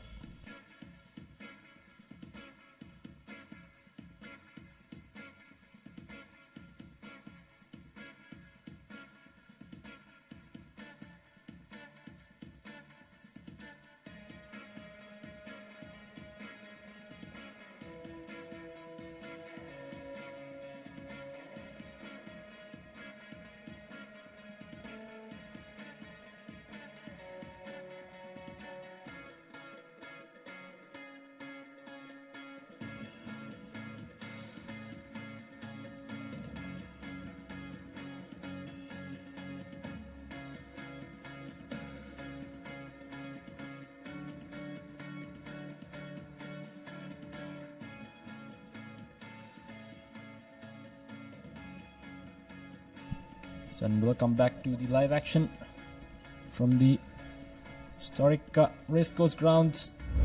It's the first cup semi-final in the women's division. Get the first half highlights. With the work done by the Japan centers and in three quarters. Good combination. The backs. Maneuvering the ball very well, moving the ball to the right places. Basic but yet quite efficient execution and play. And next we'll have the second cup semi-final to be Thailand versus China. The fourth and second in the leaderboard. And here we go, straight away. Drops the ball cold in the restart, so it's an advantage for Japan. Moving through. Some brilliant hands, good running angle yet again by Japan. Draws the penalty, taken it quickly. Creating numbers and space on the outside, shows and goes. Brilliant offload coming in for the number 6. Yet again, quite simple but brilliant execution has got Japan yet another try. It's Savannah Bodman who will go over for the try straight away from Lemons. First in the match, 6th in the leg. Brilliant stuff.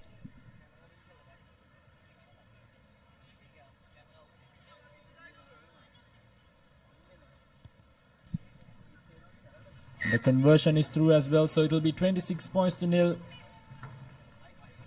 Japan dominating this first cup semi-final with ease. Has executed quite well. Free single pass going their way. Minimal errors and brilliant execution. Here we go. Yet again, steals the ball from the kickoff as well. Oh, yet another overlap in the far corner. Sneak quick hands and they get it. Now the try scorer trying to get another one. Losers are stepping, but nevertheless Japan wasting no time whatsoever. Just trying to snipe through the middle. Hong Kong, China with the ball. Looking to pass it into the corners, but there's just no space for the finishers to execute it the way that they would like to.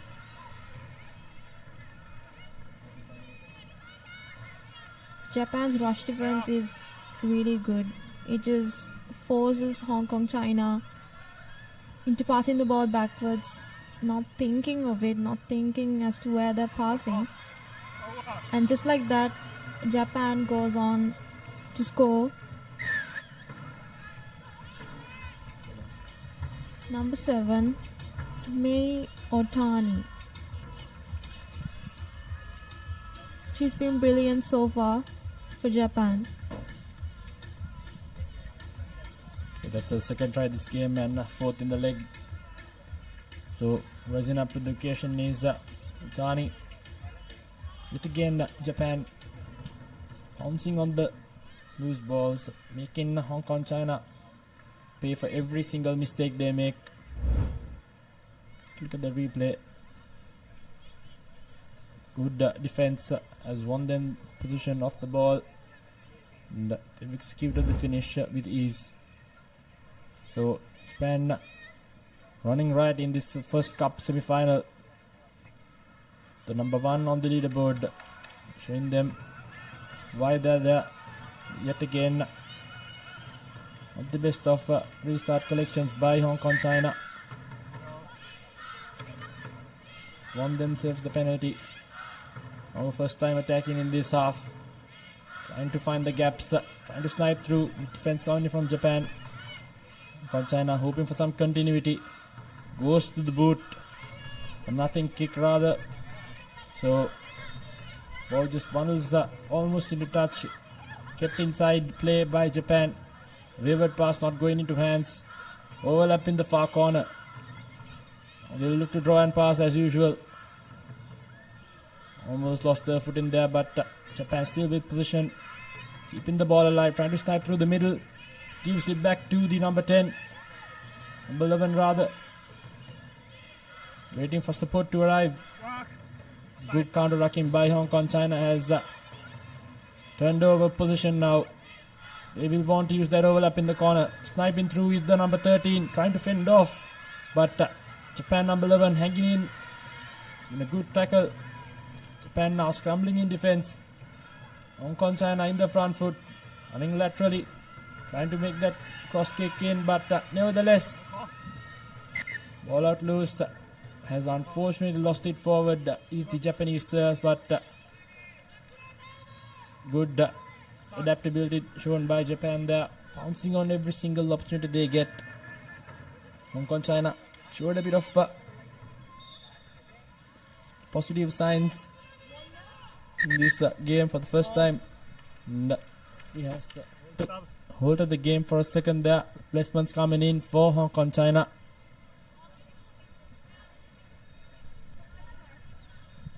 Hong Kong, China has the momentum but is finding it difficult to just execute and get that scoring. And with just less than 2 minutes in, they should find a way to score and reduce that gap. Knocks it forward. Indeed, they're not helping themselves at the moment. Japan making easy work of Hong Kong, China. Making a few unforced errors, which has costed them this game. So just over a minute left on the clock as well. It will be Japan first ones in that grand finale in the women's division. Good looping pass there, gives it away somehow. Now to be a matter of finishing, trying to step past the defense. Good cover defense coming in for Hong Kong China. Trying to rush it up. Again another overlap created by the Japanese players. Here we go, trying to step past the defense. This time around Hong Kong doing better with defense. Japan nevertheless with position. Simple hands coming in, good inside ball. Very well marked by Hong Kong China nevertheless. Now trying to use the short side, trying to start run, but nevertheless very well defended. And it's a penalty against Hong Kong China. Still under 15 seconds left. It will be a scrum down opted by Japan as they have qualified for that finals. The top of the leaderboard going in to the cup semi-finals. Brilliant stuff shown by Japan. Played basic but brilliant rugby. It's just the difference in execution, I'd say. Cross. 5. Set. Okay. Ready. Free kick offered to Hong Kong China. They takes it quickly, hoping for at least a consolation try before the game ends. Now trying to weed away. Good defense coming in by Japan, knocking that player very well.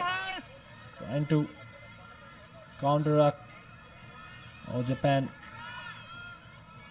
Good defense it again. Penalty conceded. So it's been that kind of game for Hong Kong China. Nothing going their way. Thus reflects the scoreline. Here we go. So that's the final whistle blown. It's Japan moving on to the cup finals. Quite a dominating and brilliant performance by them. 31 points to nil. Did everything right. A good polished and very well done performance. It's a full-time confirmation. Japan beating Hong Kong China 31 points nil. They will be the first team qualifying for that cup final. Some highlights from that second half. So some highlights, brilliant execution by them. Good finish tries. And that was it by Japan. So up next it will be the second cup semi-final, the women's division.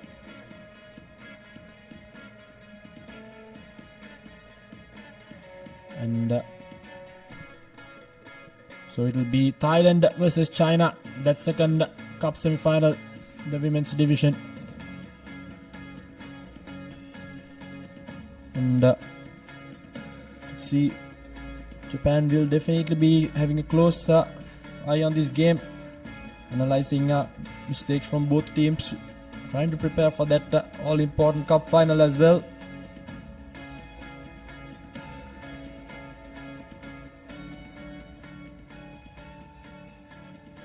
And we'll have a quick flash interview with Nathan Coggins in the other side.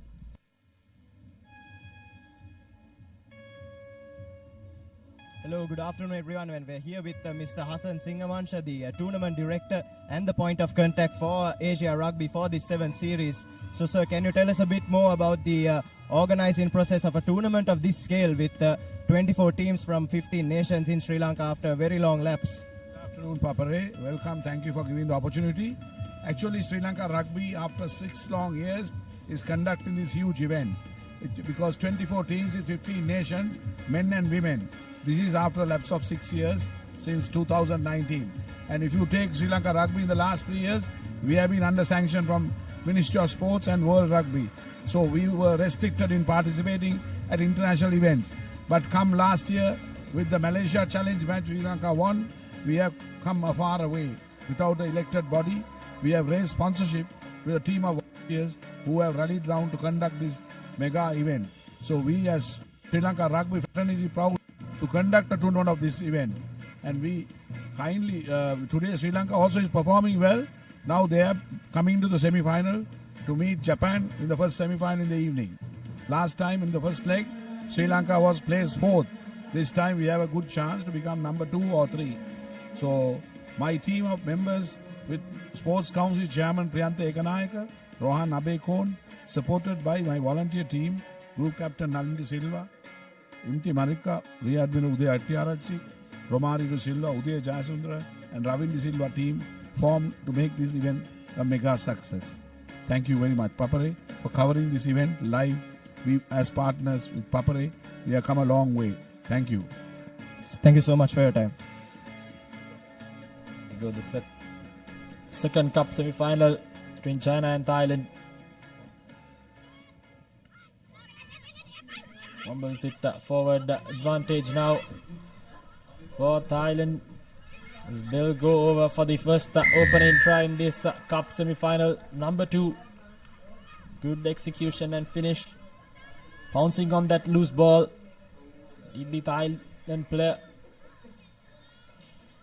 See number 5. Going over.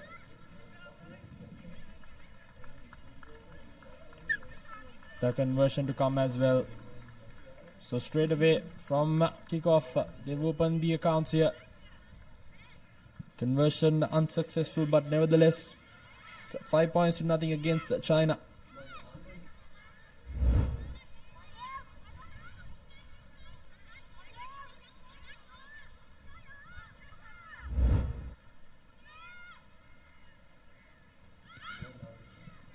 So Thailand to restart things. This time around makes no mistake with the collection. Now moving it across field and it's switching directions. Quick hands now creating the overlap in the corner. Hopes to cut back inside and does so brilliantly with the number 55 for China. Tong Chen will go over, and what a brilliant reply straight away after conceding that try. Goes underneath the post. With the under the post conversion to come as well. China strikes back the ease.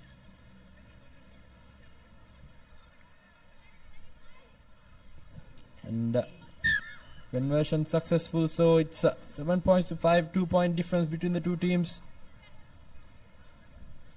Brilliant execution by China, just exactly what they hoped to do. Just maneuvered the ball left to right, found the space in the middle. Good finish by the number 55. And we have a game on our hands here.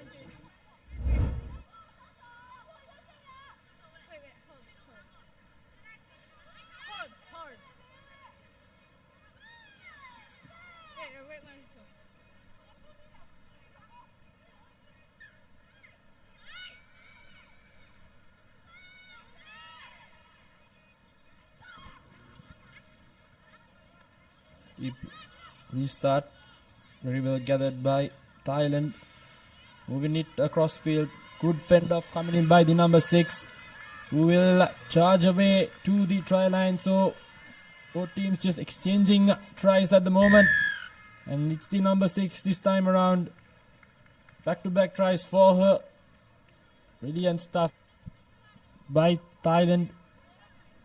Striking back just after conceding a try as well.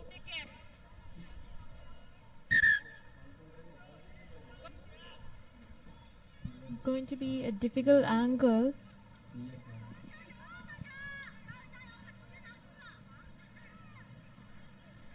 And she does not make it. It's 10 points to 7. Thailand with a 3-point lead. China will try to shorten that gap. So important restart coming up next for both teams. Just the 3 points separated in the two, and be a line out in favor of China. So it will be their opportunity now with the ball to get in a score in. Less than 3 minutes left on the clock as well. Important line out coming in. Overshoots it, gathered by Thailand, who will straight away try to use that crossfield. Cutting back inside. Here we go, the try scorer. Good offload in, keeps the ball alive. Almost lost position there, but nevertheless, good rush defense coming in by China. Trying desperate to stay on her feet there. China now in the front foot. Thailand tracking back. Good defense coming in yet again. Still with possession, however. Now using the shorter side. Good fend off coming in there by the number 2 for Thailand. Seems like she'll go over for another try. That's Uxina who will go over for the try. Trying to cut down the angle as well. Did so brilliantly. So Thailand with back-to-back tries. Third in this half. With the conversion to come as well. Easy work whatsoever at the moment. First in this game, 6th in the leg as well. So she's been quite the servant for her nation. 17 points to 7, 10-point difference. 2 try different. Have a look at that fend off. Did so brilliantly. It was the teammate which drew the defense. She saw the move through. So it's 17 points to 7. Thailand in the lead.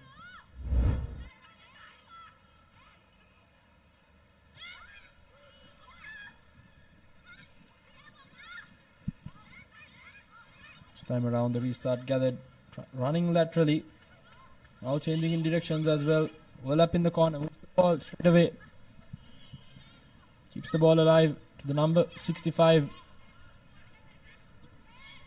And to get out of jail now. Just outside that 22 meter is China. Stepping back inside is the try scorer. Now with an overlap in the corner. Trying to draw and pass. Stick long cutout pass. Skipping numbers. Staying on her feet. Brilliant run. But nevertheless, still good defense coming in by Thailand.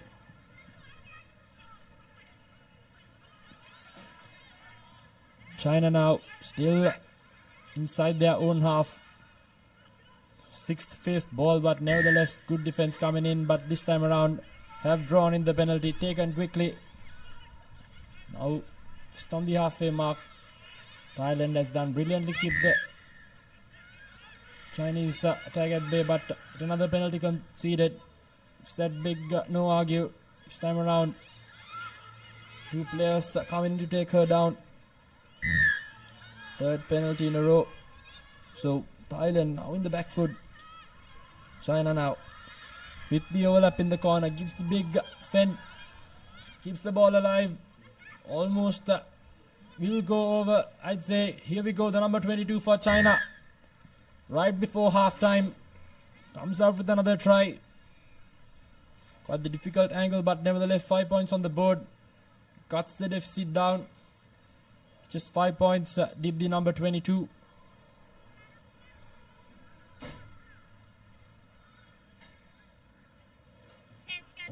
So China right before halftime cutting the deficit down to just 5 points with the conversion to come as well. Thailand conceding back-to-back penalties at the end, conceding that try, which was a long time coming. So it's halftime here at Racecourse. 17 points to 12. Just a 5-point difference between the two teams. Thailand going in with just 5-point lead.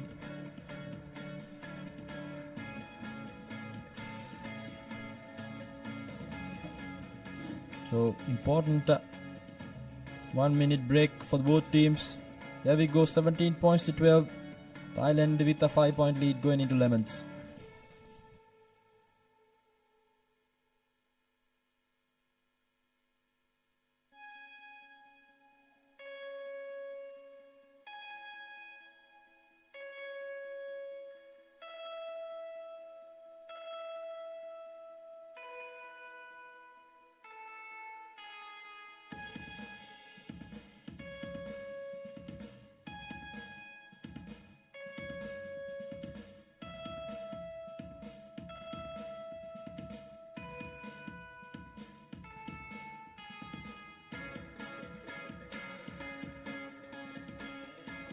And welcome back to the West Coast.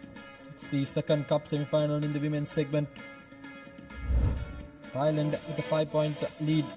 Let's look at some of the highlights from that first half. Straight away from kickoff, Thailand opening their account. China quick to recover and strike back. Brilliant runs. A lot of potential shown by both teams. Thailand's handling skills have been quite exceptional, and the ability to beat defenders one-on-one has actually given them that 5-point lead as well. Again, the one-on-one contest has been fairly won by Thailand, which reflects on the scoreboard as well.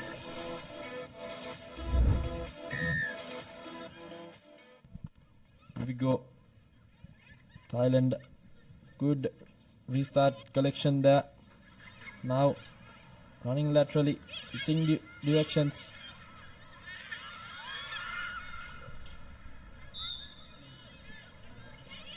Good rush defense coming in there by China. Thailand still at bay inside their own 22, hoping to get out of jail as soon as possible. Now pushed back even further deep into their own half. Keeps the offload.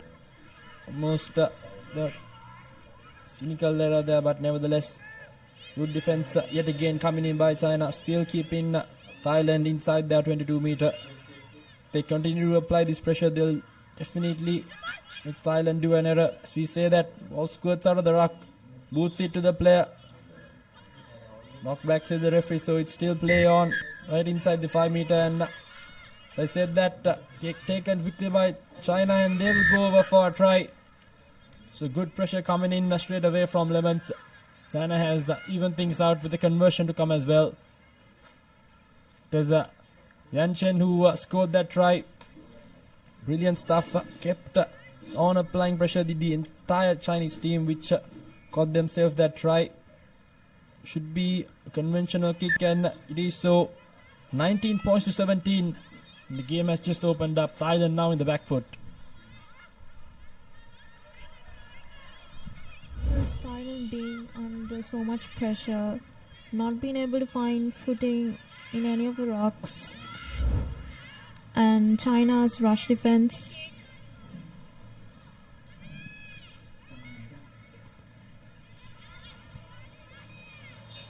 Now a deep kick coming in by China. Thailand inside their 22 yet again. Now just lateral space in the corner. They're trying to fend off the defender. Keeps the ball alive.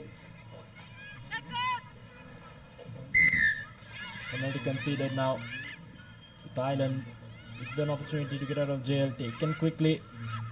Trying to good skip pass. Not gathered cleanly, but nevertheless still has position.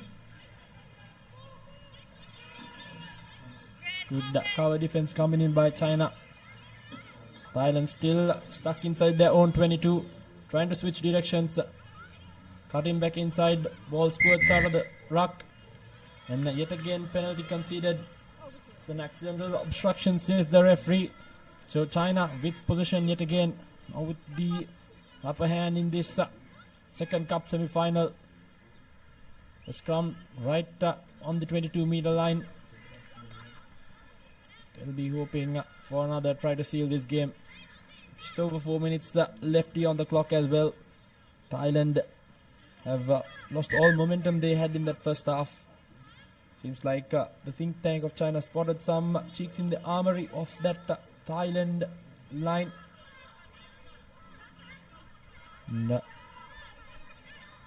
So a few replacements coming in as well for Thailand. They've defended and attacked. It was just China's defense which has been quite brilliant so far. Straight away from the scrum goes the number 54. Running laterally, cutting back inside now. Good Jacqueline work by Thailand has won themselves a penalty taken from the wrong mark. So she brings back play again quickly yet again. Thailand now using the shorter side and to keep the ball alive. China trying to jackal, but not rolling away, says the referee. So back-to-back penalties in favor of Thailand.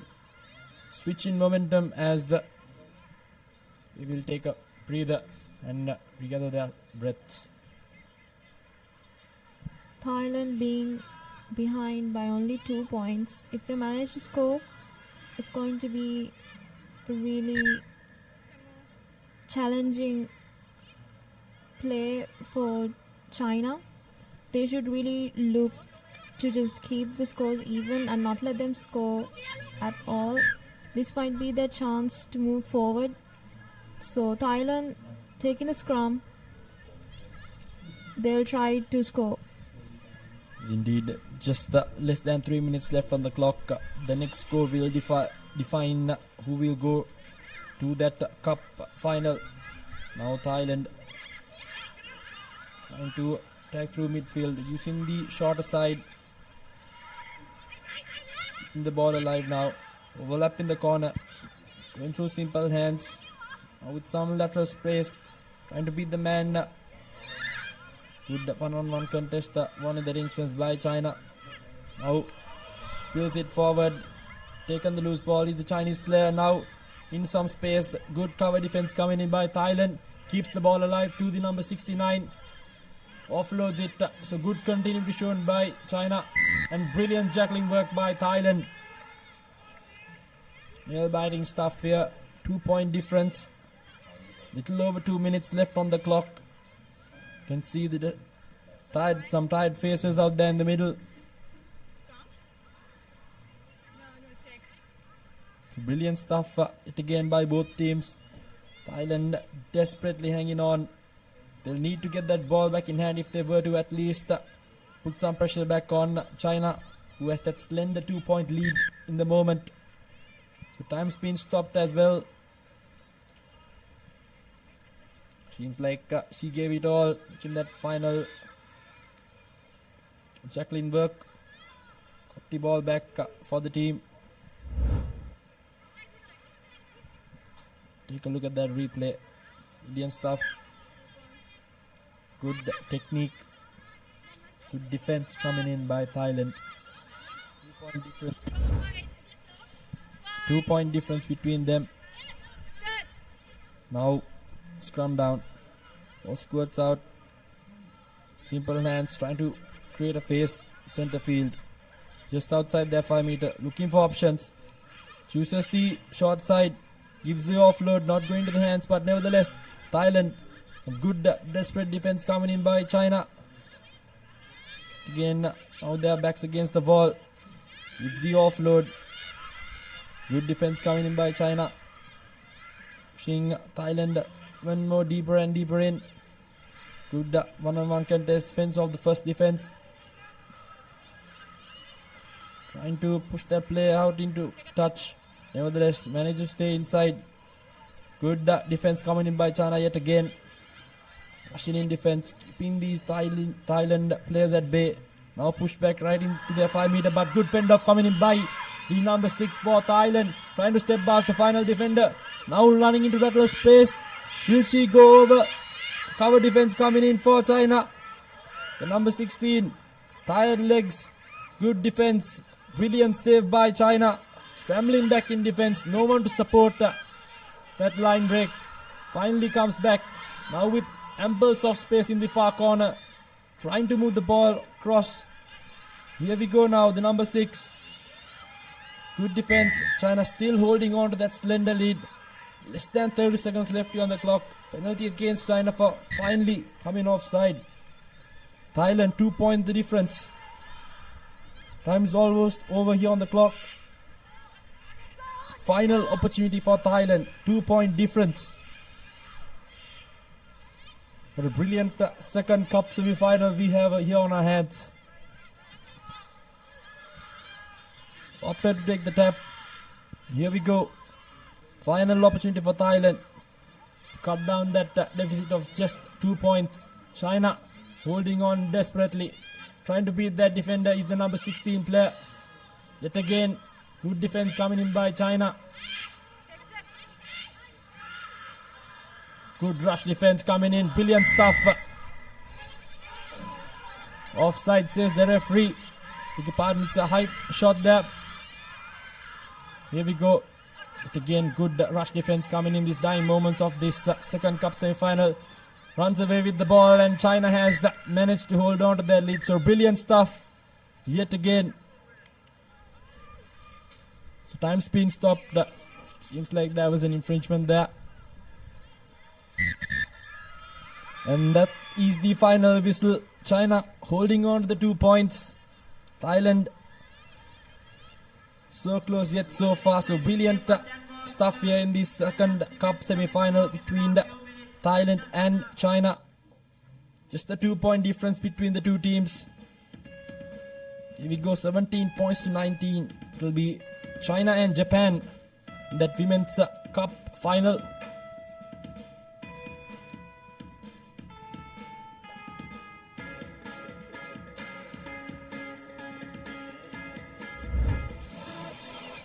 See some of the highlights from that second half. China. That was the match defining moment. The under the post try. The conversion. The difference between the two teams. And up next we'll have Hong Kong China versus China. And we'll have a change in voices as well. It will be Sudarshana Piris and Laksisi De Silva.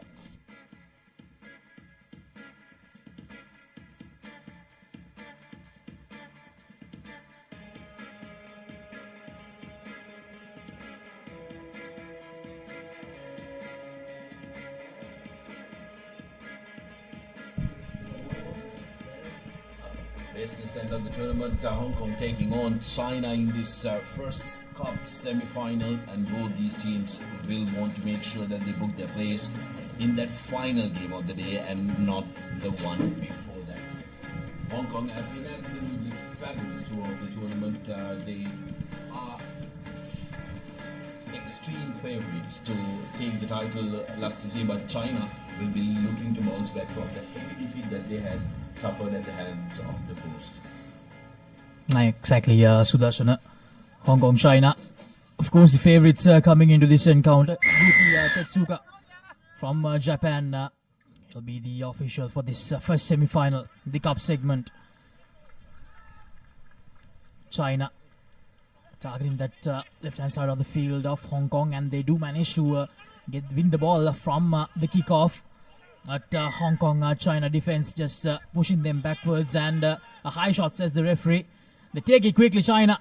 The number 12, good offload out to the number 5. Now here's China on the attack, on the move. Just few meters short now. Ma yet again. Now through to the number 14, China doing absolutely well to keep the ball alive. We're ever so close to that touch line. Clinical precision there. But the pass going astray. Hong Kong now with an opportunity, and they are dangerous in counter. Here's Julian. But the ball has been lost forward by Hong Kong. China making sure that they don't let Hong Kong China run away with it. It was a very good passage of play for China. Chong Ma and Sheng. Some lovely piece of work to get them very close to the white was Sudarshana. But Hong Kong China made sure that their defensive work was enough. But now, again, with an opportunity. Yeah, for the Chinese, a score there would have been absolutely fabulous, isn't it? They would have started believing that they can go ahead and do this and unsettle the Hong Kong team. Hong Kong team, of course, plenty of experience in their ranks. Combs, Phillips, Burren, and also Brienne, who's been fabulous in the last leg as well for Hong Kong, who have a very good program that runs in that territory. Chinese, of course, have come leaps and bounds in the past 5 years, 5 to 10 years. Laxisi have always consistently competed for the third position as they go on the short side. Now China, once again, they come very close. Once again, they have targeted that left flank portion, still with China taking their time here. Tries to just slip away that time, the Chinese ball carrier. Now they do shift their direction of attack, but the Hong Kong China defense still holding on strong. Now just 5 meters short, and very well done by the Hong Kong China defense. Brian Phillips, the much needed effort to make sure that China doesn't score that first try in this semi-final. China have opted for a very interesting tactic where they are looking to attack the closer channels and make it physical. And the Chinese team are big players as well, so they are going to take the fight to Hong Kong in the close quarters rather than trying to swing it out wide. They're trying to earn that right to go wide, Laxisi. The Chinese flag flying high and proud here at the race course. China, they'll be actually really happy about this start, Sudarshana. Now, especially Sheng and Chong Ma, the two players, they have shined quite a lot in the first 3 minutes of this game. And from the line out, Hong Kong, they something unexpected when it comes to China. And they do have the ball now from their own 22. How will they handle this situation, Hong Kong, China? Probably under a bit of pressure for the first time in this leg here in Sri Lanka. Not Hong Kong on the move. Some lovely offloads out, but that is a forward pass, I believe. Yes, it is. Yeah, Hong Kong showcasing what they're capable of, why they are the red-hot favorites to clinch the title. The continuity is absolutely incredible for Hong Kong.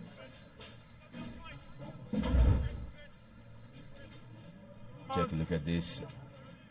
The players in support, the timing as well here. It was just because of that defensive work that the pass was laid, but opportunity for China now. China once again, here's the dangerous Chong Ma, but unfortunately China just unable to get it right. Obstruction, says the referee. Another opportunity missed by China. Now, when you're playing against a team like Hong Kong, China, Sudarshana, they need to make sure that they make every opportunity count. Can't afford to do these unforced errors. Here's that replay. They are making contact with that player straight away. It's going to be penalized. Chong Ma had his ears at his back, thought that he had an opportunity. But Hong Kong, interestingly, have opted to go for a scrum. They are looking for a set move here. Keep an eye out for Liam Herbert, who can be devastating from situations like this. This Brian Phillips. Brian Phillips gives it out to Fong Kit Foong.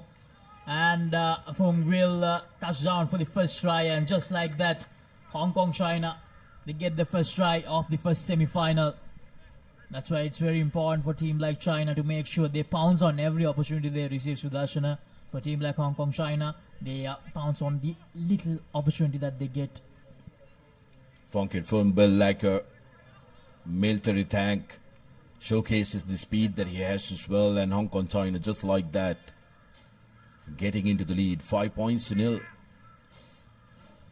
You cannot give them so many opportunities, Laxisi, and not take the opportunities that you get in their red zone. And that set move, textbook play, and they would have rehearsed this so many times on the training pitch and executing it to perfection. And this Sayers and Fong combination has worked out brilliantly for Hong Kong throughout this tournament. Now China once again. trying to pull out something from their own half after the restart. What can they do here? Here's the big man for China, a powerhouse of a player. Has a lot of speed as well. He can surprise you with his speed as well. And now Hong Kong, as you mentioned earlier as well, if you give them even the slightest of sniffs, they will just pounce on it. And Fong will touch down for his second try. 10 points to nil. Hong Kong, China with the lead. Within seconds, Fung for his second, but lovely little touch from Phillips that time. He recognized that the ball was out from the ruck. It was free for all. Little dink and the beautiful pop to Fung for his second. Hong Kong really putting China under pressure. Despite China's extremely encouraging start, they haven't been able to get any points, and that is really hurting them. Take a look at this little pass. Brilliant, executed to perfection. And Fung says thank you very much. Gets the second for Hong Kong. China, the good collection of the restart. They need a try here. They need some points, Sudarshana, before that half-time hooter goes off. Can they do that? That's a big question. On the move again, China. This man has been dangerous so far. Probably needs a bit of more support from the rest. Chong Ma. Now, from left to right they go. Space is opening up. Now China. Will this be that first try? Yes, it will be. Shiwen Yi will score the first try. 5 points on the board. Exactly what the doctor ordered for China before going into the halftime break. This game is live now. China showcasing that they can work with the depth as well, and showcasing some good runners with speed who can attack space with space. Third try of the competition here in Colombo for this man. Zwen Yi. Can he make it a 3-point game? And the conversion is good. 7 points to 10. All to play for in the next half. China pulling it back for all that pressure that they put in the opening minutes, getting the reward at the very end. 10 points to 7. Hong Kong, China with a slight 3-point buffer in this first semi-final. Don't go anywhere, folks. We have the second half action coming up.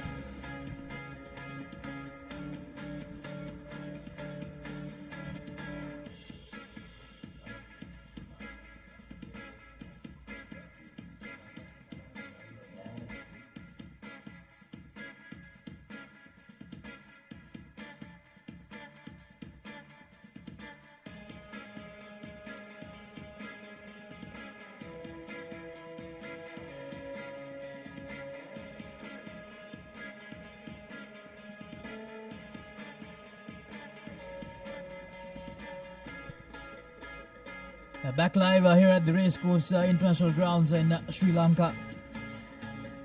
We are into the last few games of this second leg. The highlights from that first half, Hong Kong, China. They had to defend quite a lot in the opening exchanges of that first half. But then Fong managed to score that first try. And then Brian Phillips combining with Fong to create that second try.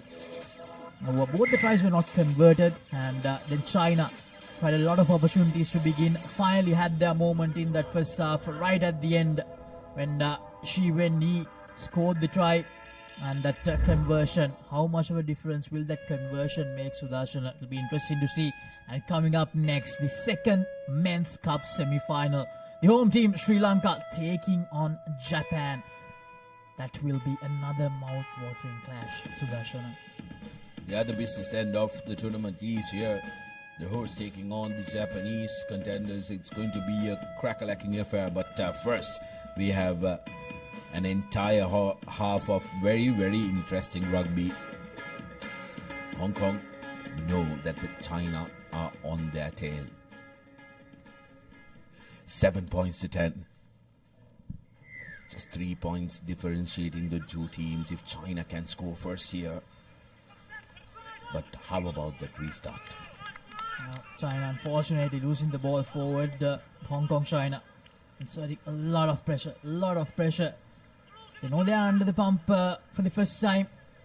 And they'll definitely want to create some sort of a bigger separation here. 3 points won't be enough for them to breathe a little easier. I think what Hong Kong has in their ranks is experience. Most of these players have played in a lot of competitions, so they will believe up until the final whistle they are in with an opportunity to try and dominate this game. Now Hong Kong, China, what a pass, and it will be James Christie who will go over to start the second half in style for Hong Kong, China. Absolutely brilliant from Hong Kong, showcasing all their class.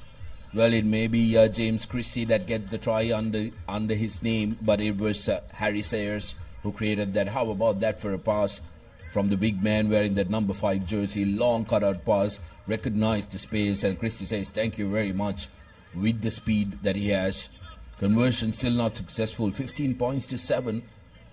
China, though, will believe they're still in striking distance.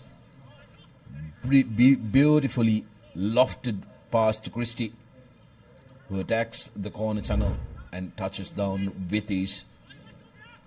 There's the restart, and from the restart straight away, Liam Herbert. Hong Kong, China touching down for the 4th time. Unfortunately for China, they just can't get these restarts right, Sudarshan. Yeah, interesting, because in the morning Sri Lanka used the tactic of kicking deep, and here, while having very tall players, they are struggling with the restarts which are going high and short. So China have to take a long, hard look at receiving the restarts, as Hong Kong now sail away with a comfortable distance, 22 points to 7. Take a look at that. That lift, I thought, was maybe unnecessary, Laxisi, because they didn't have the timing right. Would have been better for one of those players who were in the vicinity to try and collect that ball. And this is the separation that Hong Kong, China wanted to create very early in the second half, and this time goes the other way around, and he loses the ball forward. Had a golden opportunity, and Hong Kong on the attack again. Scored a third back-to-back try in this second half. Penalized to that time, the number 2 for Hong Kong. When, beg your pardon, that was Nardoni.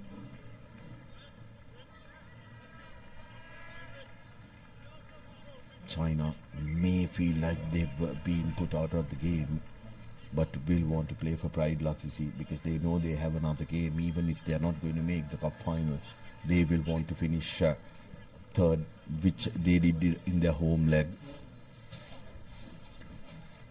Opportunity for Sri Lanka, though, in the next game to finish higher, to secure a finish higher than they have. If they can win the next game, it will be confirmed that they are going to be either 1 or 2, which is going to be a mountainous task. But will need their best foot forward to beat Japan. China trying to pull out something out of the hat here, but it almost looked like Hong Kong, China may have just turned things around, but a knock forward gives China the opportunity. At ruck time, probably needs to be a bit quicker. China now from left to right they go. Gives that long pass out. Tries to just squeeze through the defenders, and it's going to be a knock forward. Loses the ball forward, unfortunately for China. The number 9, Ying Yao Gao. Well, the score of 10 points to 7 now feels like eternity. Well, actually, it was so very close. It was 10 points to 7. But Hong Kong steering away, using all their experience and also being clinical with possession in hand. And those restarts, they absolutely executed to perfection. China's restart troubles, putting them under pressure 2 games in a row. They will want to fix that in a hurry before that third playoff game if the score remains the same.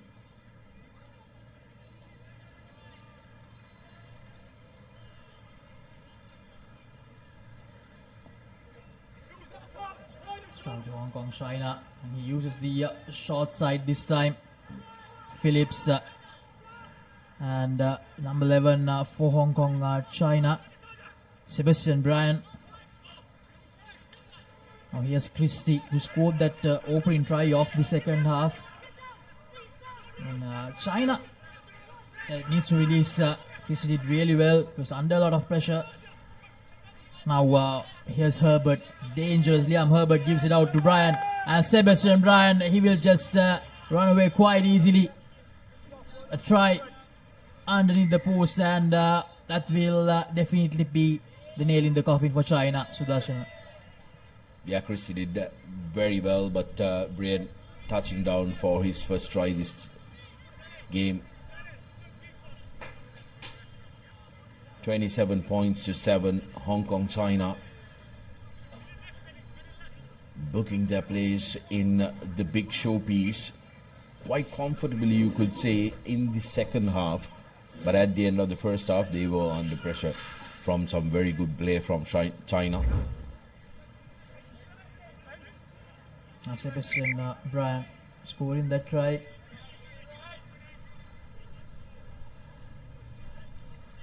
Now Hong Kong, China. Once again, they will end up as the champions or the runner-ups in this leg as well. After winning that first leg quite convincingly, Sudarshan. Now China. This time a lot better.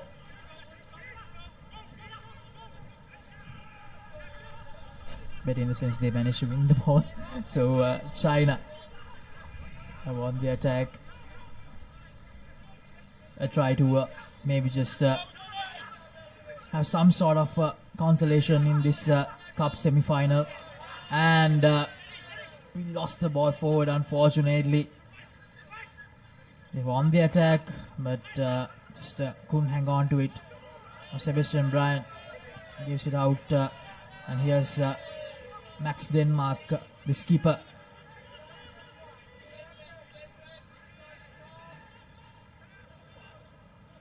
And China again, lead position.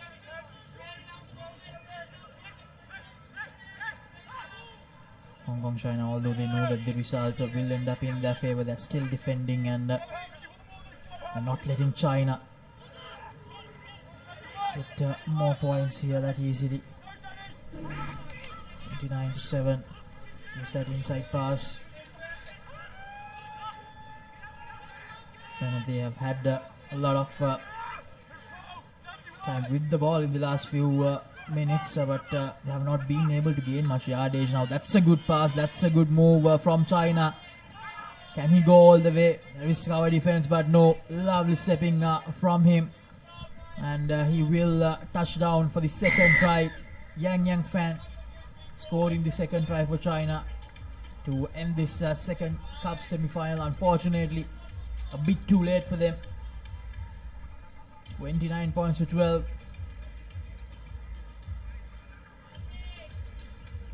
China scoring one consolation try, but Hong Kong, China will be happy with their effort. Despite the early jitters in the first half, they came into the party in the second and have now booked their place in the final and at a shot of being undisputed champions of the series. Laksisi. Another question remains, Sudarshan, who will challenge them? Will it be the home team Sri Lanka or will it be Japan? That's the full-time score confirmation. Hong Kong, China 29, China 12. Coming up next, the big semi-final clash, the second semi-final clash. Now, these are the highlights. This moment was a huge one, Sudarshan, straight away off that first kick of the second half. Christie going over. Sayers was the man who created it, and then Herbert. All restarts that Hong Kong absolutely executed to perfection, and then easy running for Hong Kong once they got China reeling and chasing them. Rain touching down right underneath the post, which really did seal the game for Hong Kong. Up next, the host Sri Lanka taking on the Japanese here at Racecourse semi-final number 2. to find out who will face Hong Kong, China in that all-important final. Going to be a fiercely fought encounter. Japan definitely the favorites, but the local lads will be hoping they can deliver a big upset and a historic moment here at Racecourse. If I'm not wrong, Sri Lanka have never played in a final in this level, in this regional Asian championship, the 7th championship. So it's going to be a big moment for Sri Lanka. Here's Craig Chan from Hong Kong, China, the referee for this all-important second cup semi-final. Here's Srinath Suryabandara with the kickoff. And Sri Lanka with the advantage. Here's Kavindu Pereira, gives it out to Chatura Soisa. Chatura Soisa had a brilliant game against China early in the morning. Akash Madhushankar. Srinath Suryabandara. Anushka Dange, who's actually starting in this encounter. Yanleka Nayaka. Akash Madhushankar. To skipper Kavindu Pereira. Kavindu Pereira tries to find space, unable to do so. Chatura Soisa this time. Ekanayaka. Back to Suryabandara. Yes, Srinath Suryabandara searching for space. Goes for that little grubber kick. Washing the hands of the Japanese skipper. Now it's very important what Sri Lanka do from here. Akash Madhushankar with a thumping tackle. Great defensive work yet again. Taking leave from their performance in the morning, they have realized that the defensive pressure is going to create opportunities for them. And Suryabandar that time going for his boot, but the tackle coming in, isolating the chaser. But take a look at this brilliant, perfect timing. Him rushing up, put the player in two minds, whether to pass or hold on to the ball. And Akash Madhushankar doing brilliantly well. Sri Lanka with a good start. Can they capitalize? Get that all-important first score. Jansen feeds the ball in. Srinath Suryabandara. Sit to Jansen again. Jansen trying to just squeeze through that little space. Shuri access the scrum half. Akash Madhushankar. Akash Madhushankar gives an inside pass to Kavindu Pereira. Diluksha Dange rather. Sri Lanka still in position. Here's Chatura Soisa. Suryabandara back to Jansen. Here's Kavindu Pereira. Kavindu Pereira, the skipper, once again trying to squeeze through but unable to do so. Good defensive work from Japan as well. Chatura Soisa. Spotted a little gap. Here's Jansen. Madhushankar again. Forces a little bit. Akash Madhushankar gives an inside pass once again to Ekanayaka. Ekanayaka slips up a little bit, but the ball still with Sri Lanka. Srinath Suryabandara put under a bit of pressure this time, but still going. Srinath Suryabandara. Akash Madhushankar unfortunately loses the ball forward. Sri Lanka struggling to penetrate that gate line defensively. Japan showing up, and take a look at that counter and the timing. Dange was lucky that he didn't get penalized for his hand on the ground, but that little dink, that's the experience of the Japanese keeper coming through. Scrum in favor of China in a very good position. Japan. Pick up on Japan. Japan with the chance to attack now. And that's good. Brilliant for Sri Lanka, but Japan, not so good for them. They lose the ball forward again. Sri Lanka with another opportunity at the halfway mark. Brilliant scenes. Lovely shot there. Two fans from Sri Lanka and Japan cheering their teams together. Pressure put by Suryabandara, forcing that error coming through. Opportunity for Sri Lanka now. Jansen with the feed. An important scrum in the whole context of the game. Jansen gives offload out to Srinath Suryabandara. Suryabandara trying to find space. Good tackle that time from Japan, and unfortunately penalized for holding on. Now Japan on the move. Akash Madhushankar once again good with the defensive effort. Not the best of passes, and the skipper, the Diluksha Dange rather, the brilliant tackle that time. Searching for options. Japan, the big man, tries to squeeze through, but still the Sri Lankan defensive line holding on strong, and that's brilliant. Once again a turnover. Sri Lanka, they get the penalty. Yeah, it's the defensive work that Sri Lanka are banking on. all of them putting their hands up and making sure that they make the one-on-one tackles. Sri Lanka, though, will want to try and shift this possession to the opposite end of the field. They've been banked up in their own half a little too long, as Soisa carries the ball for Sri Lanka, making it available. Quick ball available for Jansen, who takes a little bit time. Quick penalty awarded for holding on, quickly taken by Japanese. Now Japan, a golden opportunity for them, a gap opening up, but again, brilliant. The ankle tap right on time, and again holding on, brilliantly done by Srinath Suryabandara. He takes it quickly. He looks at Dange with a brilliant tackle. Now here's Akash Madhushanga. Akash Madhushanga fends off that Japanese tackler. Gives the pass out. Here's Diluk Shadange. He needs support. The support arrives in the form of Akash Madhushanga. Srinath Suryabandara to Chatura Soisa. Chatura Soisa to Heshan Jansen. Jansen gives it out to the skipper, Kavindu Pereira. Kavindu Pereira steps away, and Kavindu Pereira, he will touch down for the try. The first try in the second semi-final, and the home team, they get the job done, and it's the skipper, Kavindu Pereira. What a time to score his first try in this second leg, Sudarshana. Yeah, captain comes on to the party when it's absolutely important to offer him first try of the leg and first try of the game. This first score is always going to be important. Can Sri Lanka hold on to it and also try and double it before half time? We will have to wait and see with just seconds remaining. But Japan will be shaking their head because they had an opportunity, but the counter from it. Ishan Jansen that time really boshing the kick. 5 points to nil is the score. The host will be the happier lot. Take a look at the replay. Surya Bandara spreading it out wide. Good work was done by Jansen, straightening things up, and that pass to Kavindu Pereira, who is an out-and-out winger, cuts back inside, easy as you like.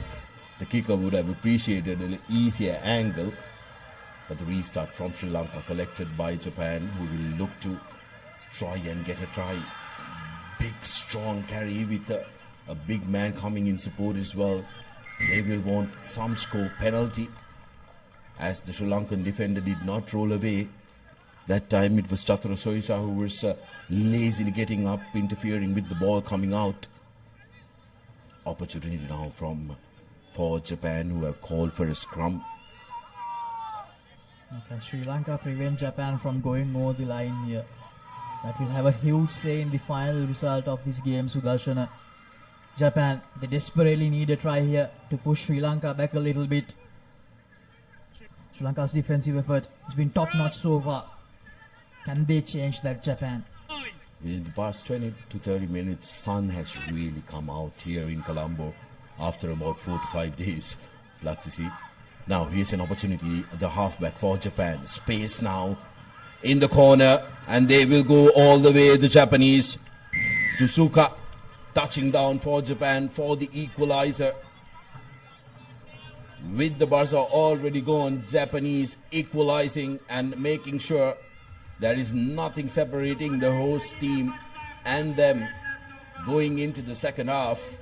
They can start afresh. Can they go into the lead with the conversion to come? But it was a very well executed move. That's why they wanted to go for the scrum. Luckily, everybody knew what was coming, and the halfback really making work difficult. Good attempt, but doesn't find the direction, Japan. So the scores will remain at 5 points all at half time, and all to play for in the second.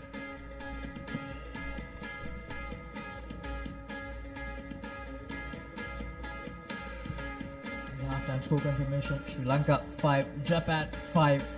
Nothing there to separate the two sides. We'll be back with the second half action. Don't go anywhere.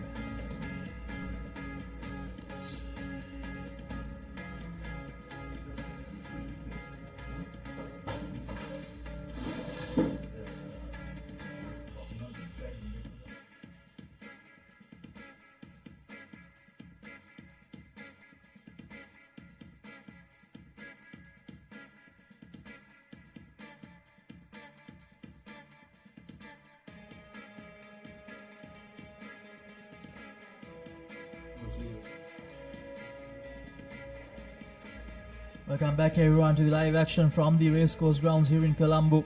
The second men's cup semi-final encounter between the home team Sri Lanka and China. At the halftime break, it's 5-all, nothing to separate the two sides. Can Japan make sure that they get the job done here? Will they book another date in the finals against Hong Kong, China? Or will Hong Kong, China face a new frontier in Sri Lanka? Here's that first try. Opening try for Sri Lanka, just seconds away from half-time. Kavindu Pereira cutting back inside, touching down for the host nation. They would have thought they can go into lemons with the lead, but China with a beautiful play. Soko touching down. Japan rather with a beautiful move, touching down and equalizing. 5 points all to play for in this second half as the dignitaries look on with anticipation. Japan with the restart. And Sri Lanka do well in that restart, almost lost it forward, and the tackler not rolling away. Sri Lanka with the advantage straight away. Diluksha Dange. Here's Akash Madhushankar. It's an inside pass out to Heshan Jansen. Heshan Jansen with that long pass to Dinal Lekanayaka. Dinal Lekanayaka. Dinal Lekanayaka goes to the rubber. The chase is on. Can Dinal Lekanayaka get it done? Here's Diluksha Dange. Diluksha Dange needs to make the collection. And the Japanese player had no option to kick it out. It will be a 5-meter scrum.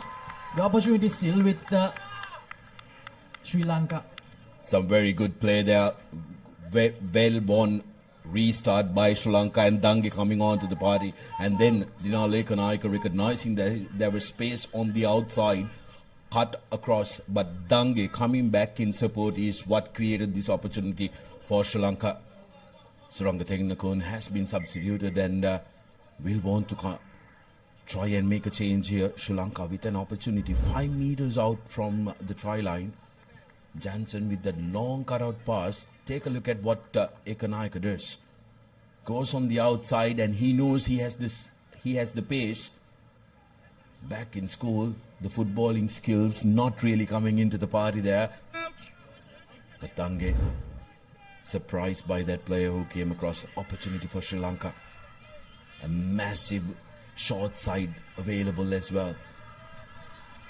Yes, Kavindu Pereira. Kavindu Pereira needs a support here. Support arrives. Tennakon to Akash Madhushankar. Akash Madhushankar gives that out to Chatura Soisa. Chatura Soisa will be tackled and he uses the short side. Diluksha Dange, and Dange, he will go over for the second try in this cup semi-final. 10 points to 5. Sri Lanka back in the lead just like that. Good work by the Sri Lankan side. Akash Madhushankar, I thought, was a little delayed delivering that cutout pass. But brilliant work from Diluksha Dange, recognizing that short side isn't flanked by the Japanese. Very often steps back inside. Opportunity for Suranga to add in 2 points. Makes good contact. And it's through. 12 points to 5. Sri Lanka increased their lead to 7 points. Much to the appreciation of all the supporters here. Take a look at this. Dange recognizes that there is no one. Inside step. Thank you. And big carry by the young lad who has returned to the national colours. Diluksha Dange, he can produce that physical ability for Sri Lanka as well. Now Sri Lanka once again going deep with the restart. Needs to make sure that they connect those tackles. Gayan Pereira with the chase. Suranga Tennakon with a lovely tackle. Sri Lanka, they need to recover here.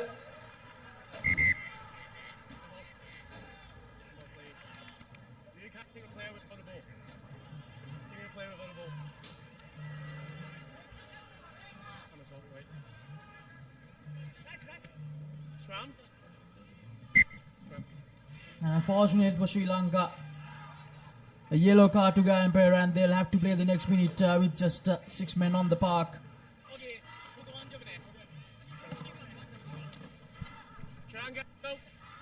Sri Lanka under the pump now.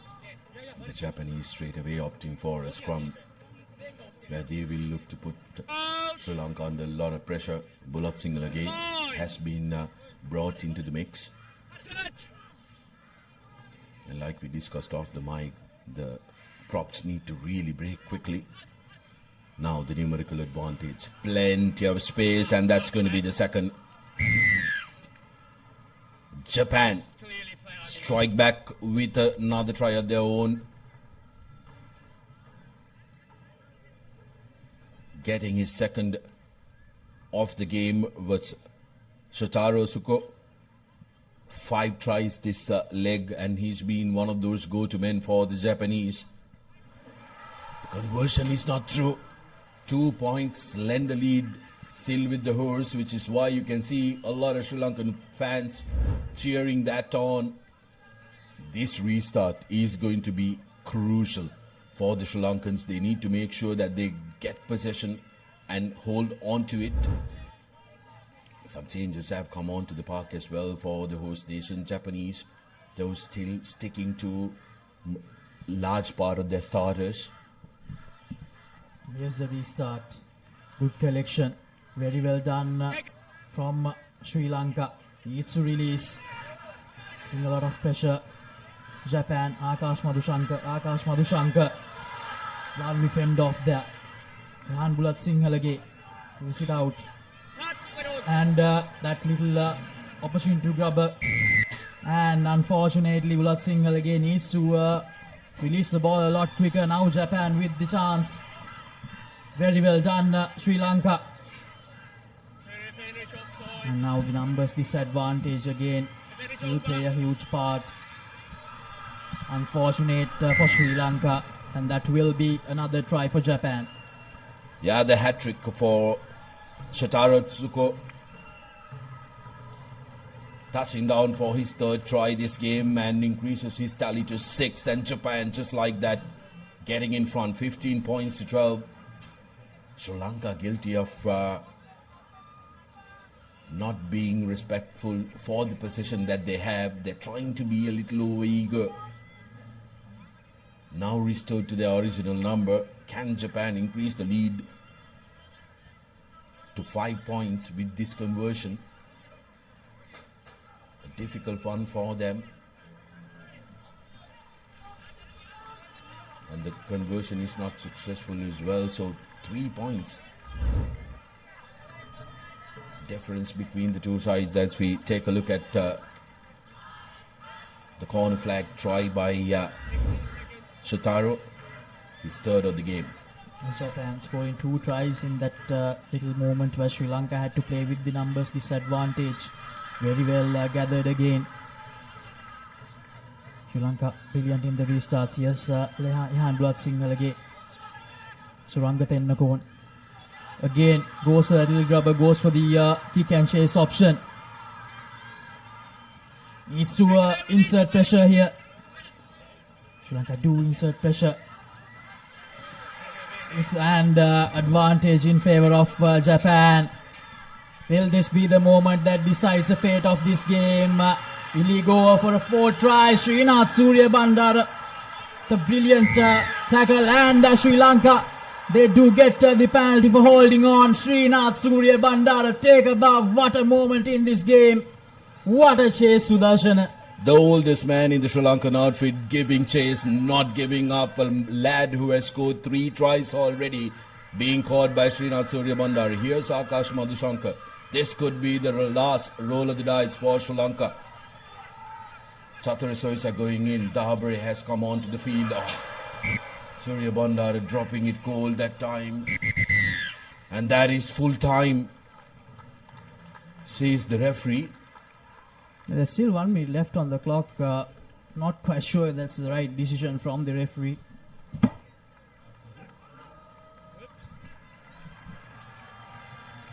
One minute left on our clock, and full time comes suddenly as Japan. It won't even go off, Sudarshan. That's a big problem.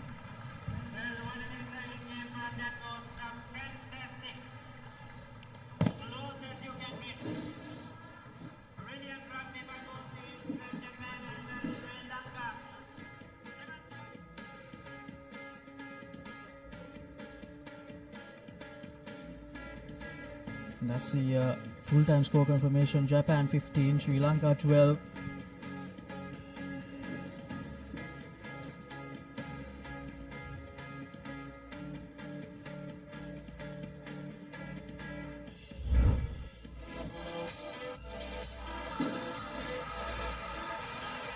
And these are the highlights. Tiluk Shadange.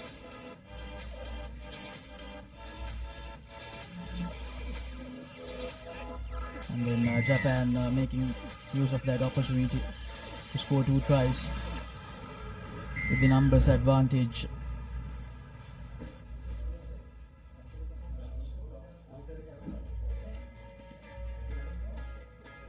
So the next game is between Indonesia and Sri Lanka.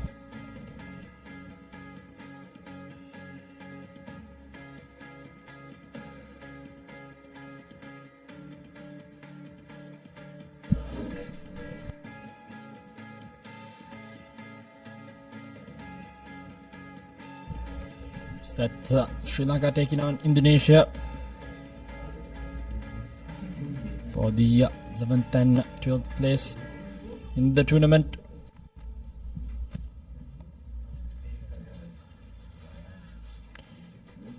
So quite a brilliant finish to that second cup semi-final.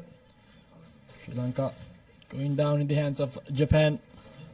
So it will be the cup finals in the men's division. Hong Kong, China versus Japan.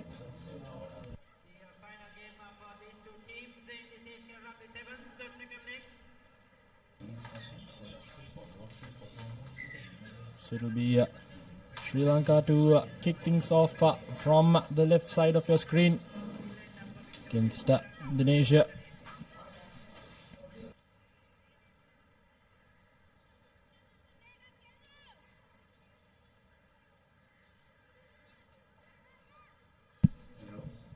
Sri Lanka side, final game for them.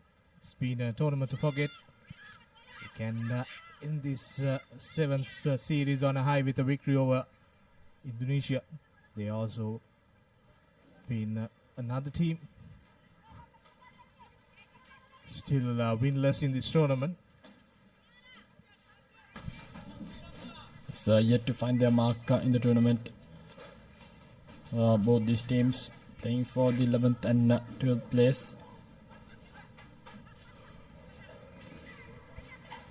Now Indonesia with position inside their own half.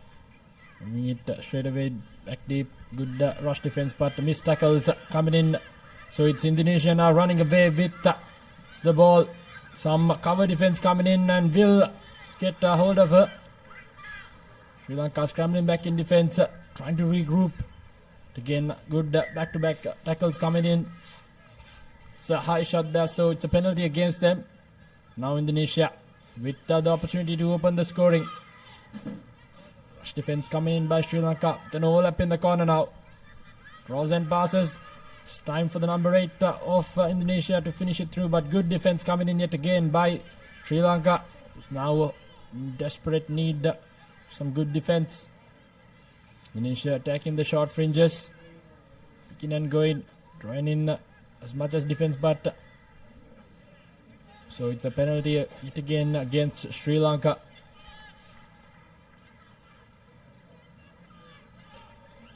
Indonesia now inside the 22 meter, right outside the 5 meter line of Sri Lanka, desperately trying to defend their lines. Indonesia trying to draw and pass, now inside the 5 meter line, trying to attack in those linear gaps, and they have gone over for the first try of this encounter. It's a great start for Indonesia, finding their mark with a try early on. Sri Lanka needs to come back strong. Just conceding in the first 2 minutes.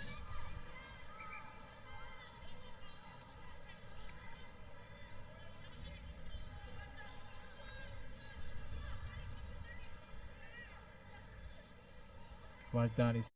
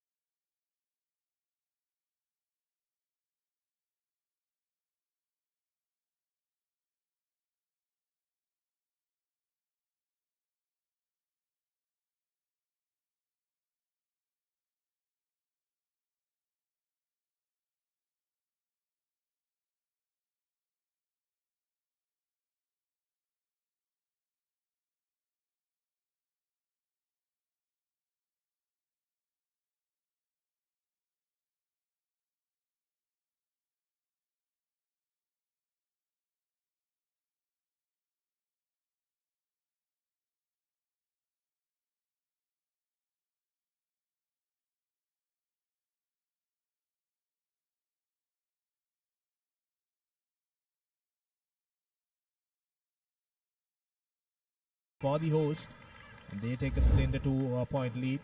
This is a replay of that Vijay Tilaka running around that last Indonesian defender, easily going over to score the first try. Yeah, she spotted the gap quite brilliantly. Now an important restart for both these two teams. Indonesia, 2 points deficit for them. Good collection there. Kind of applying pressure. Coming up in defense. Very well marked tackle yet again. But unfortunately a bit too high for the referee's liking. No. To be a penalty now. Taken the tap. Trying to barge her way through. Just the number one. It's the offload. Almost lost position of the ball. In fact, it's a penalty now for Sri Lanka. Taken quickly by number 7, Charanlinage, who will draw and pass and give it to the try scorer. She will go over for her second. Brilliant stuff by Sri Lanka. Pouncing on their opportunity with absolute ease.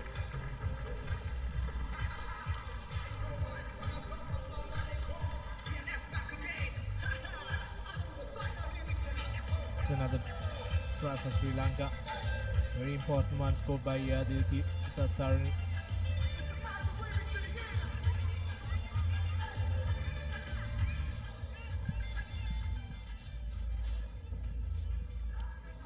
The conversion is good also, so the score will go on to 14 points. See a replay of that draw and pass by Charanlinage, and easily finishing off by the number 6 Dilki Satsarani. So Sri Lanka come back strong after the two after giving away an early try. They've got 2 converted tries to their tally now 14-5. We are in the last few minutes of the first half. Did manage to get the ball from that restart, but turned over well by Indonesia. Is now trying to get out of their own 22. As the 12, about 9-point deficit as well.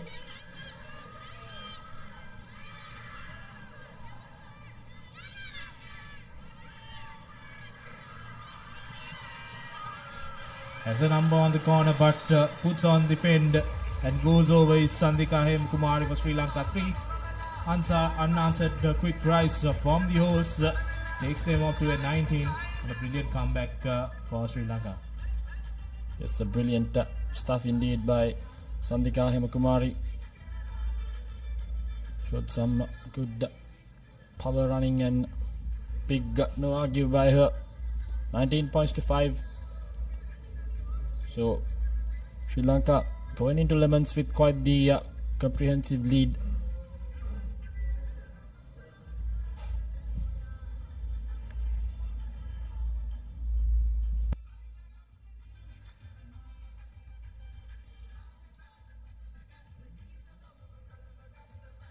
Conversion is not successful, so the score will remain at 90-5 as we head into half time. Brilliant comeback from Sri Lanka. The half-time confirmation: Indonesia 5, Sri Lanka 19. And we'll come back with the second half action.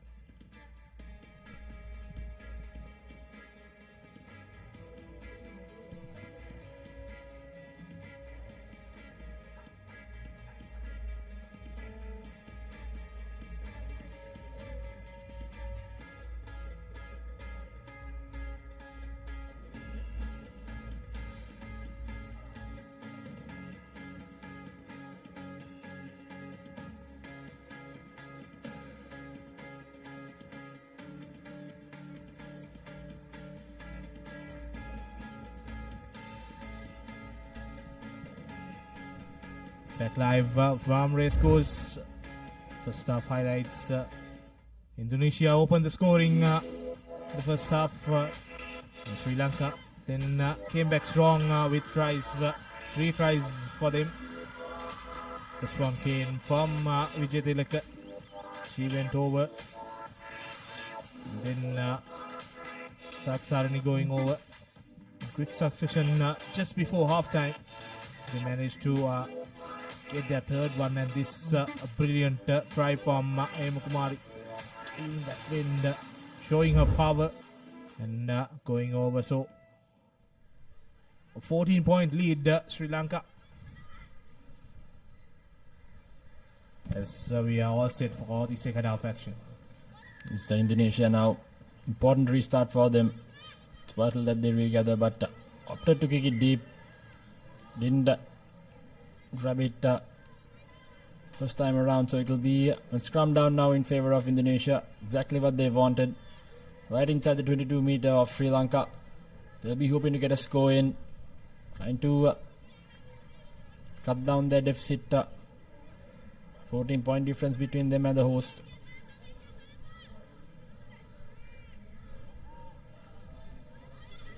Here we go. Indonesia now trying to create some space in the far corner. Does the number 8 with ease, just burns past the defense. Straight away goes over for the try. So good comeback from Indonesia in this second half.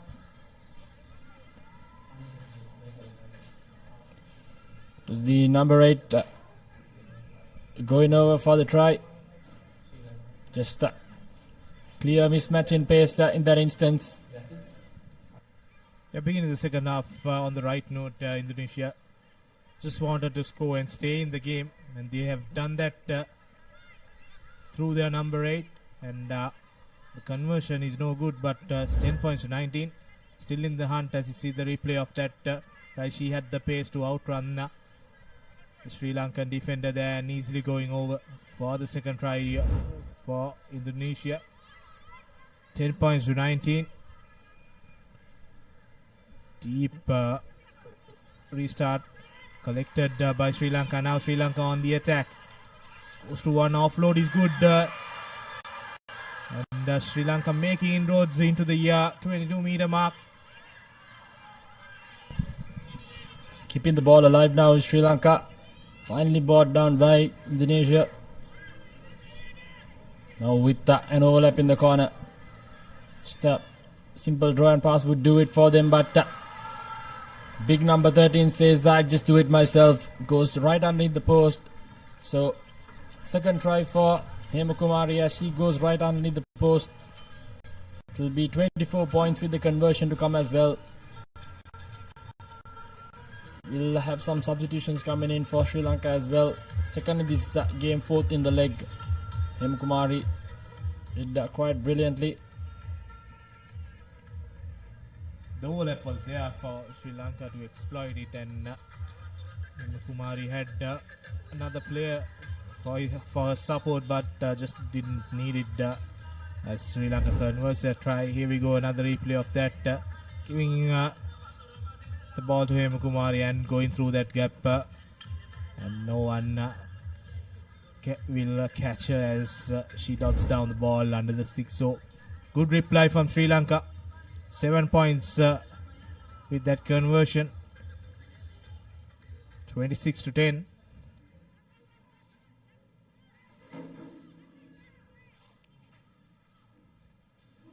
Restart collected by Indonesia and makes that fumble with the tackle. Sri Lanka now playing with advantage. Goes to the corner, cuts back in and goes over for the second try. Sri Lanka, for that's Dilkisa Tsarni, goes over for her second, and Sri Lanka continue to pile on the points. Just quite the dominating performance in the second half as well from Sri Lanka, pouncing on that loose ball. Can Indonesia pay for their mistakes with dividends, with the conversion to come as well? Sri Lanka secured that 11th place in the tournament. So with the conversion to come as well, unsuccessful, but nevertheless Sri Lanka quite the comprehensive lead now. The few minutes left here on the clock as well.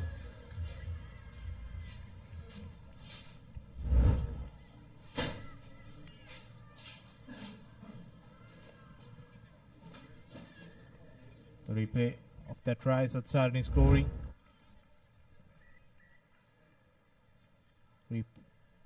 Conceded earlier on, but came back strongly in the first half, and same pattern continuing in the second half as well. 10 points to 31, commanding win for Sri Lanka. 2 more minutes more for them to end this tournament on a high. They were 9th in China, but this time have to settle in 11th place after that narrow defeat for Malaysia.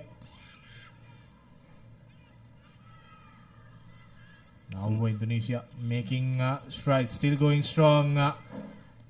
She's brought down near the 40-meter mark. Sri Lanka trying to make a counter-attack, but no good, and she's isolated with 3 Sri Lankan defenders, but still they managed to take the ball out. And now there was 3 against 2, and Indonesia comes back with a scrum as Sri Lanka makes a knock forward in that ruck.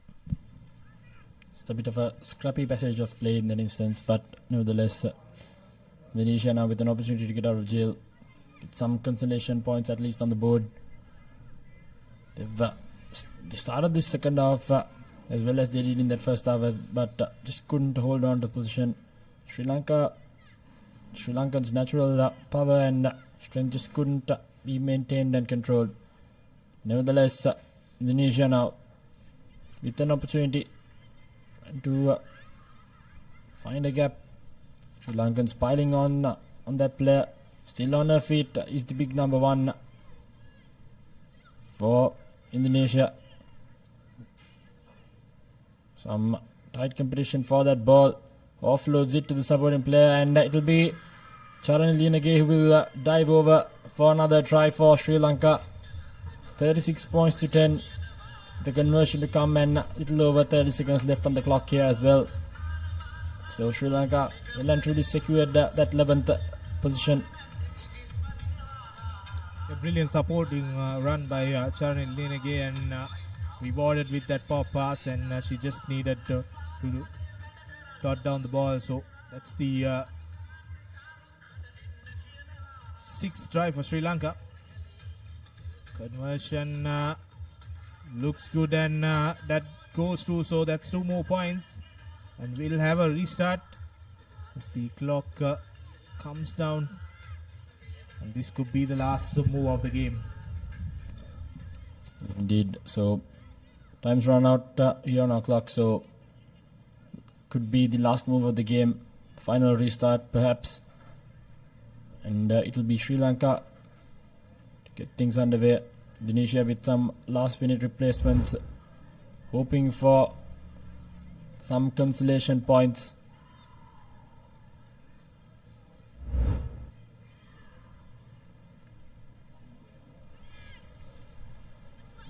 Here we go. Restart gathered cleanly. Trying to find some space. Build that fast play. Indonesia now. The ball to that to their number one. Wayward pass, not the ideal stuff. Gives that offload. Space on the outside. Just have to beat the defender. Some desperate defense coming in from Sri Lanka in the lateral areas of the ground. Good counter-attacking, but not from coming in from the side, says the referee. So a penalty for Indonesia taken quickly. Drops it goal, so it will be the final whistle and the final move of the game. Sri Lanka winning this 38 points to 10, securing 38 points to 10 victory. And final game for them as well. And now it's that's the full-time confirmation. Indonesia 10 points, Sri Lanka 38. And, a win at the last game for the hosts. The expected position to win, but we'll take some positives out of this tournament and improve their game going forward as we see the highlights of the second half. Indonesia, as they lead in the first, opened the scoring, and then Sri Lanka came back strongly. And from there onwards, there was no stopping Sri Lanka. They went on to score 3 tries in the second half. Beautiful cutback in try from Diliki. And to end the game, Charnilianage going over for the last try for Sri Lanka.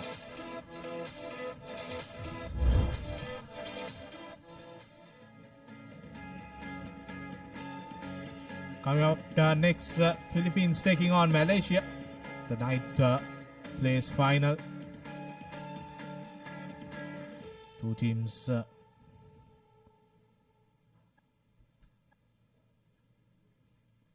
who won the semi-finals of this ninth place. The two teams, Philippines and Malaysia.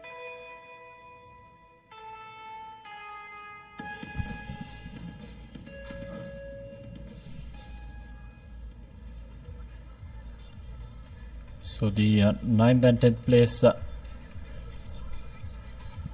they're off, and it's Shankar Bekun to officiate this game.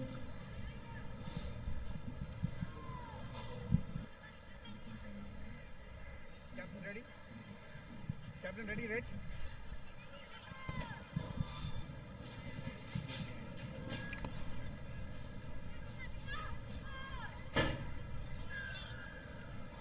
So we're moments away from kicking things off. Philippines not finding 10 meters in that kickoff, so it will be a free kick straight away for Malaysia. Good opportunity for them. They can quickly and to find some space there in the corner. Found the overlap, couldn't give the pass away. Now Philippines now came in from winning the penalty as well. Taken quickly.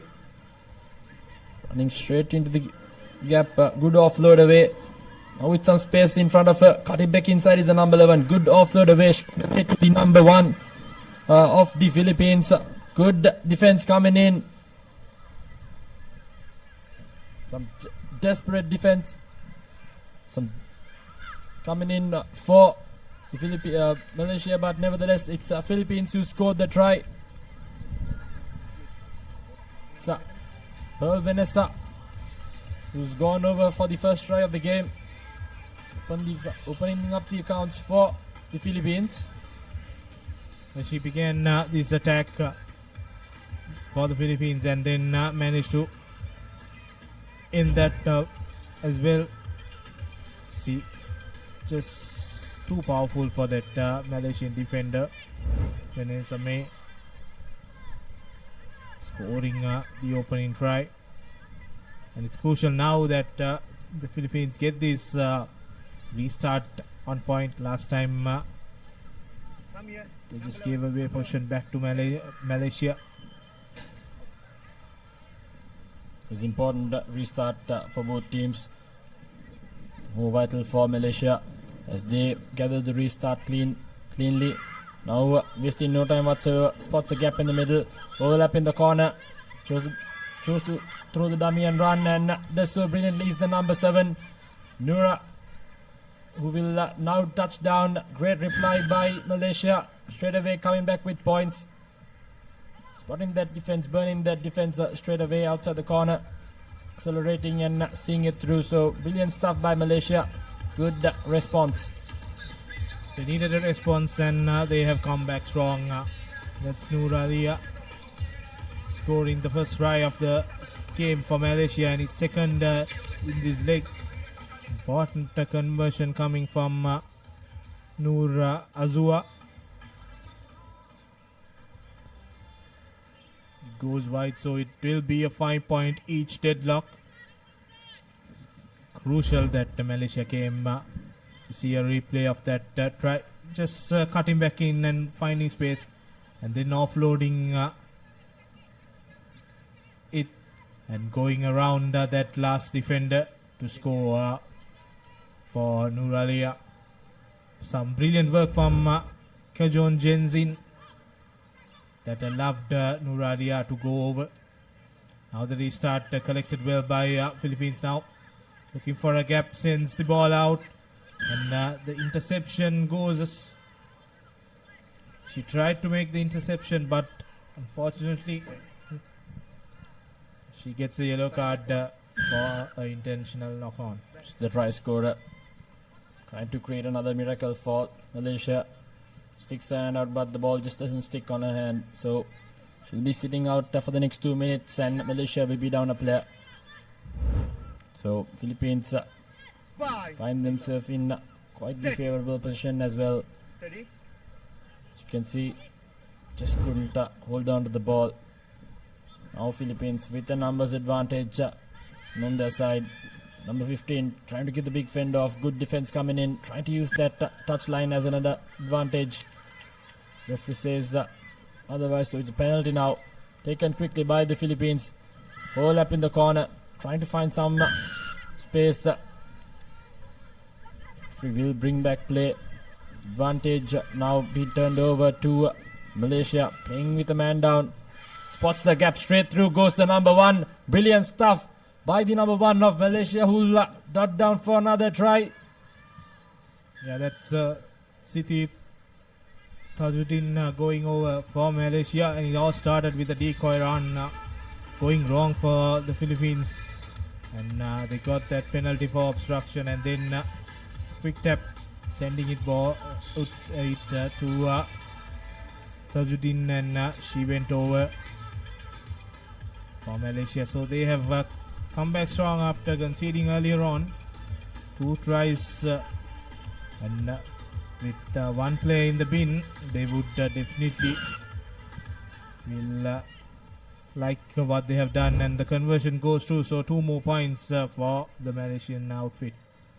Just being a player down as well, not giving up, showing that grit and brilliant finish whatsoever by them, and to give it up to them, and finding that gap straight through, creeping past and making a full advantage of the opponent's mistake, the Malaysian team.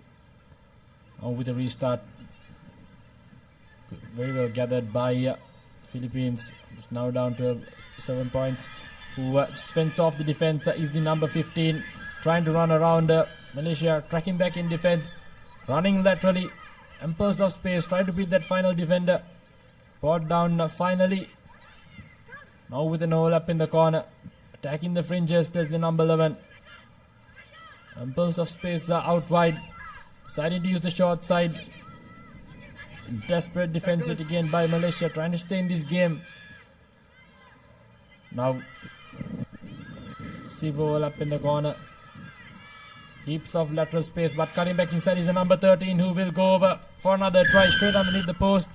Does the Lauren of the Philippines cutting back that deficit. It's just a 2-point difference with the conversion to come as well. 30 seconds left on the clock.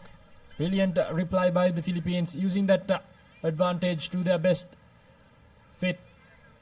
Here we go, the conversion now goes through, so it's a stalemate. 12 points all, as we just have a couple of seconds here left on the clock. It's a brilliant move started by the number 15 Vanessa, and now easily sending the ball towards Lorien, and she just cuts back in and goes through that gap to go over under the post, and she added the conversion herself also. So we have a deadlock at 12 all again now. Malaysia. High tackle spotted quickly there by the referee, and then when she tries to evade that defender, fumbles the ball. So that will be half time in this 9th place final. It's been a close tussle so far. 2 tries each with 1 conversion. And the teams will look to continue this momentum going in to the second half.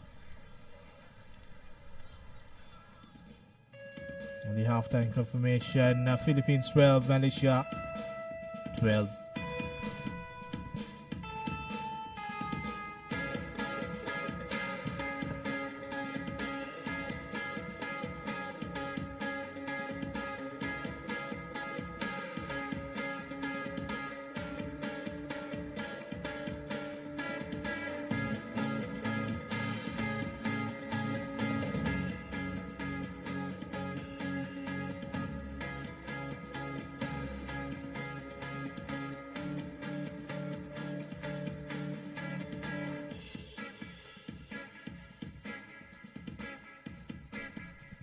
Back live from Racecourse.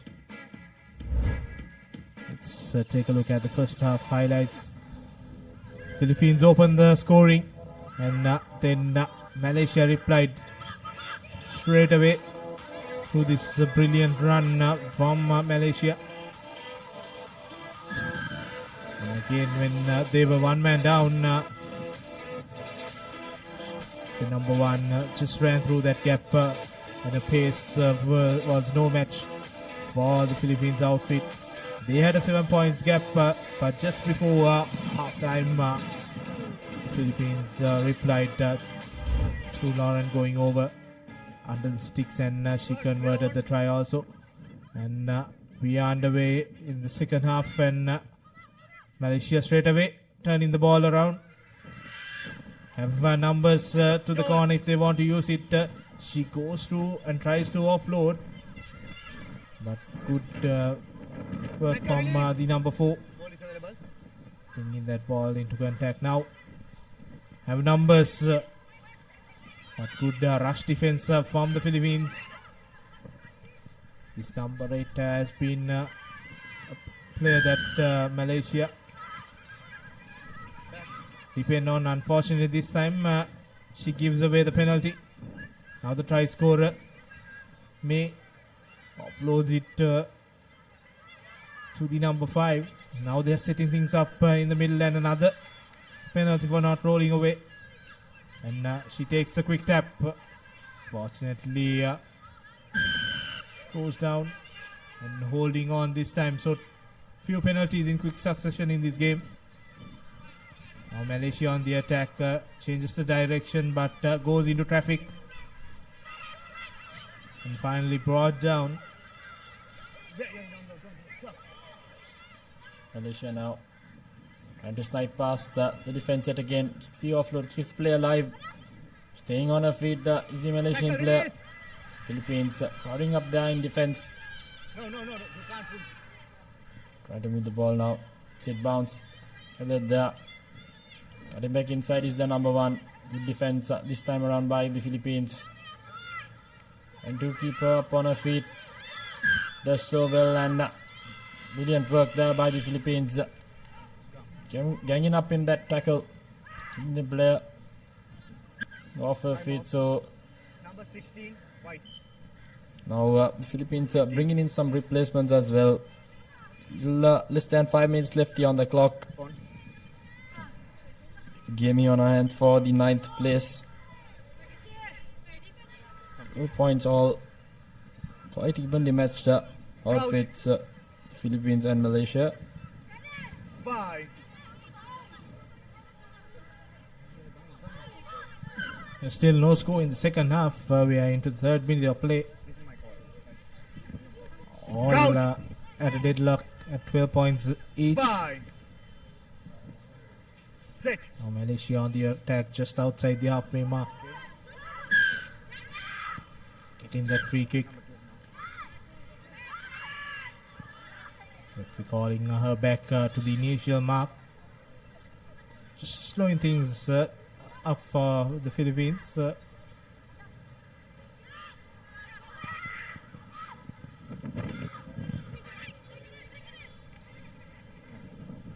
Playing in close quarters now, needs to spread this ball wide, but the number 13 decides to cut back in. That's Lorian, the try scorer. So Malaysia with some good defense now, with some space there in the far corner. Cutting back inside, trying to push her into the touchline. 3 players now getting up there. She manages to stay inside play. Coming up in defense does the Malaysians. Trying to offload. Good no-look pass. Still alive. So now the Philippines breaking past the first tackle. Desperate defense coming in by Malaysia. And Philippines have come up there with the position of the ball. So brilliant stuff. Penalty now in fact. Taken quickly by Malaysia. So the referee will bring back play because it wasn't taken from the correct mark. But nevertheless, some good defense coming in by Malaysia. Time off. A little over 3 minutes left here on the clock as well. Yeah, that's some brilliant work there by the Malaysian number 8 Noor Azua scored a try, and you see another replay. Put in that desperate tackle, and then Sitin Sadujin turning the ball over. And we did not have any advantage, so if we wanted to bring back play. Seems like there seems to be a slight injury concern there for number 1 of Malaysia. Seems like a small ankle roll. Nevertheless, time's being turned back on, so it'll be a scrum down now. Inside the 22 meter, Malaysia opted to run. So just less than 3 minutes left here on the clock here as well. Both teams stalemate of just 12 points each. It's a free kick now for Malaysia, taken quickly. Taking the spaces now, finds herself in a good gap. Accelerates straight past through her defense. No one is gonna come cover, stop her, so she'll go over for the try. That's the number 7 for Malaysia. Brilliant stuff yet again by Nuralia. Second try in this game has been the difference between her team and the opponents. Brilliant stuff. Second in this match, third in the leg, so she showed up when her team needed it the most. Just over 2 minutes left here on the clock. Spotted that gap brilliantly. Quite identical to the first try she scored as well. Good acceleration and finish. The conversion successful as well. So 19 points, 12. Yeah, there we go, a replay of the try from Nuralia. Conversion went in, so that's a very important 2 points for Malaysia. So they get their lead back of 7 points. And just 95 seconds remaining in the clock. And the restart is crucial. Heavy kick, no one is there to collect it. The Philippines will have a line out. The Philippines are now chasing the game with somewhere around 70 seconds left on the clock as well. We're hoping to at least get a converted try and draw the game and force in an extra time game. Here we go. And traveling the 5 meters. Nevertheless, Malaysia now with position. Good counter rock coming in there by Malaysia. Free kick awarded for them, taken quickly. Now with an all up in the corner. Will she replicate another try? This time around gives it back, cutting back inside. Good defense coming in by Philippines. Trying to hold on. Concedes another penalty as well and barges her way through. Is the number 6 for Malaysia. Brilliant stuff, and seems like they've secured this game with his Nur Iza, who is the lady who has gone over for the try. First in the game, third in the leg. So Malaysia has just secured that 9th position in this overall points table for Malaysia. Brilliant performance by them. Capitalized on every single mistake the Philippines made. And they've walked away with quite the comprehensive victory. 24 points to with the conversion to come as well. Unsuccessful, but nevertheless. So the 9th place winner is Team Malaysia, 24 points to 12. Brilliant performance by them.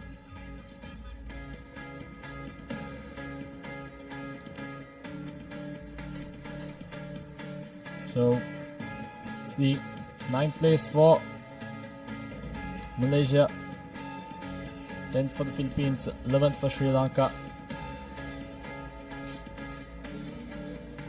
Brilliant overall performance by Malaysia yet again. Some good sniping runs, good flurry of finishes.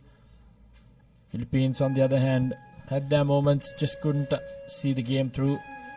So very well managed and finished game by Malaysia in that instance. And we'll have a change in voices as Rishwan Pereira and Tanveer Hassan comes over.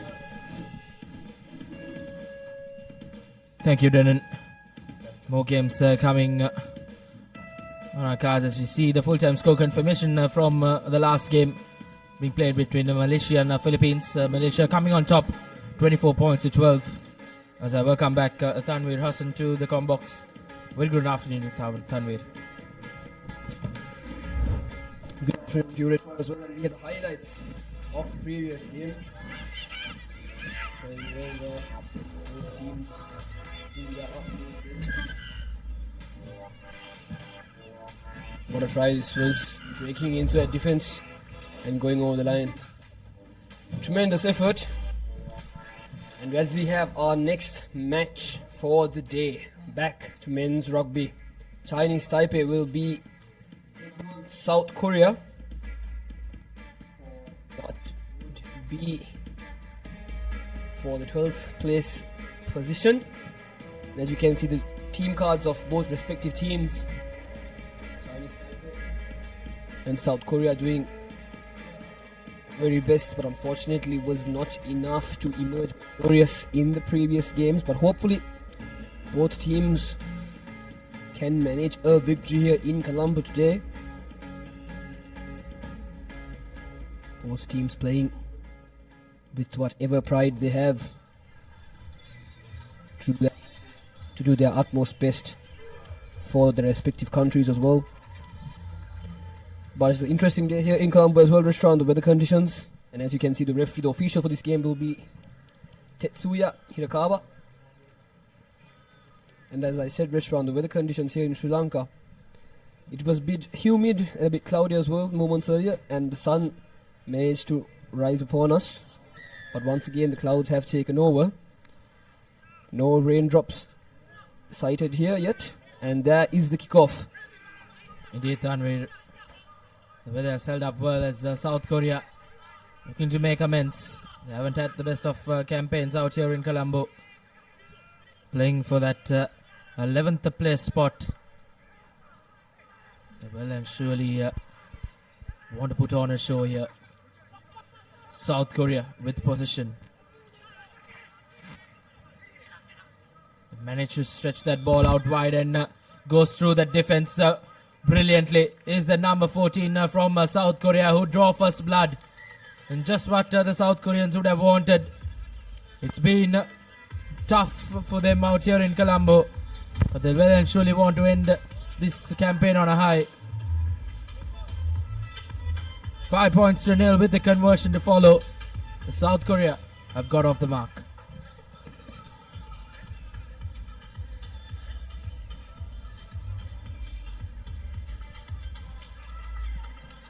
And converted cleanly. Converted cleanly for South Korea. So they will be leading by 7 points. And here is that try from the corner. Steps back in. Beats the defender. And makes his way right under the post to make the kick taker. Converted cleanly as well. So South Korea will be leading in this game. 7 points to nil against Chinese Taipei. Well collected from the kickoff. But unfortunately, not being able to keep it at hand. Chinese Taipei now doing whatever they can to keep the ball in position. Right now they are in the attacking position. Number 7 to the number 4. Sends it wide to the corner, but unfortunately number 8 of Chinese Taipei not being able to control the ball in his hands. The referee has made a decision. Will it be a knock-on? Yes, it will. A little weird bounce in the end, and here we have the coaching staff and the bench, the substitutions of the South Korean team as well. Interesting game of rugby played here, Rishwan, today. Indeed, surely all games have been good affairs. Now once again South Korea manages to keep hold of position. Almost fumbling that ball, but done well. Now the South Koreans now. And once again the number 14 cuts back in and he goes through the defense of this Chinese Taipei outfit. And that's South Korea who get back-to-back tries in quick time and will put the Chinese Taipei under a lot of pressure. Definitely, Rashwan, if I am not mistaken, that was Yoon Tae Kwang to score the first and second try for his country. Now South Korea will be leading by 12, hoping for this conversion to convert, but unfortunately the accuracy of it wasn't really best that he would have wanted. But nevertheless, South Korea lead this game 12 points to 0. As you see, the tremendous effort from the number 14 Huang once again cutting back in and going over the line to score the second try of this game. So South Korea will kick things off once again, this time switching directions, going for that contestable kick. Could have easily taken it, but Chinese Taipei have knocked it on. So South Korea once again will be playing with advantage. The number 3 offloads it to the number 10, back to the number 6. From one corner, working it out to the other. Can the number 3 go over the line for another try? Yes, he does it. Back-to-back tries for this team. They will be very, very happy with this performance. What a way.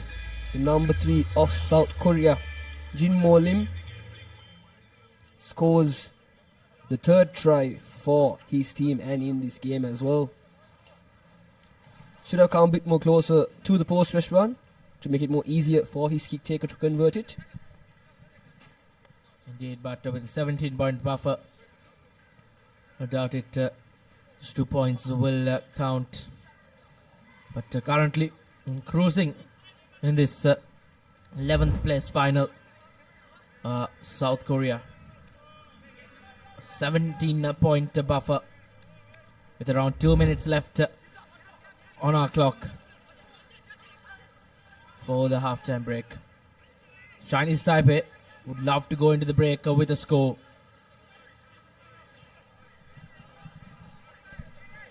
Definitely Reshwan, Chinese Taipei now in the attacking position, something we haven't seen yet in this game.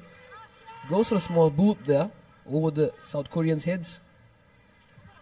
He thought the ball will bounce back to his position, but unfortunately it bounces the other way that he expected. So South Korea once again in the attack. But a little fumble there. Not sure exactly what happened, but it seems that South Korea has knocked the ball on. So once again Chinese Taipei in the attacking position, right on the 40-meter line. They will be very happy with this outcome, and they will also want to score before the halftime whistle is blown. Conceding the lead is 17-0 currently. They want to at least score a few points before the halftime.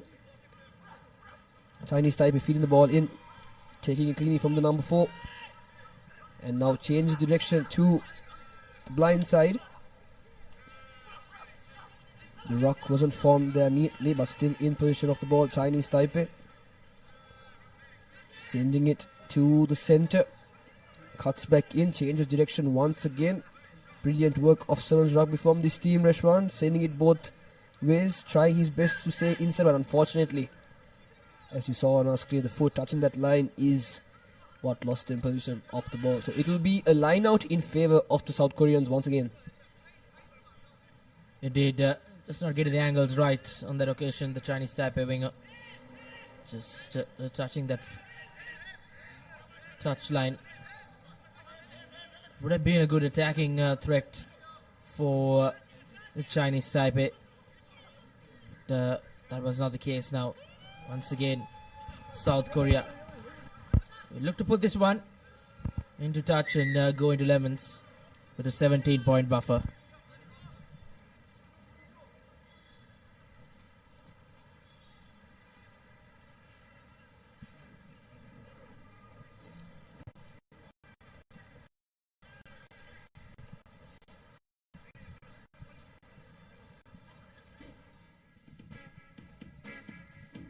It's been a tough 7 minutes for Chinese Taipei, but South Korea have really played well. 17-0 reached the score at halftime.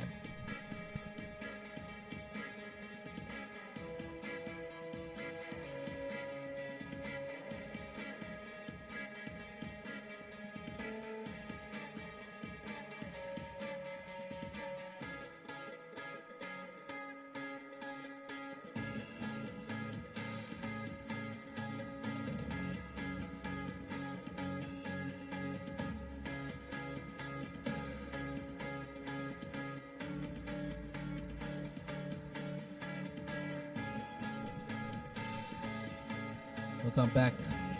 It's going to be an important second half coming up for Chinese Taipei if they are to come back into this. They'll have to start off well. So as long as South Korea are concerned, things have gone their way in this 11th place final. Got off in the right foot. Went over in quick time. 2 tries from the number 14 from South Korea.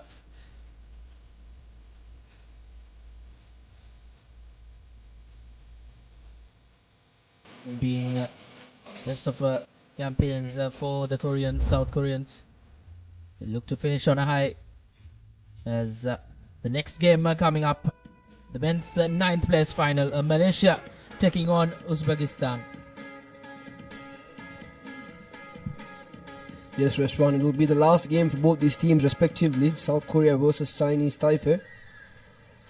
The winner will finish this tournament in the 11th place position, and the loser will be finishing on the 12th place position. So both teams will want the victory to come on top in the leaderboard.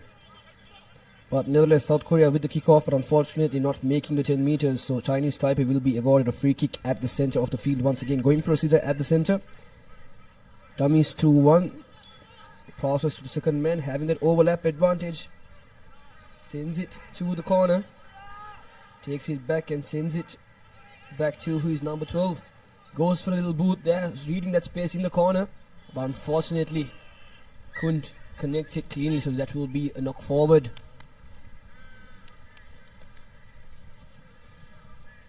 He just tapped his hand, is what the referee is saying, but unfortunately for the attacking team, Chinese Taipei doing well at that moment with that boot as well, spotting that space in the corner restaurant for his wing 3 and his centre to collect, but unfortunately a little wet fingers, buttery fingers is what lost them the ball. So South Korea will be very happy with that outcome. Having a scrum in their danger zone, they will want to run it forward or maybe kick it to the back once again. Let's see what they have in store for us. Going to the corner is the previous try scored, number 14, now beating 2 defenders. Just one more man to beat. Can he make it all the way? Cutting in, running in crisscross. Doing his best, and has he made it over the line? Yes, he does it once again. His 3rd try in this game restaurant. Tremendous, tremendous effort from the South Korean player. Indeed, hat-trick of tries in an important game for them. He scored 4 tries in the leg, and 3 have come in this game against Chinese Taipei. And surely it's South Korea who will finish 11th, and Philippines will finish in the 12th position of the Asia Rugby Emirates 7 series down here in Colombo. Conversion doesn't go through, but a 22-point cushion will be enough for South Korea to see you off in the next 4.5 minutes.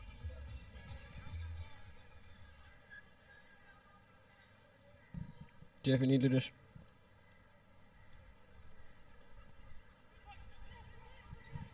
South Korea once again with the kickoff.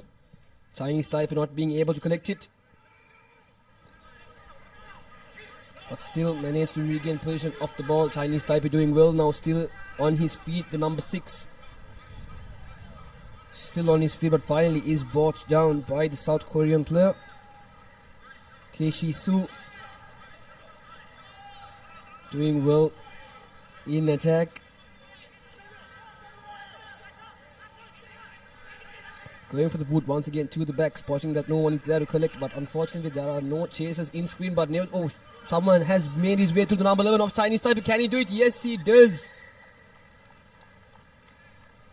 Is the grounding clean though? The referee will just want to see with the TMO.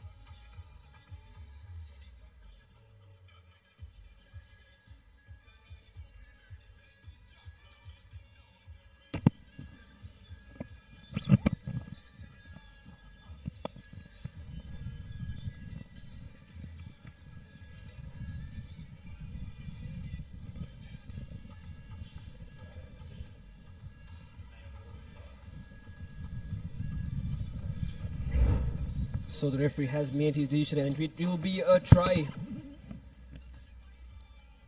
Clear grounding, says the referee from the TMO. So Chinese Taipei, from the courtesy of their player, have scored their first try in this game. So they will have 5 points to their name following their conversion. Have they missed it? Yes, they have, unfortunately. But nevertheless, now 5 points to 22. Switching the time back on. South Korea 22 to Chinese Taipei's 5. So Chinese Taipei will restart proceedings once again. Kicking it deep this time inside their 22. The South Korean team trying to do their best to drop back for support. Forming in a flat line this time, not forming deep enough. So Chinese Taipei doing well to defense, making it easy for them as well. Will that be a penalty? Yes, it has been. Holding on is the call from the referee. Chinese Taipei taking a quick tap there, but it unfortunately was at the wrong mark. So this time they will kick to touch. Right inside the 22 restaurant.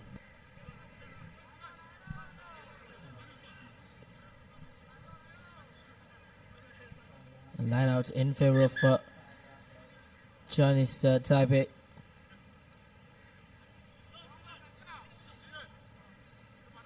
South Korea, more happier bunch. 22 points to 5. Probably will be untouchable from here on. There's a line out. Good from Chinese Taipei. Don't see this in a game of sevens rugby quite often. But still, gaining some meters and conceding a penalty. Chinese Taipei. South Korea have really done well to turn over things. And an opportunity for them to just get out of jail.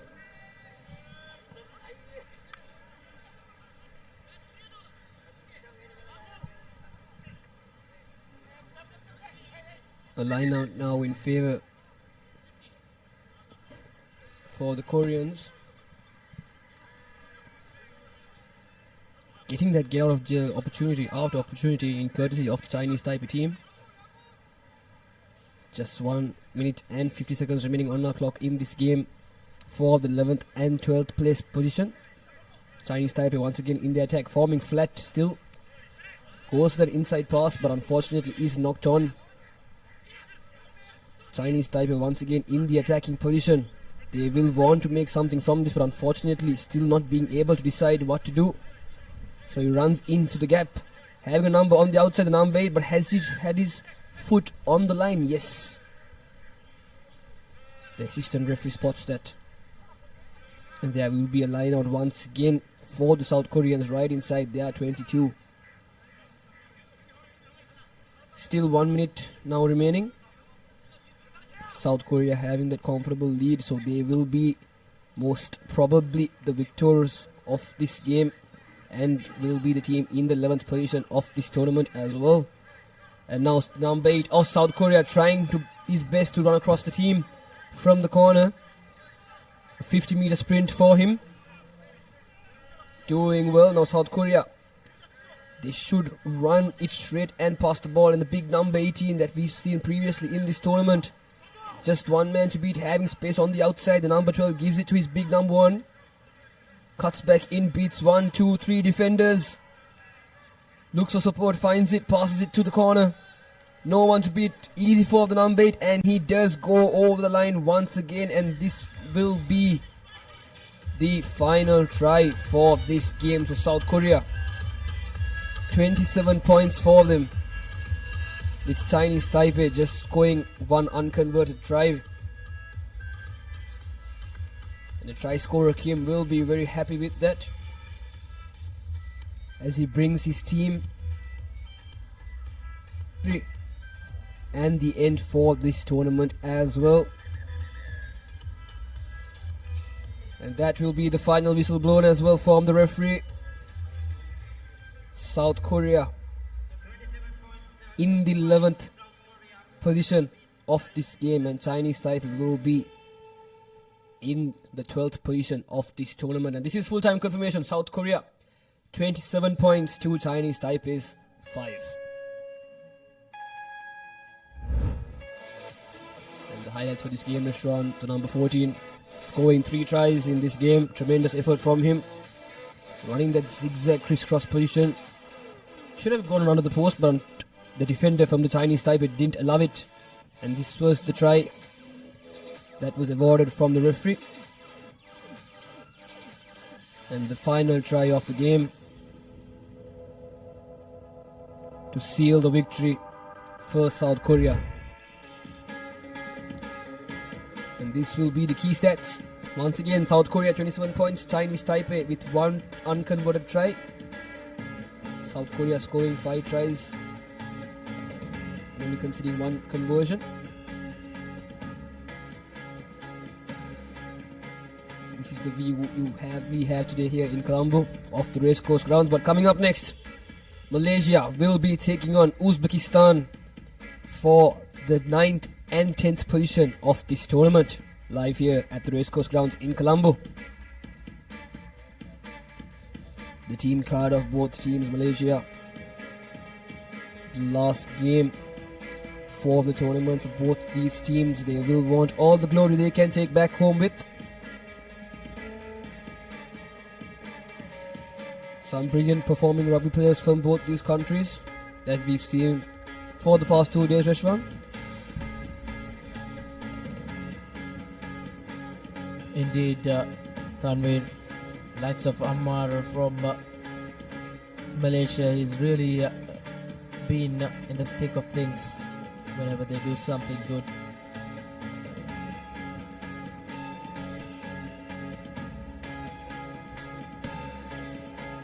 Plenty of star-studded names in both these two teams. Really want to put on a show, and it will surely not be an easy task for both teams. Both teams will fight hard to finish in that 9th position. The loser will finish in the 10th position. All these games coming up are to be played 4 places, and as we approach the business end of the tournament down here in Sri Lanka, the conditions have just been brilliant. The rains have stayed away, and everyone will hope that it does continue to stay away, because whenever the rains do come down, it's not the easiest of playing fields out here at the Racecourse Stadium in Colombo. Definitely, Rishwan. As you can see, some mud patches on the ground, but the view here in Colombo is tremendous. Spectators were here a few minutes ago but have left their ground for their lunch break. But what a day of rugby we've had here today in Colombo, Rishwan. Tremendous games. And as we see both teams lined up in that tunnel, the Uzbekistan and the Malaysian teams, it will be their last 14 minutes here in the racecourse grounds, and that is, as you can see, they are making their way in towards the ground as well.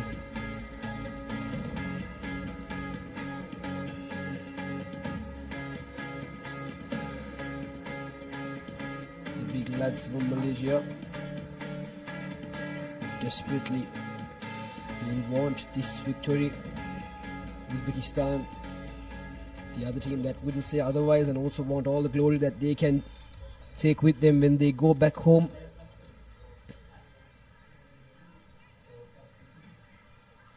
And our official for this game, Francesco Camisa, just awaiting until all the final rites and rituals have been completed from both teams to start this game. You cannot hear me?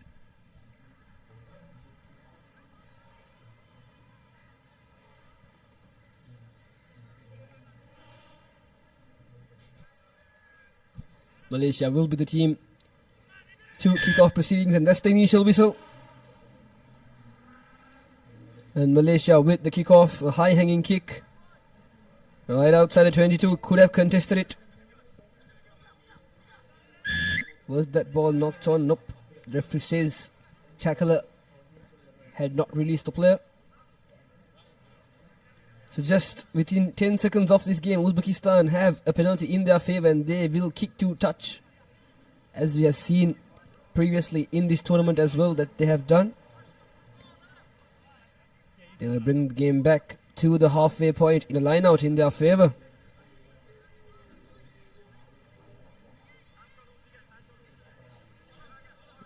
Just setting up that line out there.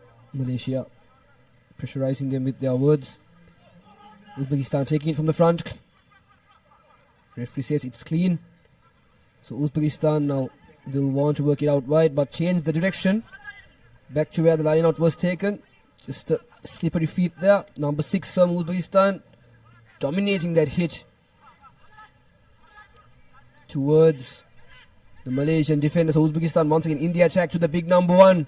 Trying to beat the defense line, but a wonderful offload to the number 12. Sends it to the corner. Open space in the corner flag there. Can he make it? Has he scored that try?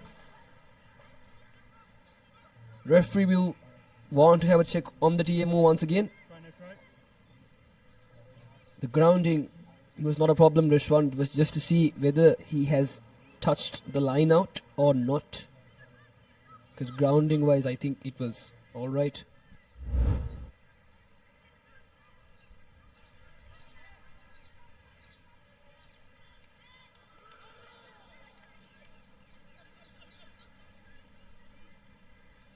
Fran, I have a decision. You may award the try.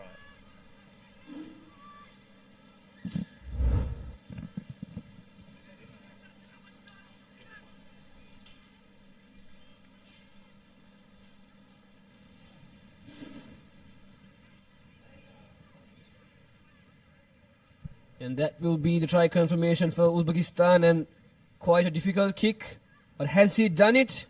Unfortunately not. The power was there. Unfortunately the direction and the accuracy of that conversion was what was missing. And this was the replay. Tremendous spotting from him. His line of vision, determined to go over the line and just to be careful not to go outside. And he does well to do so. Once again restart the game. Uzbekistan with the kickoff, but this time not being able to find 10 meters. So they will bring it back. Malaysia now with the free kick from the center. The number 14 does well to break from the corner, cuts back in. No one to beat. And goes right under the post to score the first try for his team. What a wonderful run from that player. Hike Ipan.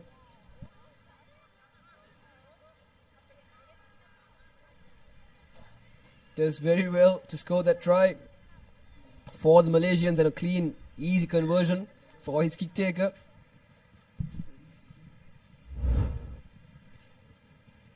Indeed, Malaysia getting the lead for the first time in the game. Once again responded well after conceding.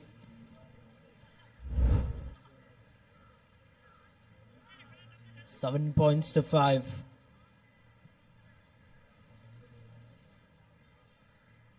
Malaysia with the restart.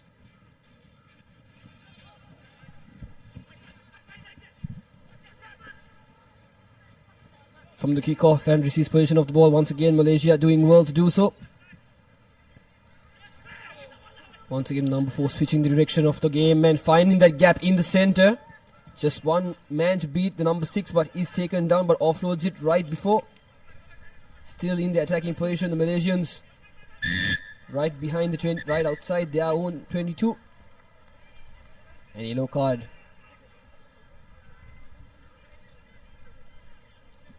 For the Uzbekistan number 6 player. So Malaysia playing with 7 men, Uzbekistan playing with only 6 men in the game. And somehow Uzbekistan has done it. They have regained position of the ball. Still in their danger zone, 1 man short as well. All they need to gain this lead is just 2 points. But unfortunately, a tremendous run from that big lad, but the offload wasn't collected cleanly. Butterfingers from this Uzbekistan player. But still, all hope isn't lost, Rashwan. 2 minutes and 15 seconds on the clock. And a scrum down for the Malaysians.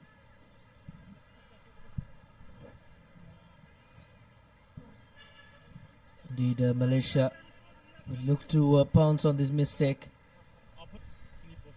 They had to come from behind, and they have done well after scoring as well. They managed to keep Uzbekistan silent. Uzbekistan playing with just the 6 men on the park. Can Malaysia pounce on that advantage? Opts to go from the short side, and the Malaysia number 10 will go over for an important score in the game. Right in the far side. Will be a tough kick to convert, but well and surely elated Malaysian dugout as they increase their lead to 7 points. So 12 points to 5, a 7-point buffer for Malaysia, and getting that mad advantage into good effect and making Uzbekistan pay.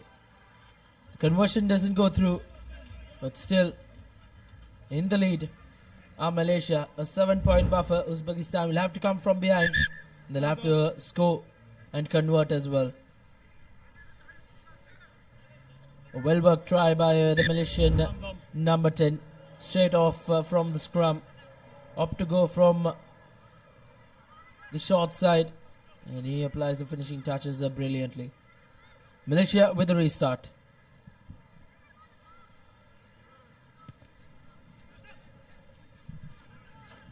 Contestable kick for Malaysia. Uzbekistan not being able to hold on to the ball. Malaysia doing well to regain the ball. Leading now by 7 points. Malaysia doing well. The number 14 once again.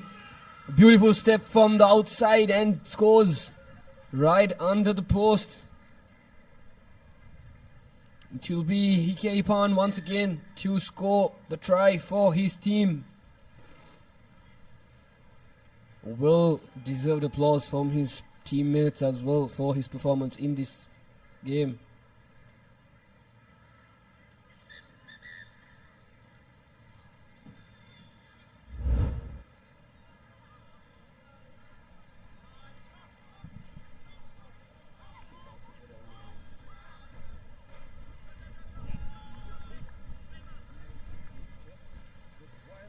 Apologies, it was not Hike Ipan, it was Ammar Siamim to score the second try in this game. What a well done performance from him. And nevertheless, that will be half-time confirmation. Malaysia 19 to Uzbekistan's 5 points.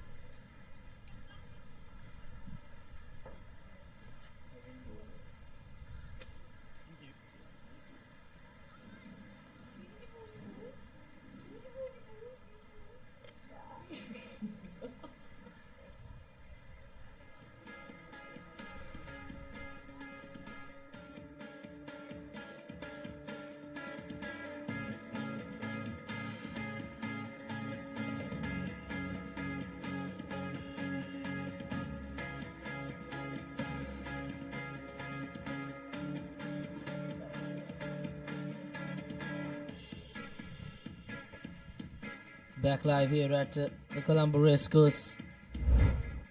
It's been a game where it's closely contested, but then it was Malaysia who just ran past freely in the latter part of that first half.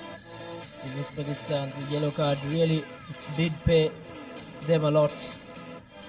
19 points to 5 at the break. And Malaysia will really look to say things off from here on.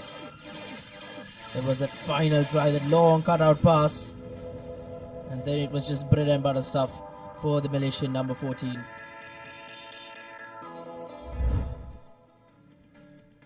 And Uzbekistan kicked things off for the second half. Kick well negotiated by Uzbekistan. It's their position. They need to score. They need to score quickly. They're back to their initial number of 7 players as well. And now Malaysia have won themselves a penalty. Takes it quickly. Puts in the boot. It's a race between the number 14. He puts in another boot and collects it cleanly, and that's a brilliant try from Malaysia. And that sums up the game. How good they have been against this Uzbekistan outfit. Tiami scoring his third try in this game. What a performance from this number 14, doing well for his country and his team. Just increasing the lead. adding 15 points in this 24. What a round of applause he deserves. And the conversion to come, unfortunately, is missed from the kick taker of this Malaysian team, and this was the replay. Just a kick and chase from him, and the ball bouncing on his favour for a clean pickup and to go over the line to add his third try. A hat-trick of tries for him. Now Malaysia once again with the kick-off.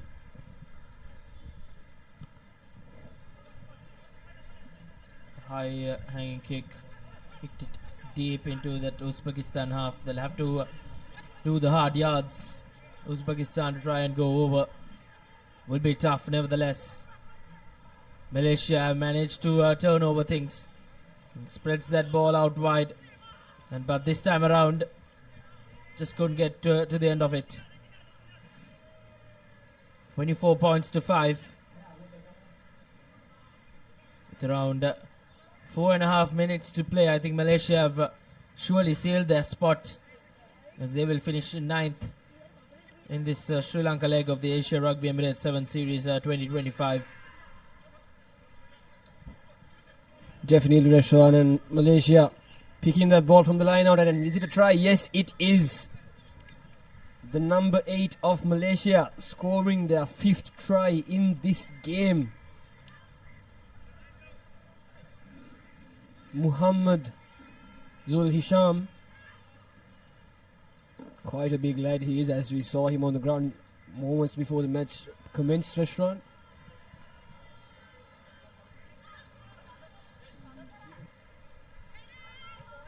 It's just the conversion to come. Is it clean? Yes, it is. So quite a lead we have here in Colombo for the 9th and 10th place position in this tournament. Malaysia 31 points for Uzbekistan's 5 points. And this was the replay. Uzbekistan not really showing any effort to win that line out. Falls right into the hands of the number 8 of Malaysia to go under the post.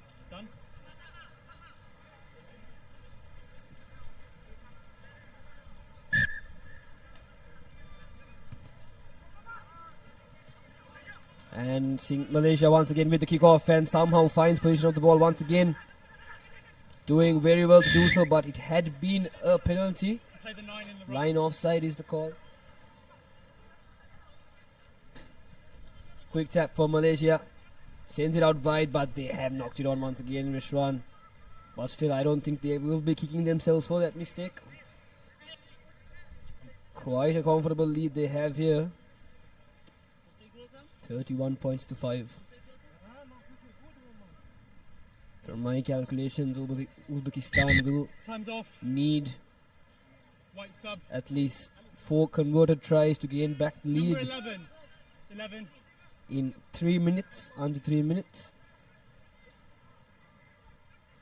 So Malaysia will be leading in this game and will be the team that will be victorious and will also hold the 9th place position in this Asia Rugby Emirates 7th tournament, second leg. Crouch! Bind! Uzbekistan now once again with the ball, feed in from the scrum.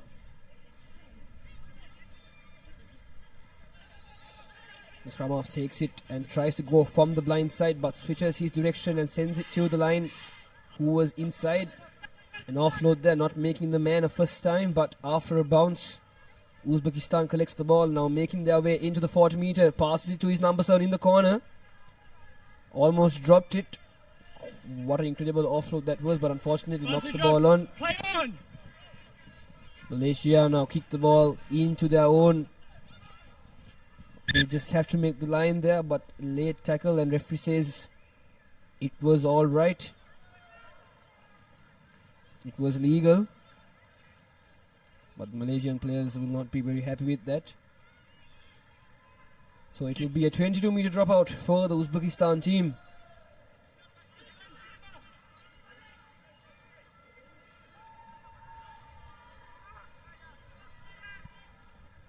Doing well to do, so Malaysia still will be very happy with this score and the outcome. Uzbekistan just kicking it short with their boot, and Malaysia doing well to collect the ball once again. Sends it to the corner to the number 2 in the red jersey. Uzbekistan trying to counter-ruck, but Malaysia doing well to secure the ball. Once again, Malaysia in the attack. Not the best of passes, but that will be a penalty for holding on to Uzbekistan. Taking that quick tap, the number 7. Making his way forward. A bit hesitant on what to do exactly. Unfortunately, just goes to the ground. The ruck has been contested, but still the ball at hand for Uzbekistan now. Having space on the outside and numbers to a long pass. Taking 2 defenders down with him. Uzbekistan still with the ball at hand. From corner to corner, just 30 seconds remaining. They will at least want to score one more try before the full-time whistle is blown. Still in the attacking position, offload after offload. This Uzbekistan team doing their utmost best to keep the ball in play and to go all the line. But unfortunately, will that be a heavy tackle? The referee has stopped the time as well. I want to check potential serious foul play, please. It will be a TMO.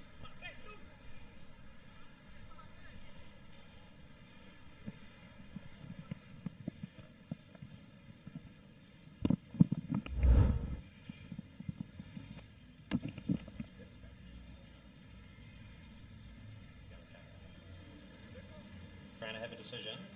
There's foul play by Malaysia 2. Yep. There's mitigation, so yellow card. Okay, thank you. 2, Malaysia. Head contact, but mitigation, yellow card. Scrum. A yellow card for the Malaysians for a high tackle there. Good decision made by the referee.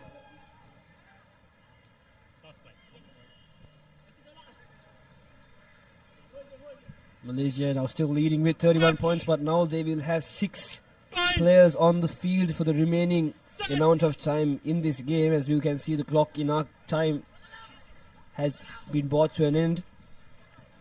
So Uzbekistan will try their best to score at least one try before the full-time whistle is blown. And the number 2 of Uzbekistan doing his will to run forward.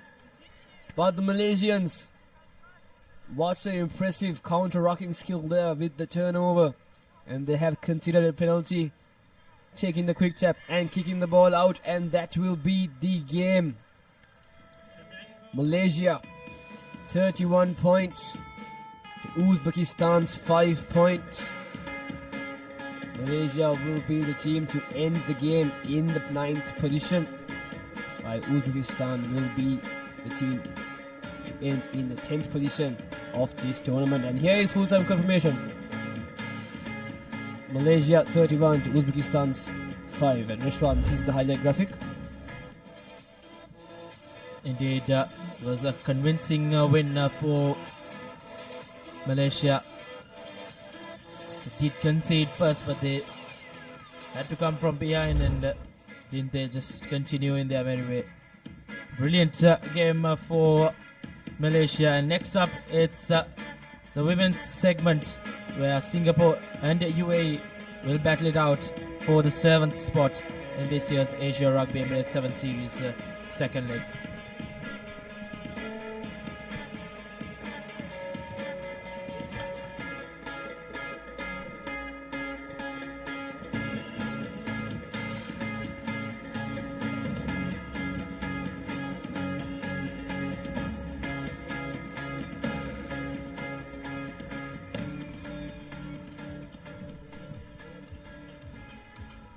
So we'll come back here to the race course as we move on to the women's segment where UAE about to take on Singapore to earn the place number 7.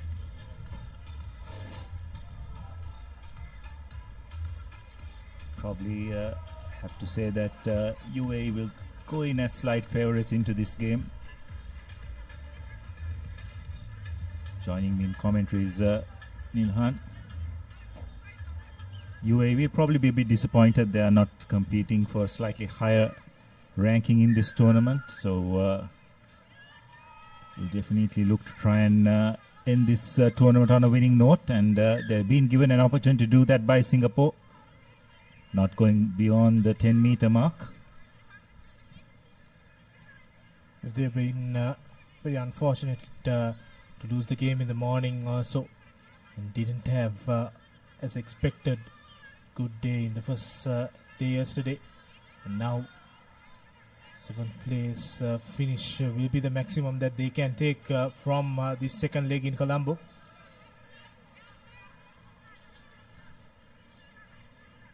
Now UAE looking for options, but fumbles the ball in the process.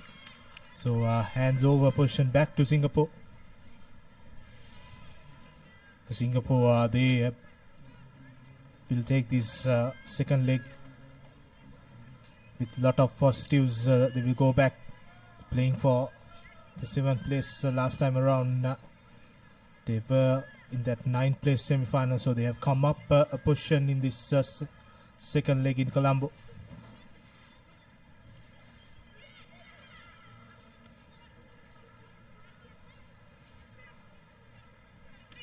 Singapore moving the ball across.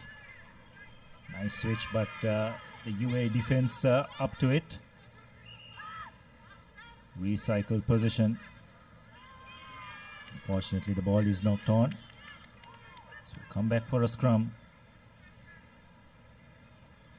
There's always a risk when formed so wide, isn't it? And there's a lot of hang time when the ball is passed.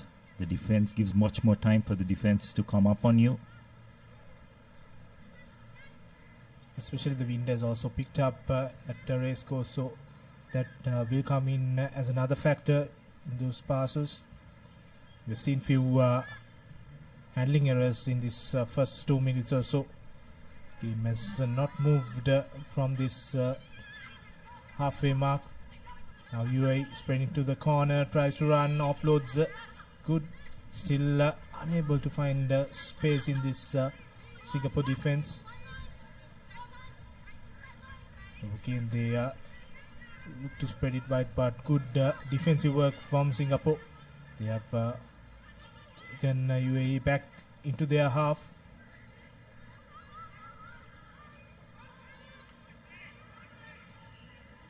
Good pressure on the ruck, but the number 5 breaks through and looks for her support, and the offload goes into the hand, but finally the fumble ball is dot down by UAE, and they open the scoring in this 7th place final.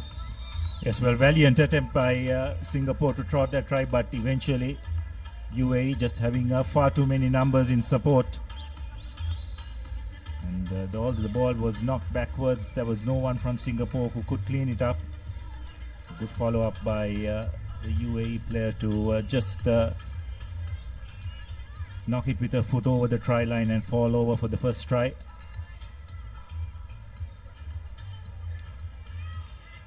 Conversion is successful, so UAE will go to a 7-0 lead as we are halfway through this first half. The ball was knocked back, as you could see, and good presence of mind by that UAE player to just kick the ball ahead and jot it down.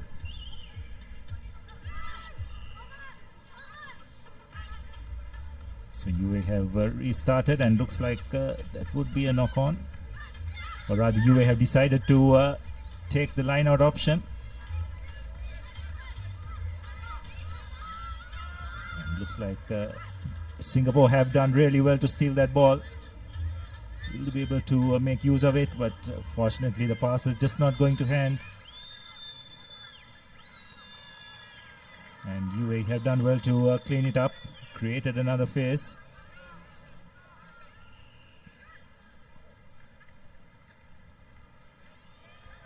Again, both teams just unable to get over that first line of defense regularly enough. Good swarming defense now. UAE find a little bit of an opening. Oh, lovely inside pass. Could this be the second try? Amanda Heyman going over for UAE's second try. Some good supporting running lines, wasn't it, Nilhan? Yeah, brilliant supporting lines finally being rewarded for Amanda Heyman. She goes over for the second try. So quick tries, 2 tries in quick succession for UAE. They have increased their tally up to 12 points with that try. Conversion to come. This will be a tough one. And that does not gain any points. So the score will remain at 12. So we see a replay of that try. Brilliant supporting line run by Amanda, and she went over for the second try for UAE. You can see gasping for breath, but having scored the try, they'll just make her feel so much better as the UAE recommence. This time they go for a bit of distance with regard to the kickoff. Singapore spread it wide, but the UAE defense does have it well covered. Position has been recycled. Short ball by Singapore, just taking it up, but UAE do have it covered. Penalized for not rolling away. So that's a nice short pass. It looks like Singapore are going to pull one back here.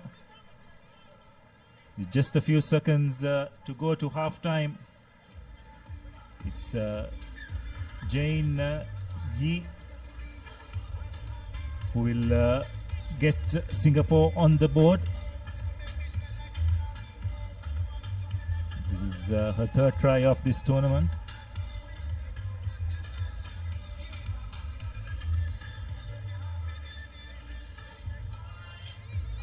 She wants to convert it in herself, which she does successfully. So it's a 5-point game as we go into halftime.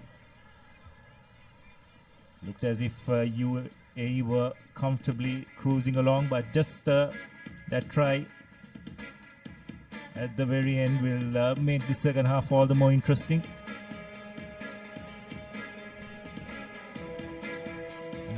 That's the half-time confirmation. Singapore 7 points and UAE 12 points. 5-point game going into the second half.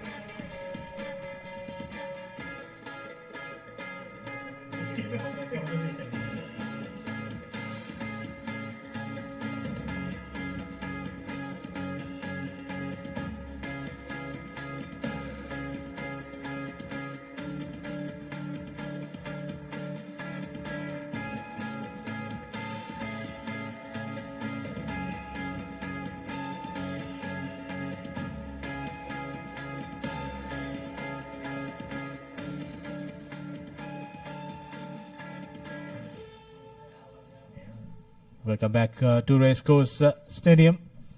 We are just moving towards the business end of this tournament.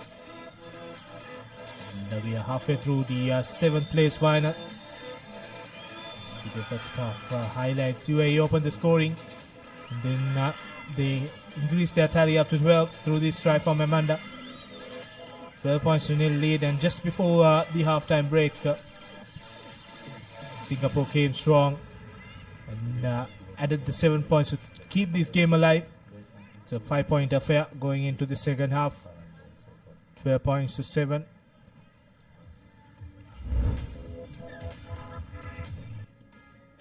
Coming up next, India will take on Kazakhstan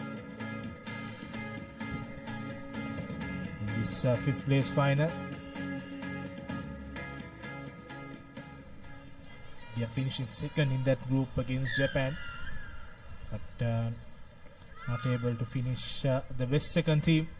So they fell into that fifth place playoff semi-finals and won it, and now they will take on the Kazakh outfit in the next game. Second half underway here with Singapore with possession deep in their 22 meter and fumbles the ball. And now UAE with the opportunity to set things up in the first attacking move of the second half. And all that delayed and setting their line goes in vain as they fumble the ball. Yes, but I think the referee was playing advantage for a knock-on. So come back for a scrum in favor of UAE.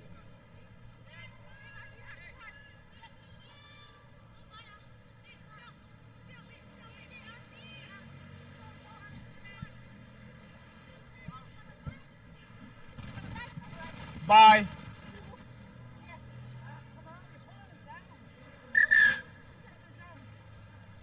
Okay, you're over. You're after. Okay, one more. Crouch. Bye. So UAE with the feed. Set.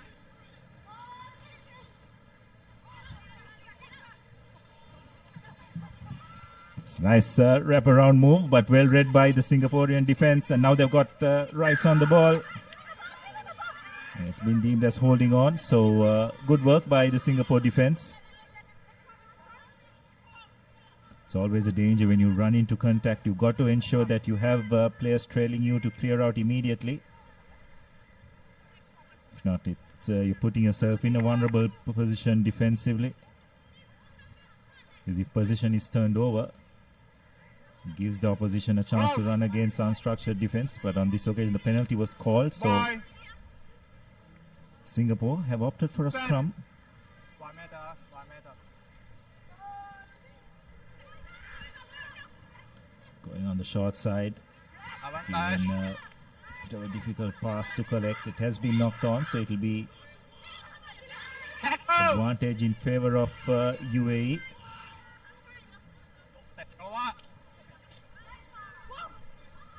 UAE are doing extremely well to keep the ball alive. It's a 2-on-1 situation. Will they be able to put the finishing touches?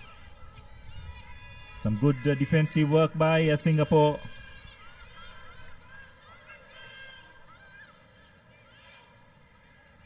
Did extremely well to get into a good position and play the ball.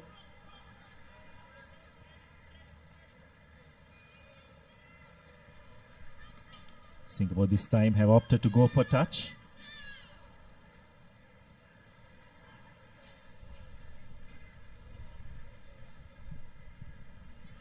Yeah, they gave away that knock forward, and they've redeemed themselves with that penalty. Still in their half, they opted for that line out, and that third bell. Just need to spread it wide and find some space in this UAE defensive line. She tries to run around, but 3 defenders there stopping them now. Changing the directions to the other side. Pass does not go into hand, but still position with Singapore an advantage for a high tackle, and the penalty given by the referee. Not taking that tap from that initial mark, and they'll come back to that mark this time. Not going for a scrum, taking the tap penalty. Changing the direction, tries to run and finds a gap. Is the number 12 for Singapore, and she will go down to score the second try. Jane Yi. She scored the first one for Singapore, and now with this try, the points will be at 12 all. An important conversion to come. Yes, that's just Singapore playing to their strengths, isn't it? All this while they were going into contact, but now just using their pace out wide. Jing Yi definitely had a bit of legs on her opposite number.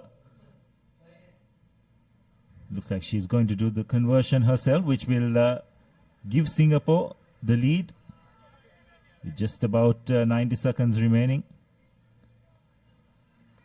It is successful, so 14 points to 12. Crucial last few moments.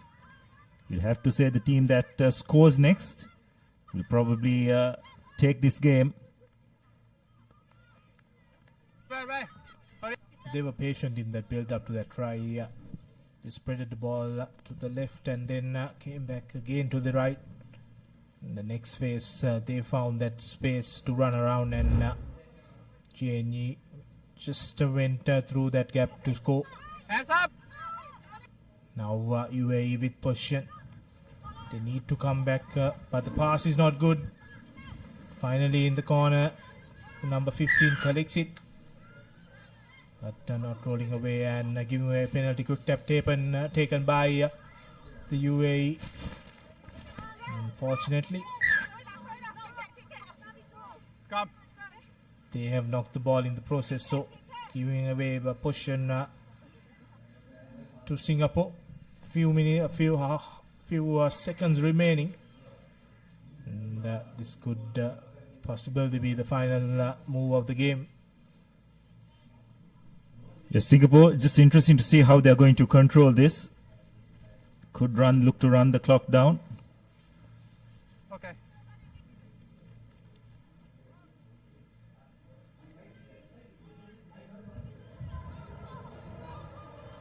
Set. So that's the hooter gone. Will they look to put it into touch? And unfortunately, they're given away a penalty. The hooter had just gone. And now UAE with an opportunity, and it has been knocked on. So that's the reprieve which Singapore needed. Back. Now advantage.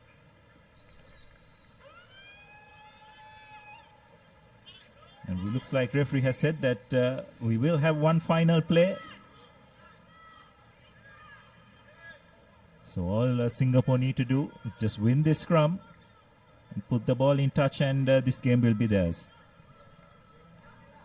Yeah, they just need to do that. They played well in this game. And the player who scored all the points, Jenny, puts the ball into the stands. And this is a great result for Singapore. They finished 7th in this second leg in Colombo. And UAE's woes continue in this second leg as they will end the tournament at 8th place. Yes, a good win for Singapore. They're under a lot of pressure in that first half, but they hung in there, waited for their opportunities, used their speed to good effect against probably a physically superior UAE outfit to clinch this 7th place playoff. And that's the final score for you: Singapore 14 to UAE 12. Highlights of the second half. Jenny went through the gap. This was the match-winning drive for Singapore. They were trailing.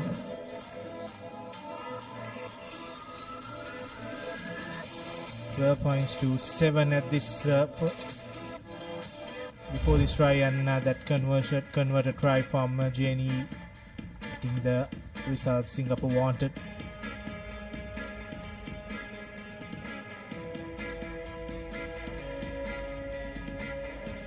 Coming up next, India takes on Kazakhstan in the 5th place final. Two teams that finished second in the group lock-ons in this game. For India, we got Patel, Yadev, Ramdas, Kumari, Shukla Rai, Amandeep, Naik, Marandi, Nirmala, Kumari, Tudu and Patil. And for Kazakhstan, Veronica Elena, Kamenkova, Amina Irina and Becker, Popwich, Kim, Uksana, Tatiana and Tiana, completing the 13 for Kazakhstan. Yes, well, what impressive showing it's been by the Indian women's team, Nilhan. They've really shown a lot of skill. So give a lot of credit to their program in women's rugby. They really put on a good show and given some of the top teams in the Asian circuit a real run for their money.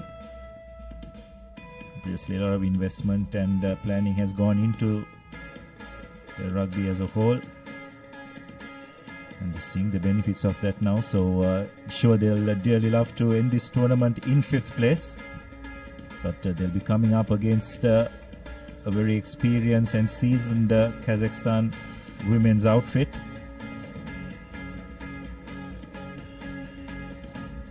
Slight drizzle here at the race course. Let's just hope that it's a passing shower, nothing more. As both teams just making their way onto the ground.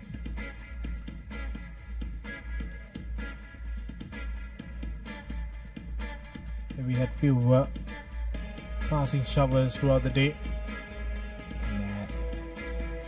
It's the time of the day that rain gets heavier in Colombo in the past few weeks. We hope that this moves out and we can have those 4 big games coming up. The 2 cup finals and the 2 third place finals. All set for this game. Both teams eager to start the game.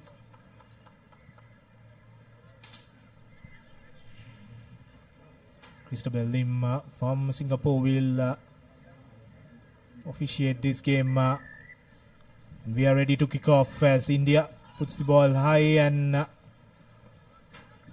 doesn't go the 10 meters. So straight away ball back to the Kazakh outfit. It's not the start India would have wanted. So Kazakhstan will have the first opportunity to launch an attack in this game.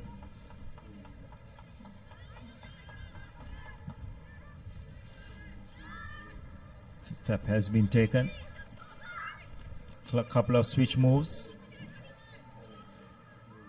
But that's really well done by the Indian jackler. Brilliant work at the breakdown. Just identified the opportunity and went for it. They managed to win a penalty as a result.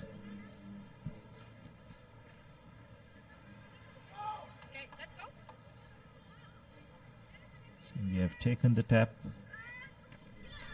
They obviously have a set play that they would like to execute. But Kazakhstan's defense is up to it. But India have managed to retain the ball, keeping it alive.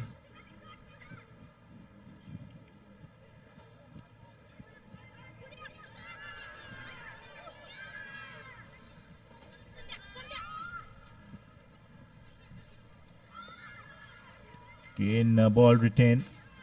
India not making much headway. They are keeping hold of possession though. Release. Thank you. Once again recycled. Now giving the ball a little bit of width.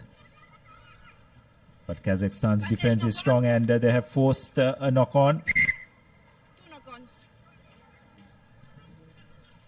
So it will be a scrum in favor of Kazakhstan. Yeah, India in attack couldn't make any progress, so finally the mistake came from India. Unfortunately for Kazakhstan, he couldn't capitalize on the advantage, but they will get the scrum feed. First attacking chance for them. Pass is not gone according to plan, but number 1 goes to contact and lose the ball in process. And now India in attack, the number 11, that's Guru Kumari, offloads it to Patil. Patil throws it back to Kumari. Still the ball with India. Now quick hands from the Indians. Sends the ball to the middle and goes to a couple of defenders. Is the Indian number 4. That's Arthi Kumari. And she will run down all the way to dot down the ball to score the opening try for India. Absolutely brilliant. Just the way they move the ball under pressure, just stretch that Kazakhstan defense out wide.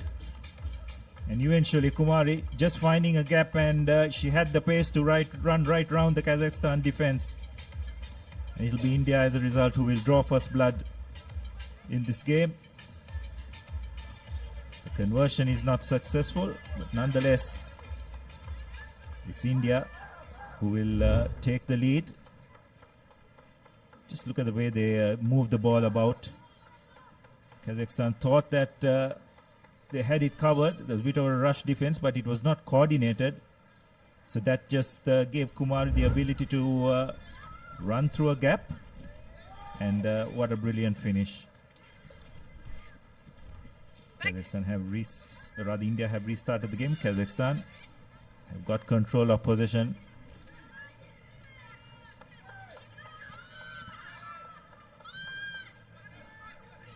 Now spreading the ball out wide.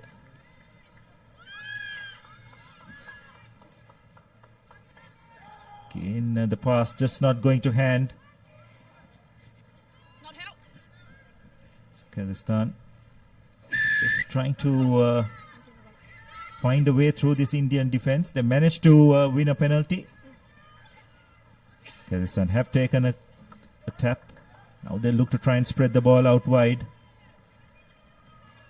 It's a good pass, but again Indian defense has come around well to nullify that attack.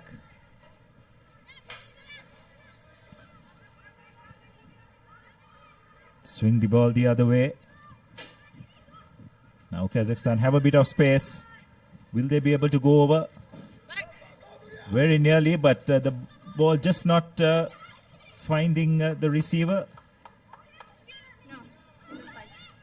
And now it's Kazakhstan who have found a gap. Will they be able to go all over?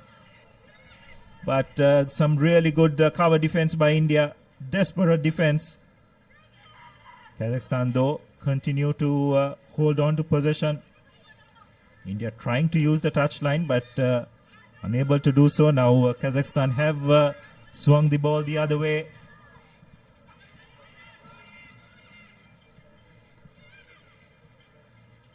This is really good by Kazakhstan. Good control of possession. They're really testing this Indian defensive line. Looks like pulling off the hair was spotted. So India will lose a player to the bench. It's an opportunity for the Kazakhs to make use of it. Taken the tap, but India just hanging in there.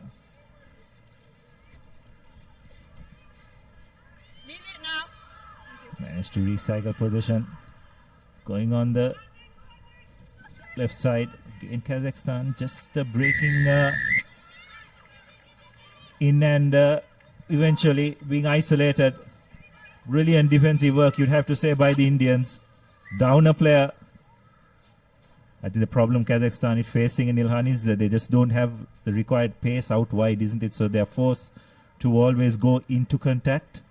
Yeah, that has been what they've been searching for throughout this game. From Indian perspective, they've stayed patiently despite giving away a very unwanted yellow card. And Kazakh always depend on their power. And Indian defense not giving them an easy path. And now India on the brink of half time just need to kick this out and go into the break. Kazakh's pressure from the scrum, but giving away the penalty. Going up the scrum.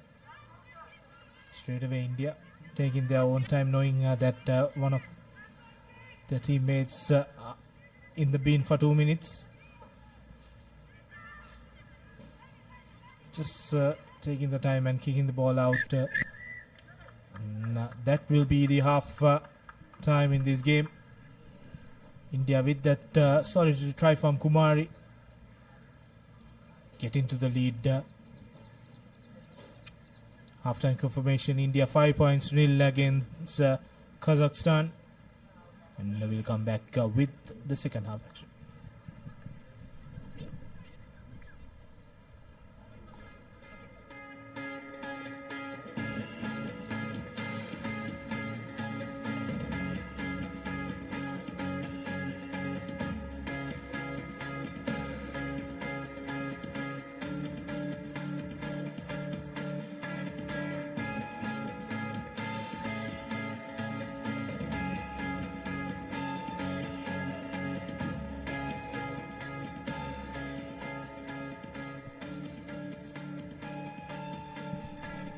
So welcome back here to the race course as we await the commencement of the second half. But before that, just one try in this game. Kumari just identifying a gap in that Kazakhstan defense and using her pace to good effect to put the Indians ahead 5 points to nil. Coming up next in the men's segment for 7th place, Philippines will take on Singapore. So it will be an improvement for both teams who ended up in 12th and 10th place respectively.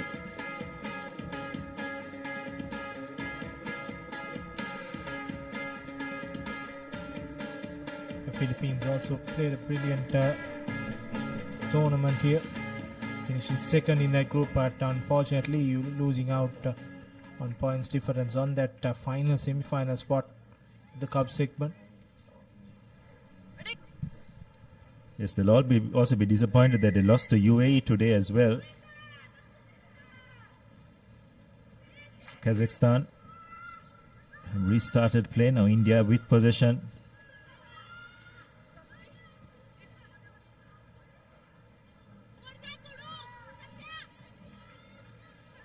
We are just trying to get through that gap, but Kazakhstan have done well to close it out.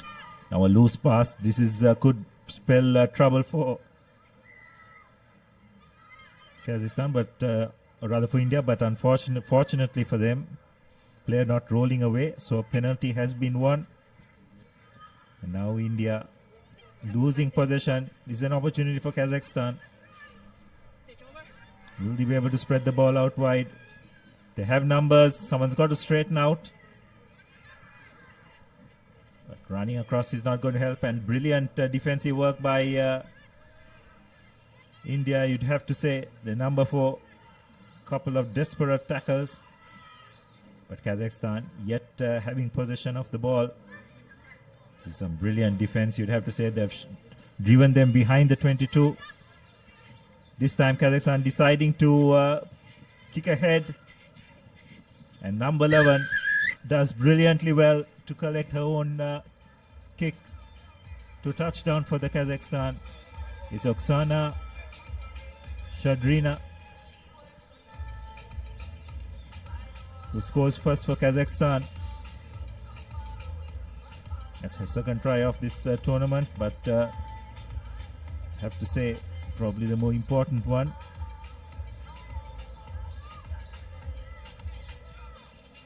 Crucial conversion to come, and that does not go through the sticks, so the score will remain at 5-all. And India doing all that defensive work, and finally they did not have the gas to outrun Oksana there. And, she collected and got down the ball in the white ball show. It's also play for in this last 5 minutes in this 5th place final. 6 more games remaining in this second leg in Colombo. Now the restart from the Kazakh outfit. No one collects the ball, so India will get a throw in. Just gone to a shell in this second half. India doing a lot of defensive work in the first half also. So they will wait for their opportunity to come. And knock forward from the Kazakh line out there, giving the ball back to India.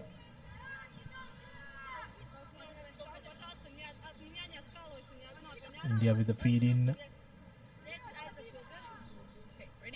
The good news here, Nirhan, is the skies have cleared up a bit. So all the viewers in and around Colombo, great if you could make it down here to the race course. Sri Lanka will be competing for that third place position at 6 o'clock, followed by the final between traditional powerhouses Japan and Hong Kong. And of course, we'll have the women's finals before that as well. So a lot of good rugby to witness. Kazakhstan on the move. Retained possession. Just 3 minutes remaining. That was a risky pass, but fortunately for Kazakhstan, going to hand. Recycled ball once again. Just offloading at the correct moment.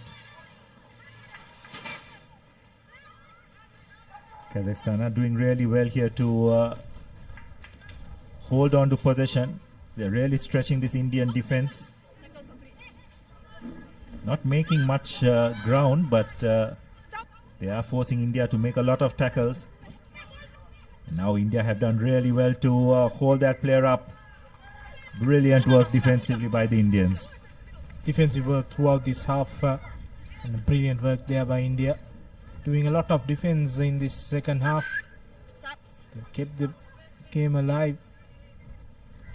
It shows that they're making the substitutions. That a lot of their players have put on a lot effort in defense. Just need to get that attacking move sorted. They're not clicked in the second half. Bit of a stop and start affair. And held up in play.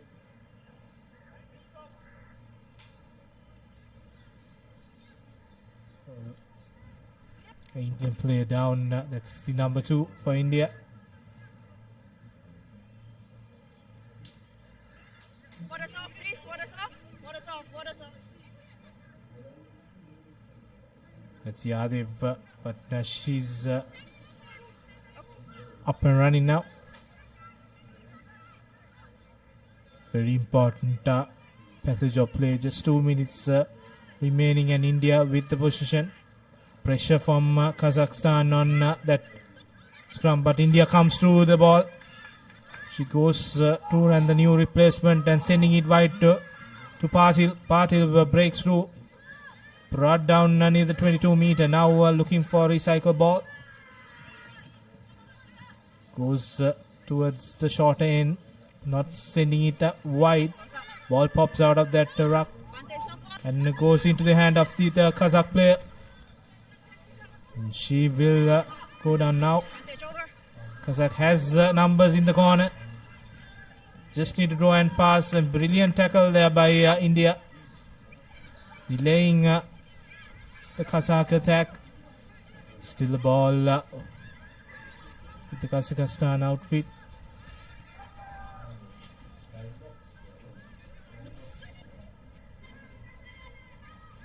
Still going strong. India defense tested. And a brilliant pass to the corner to the number 4, and she will run down in the wing and will come around to score near the post, and that could be the game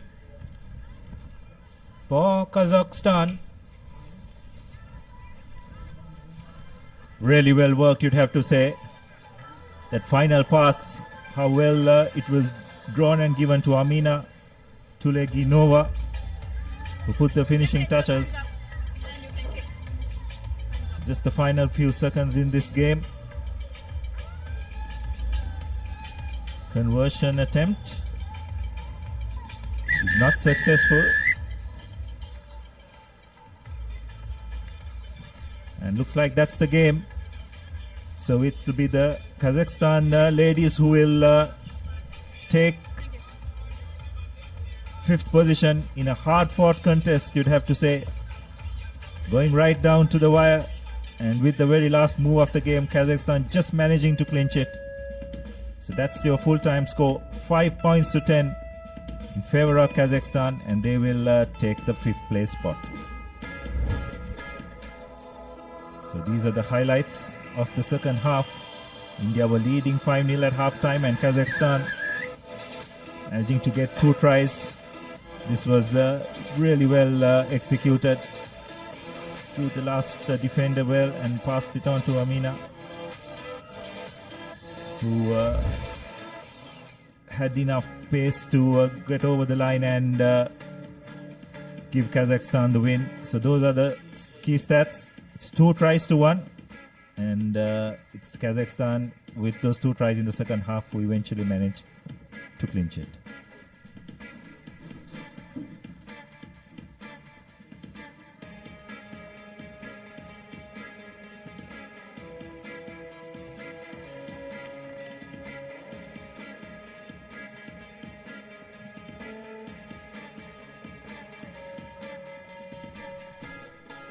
Next up, Philippines take on Singapore in this 7th, 8th place playoff game, which is going to be an interesting one. Both these teams will want to make sure that they finish off without the wooden spoon, because their tournament hasn't turned out the way they would have hoped for. Philippines and Singapore did put out some very good performances but couldn't finish the games, which is why they find themselves in this position.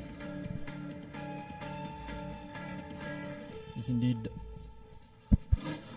They played quite a bit of quality rugby, but nevertheless find themselves in this 7th, 8th place finisher. Well, before the game, we'll go in for a quick commercial break, and when we come back, we will have the action of the 7th, 8th place playoff game.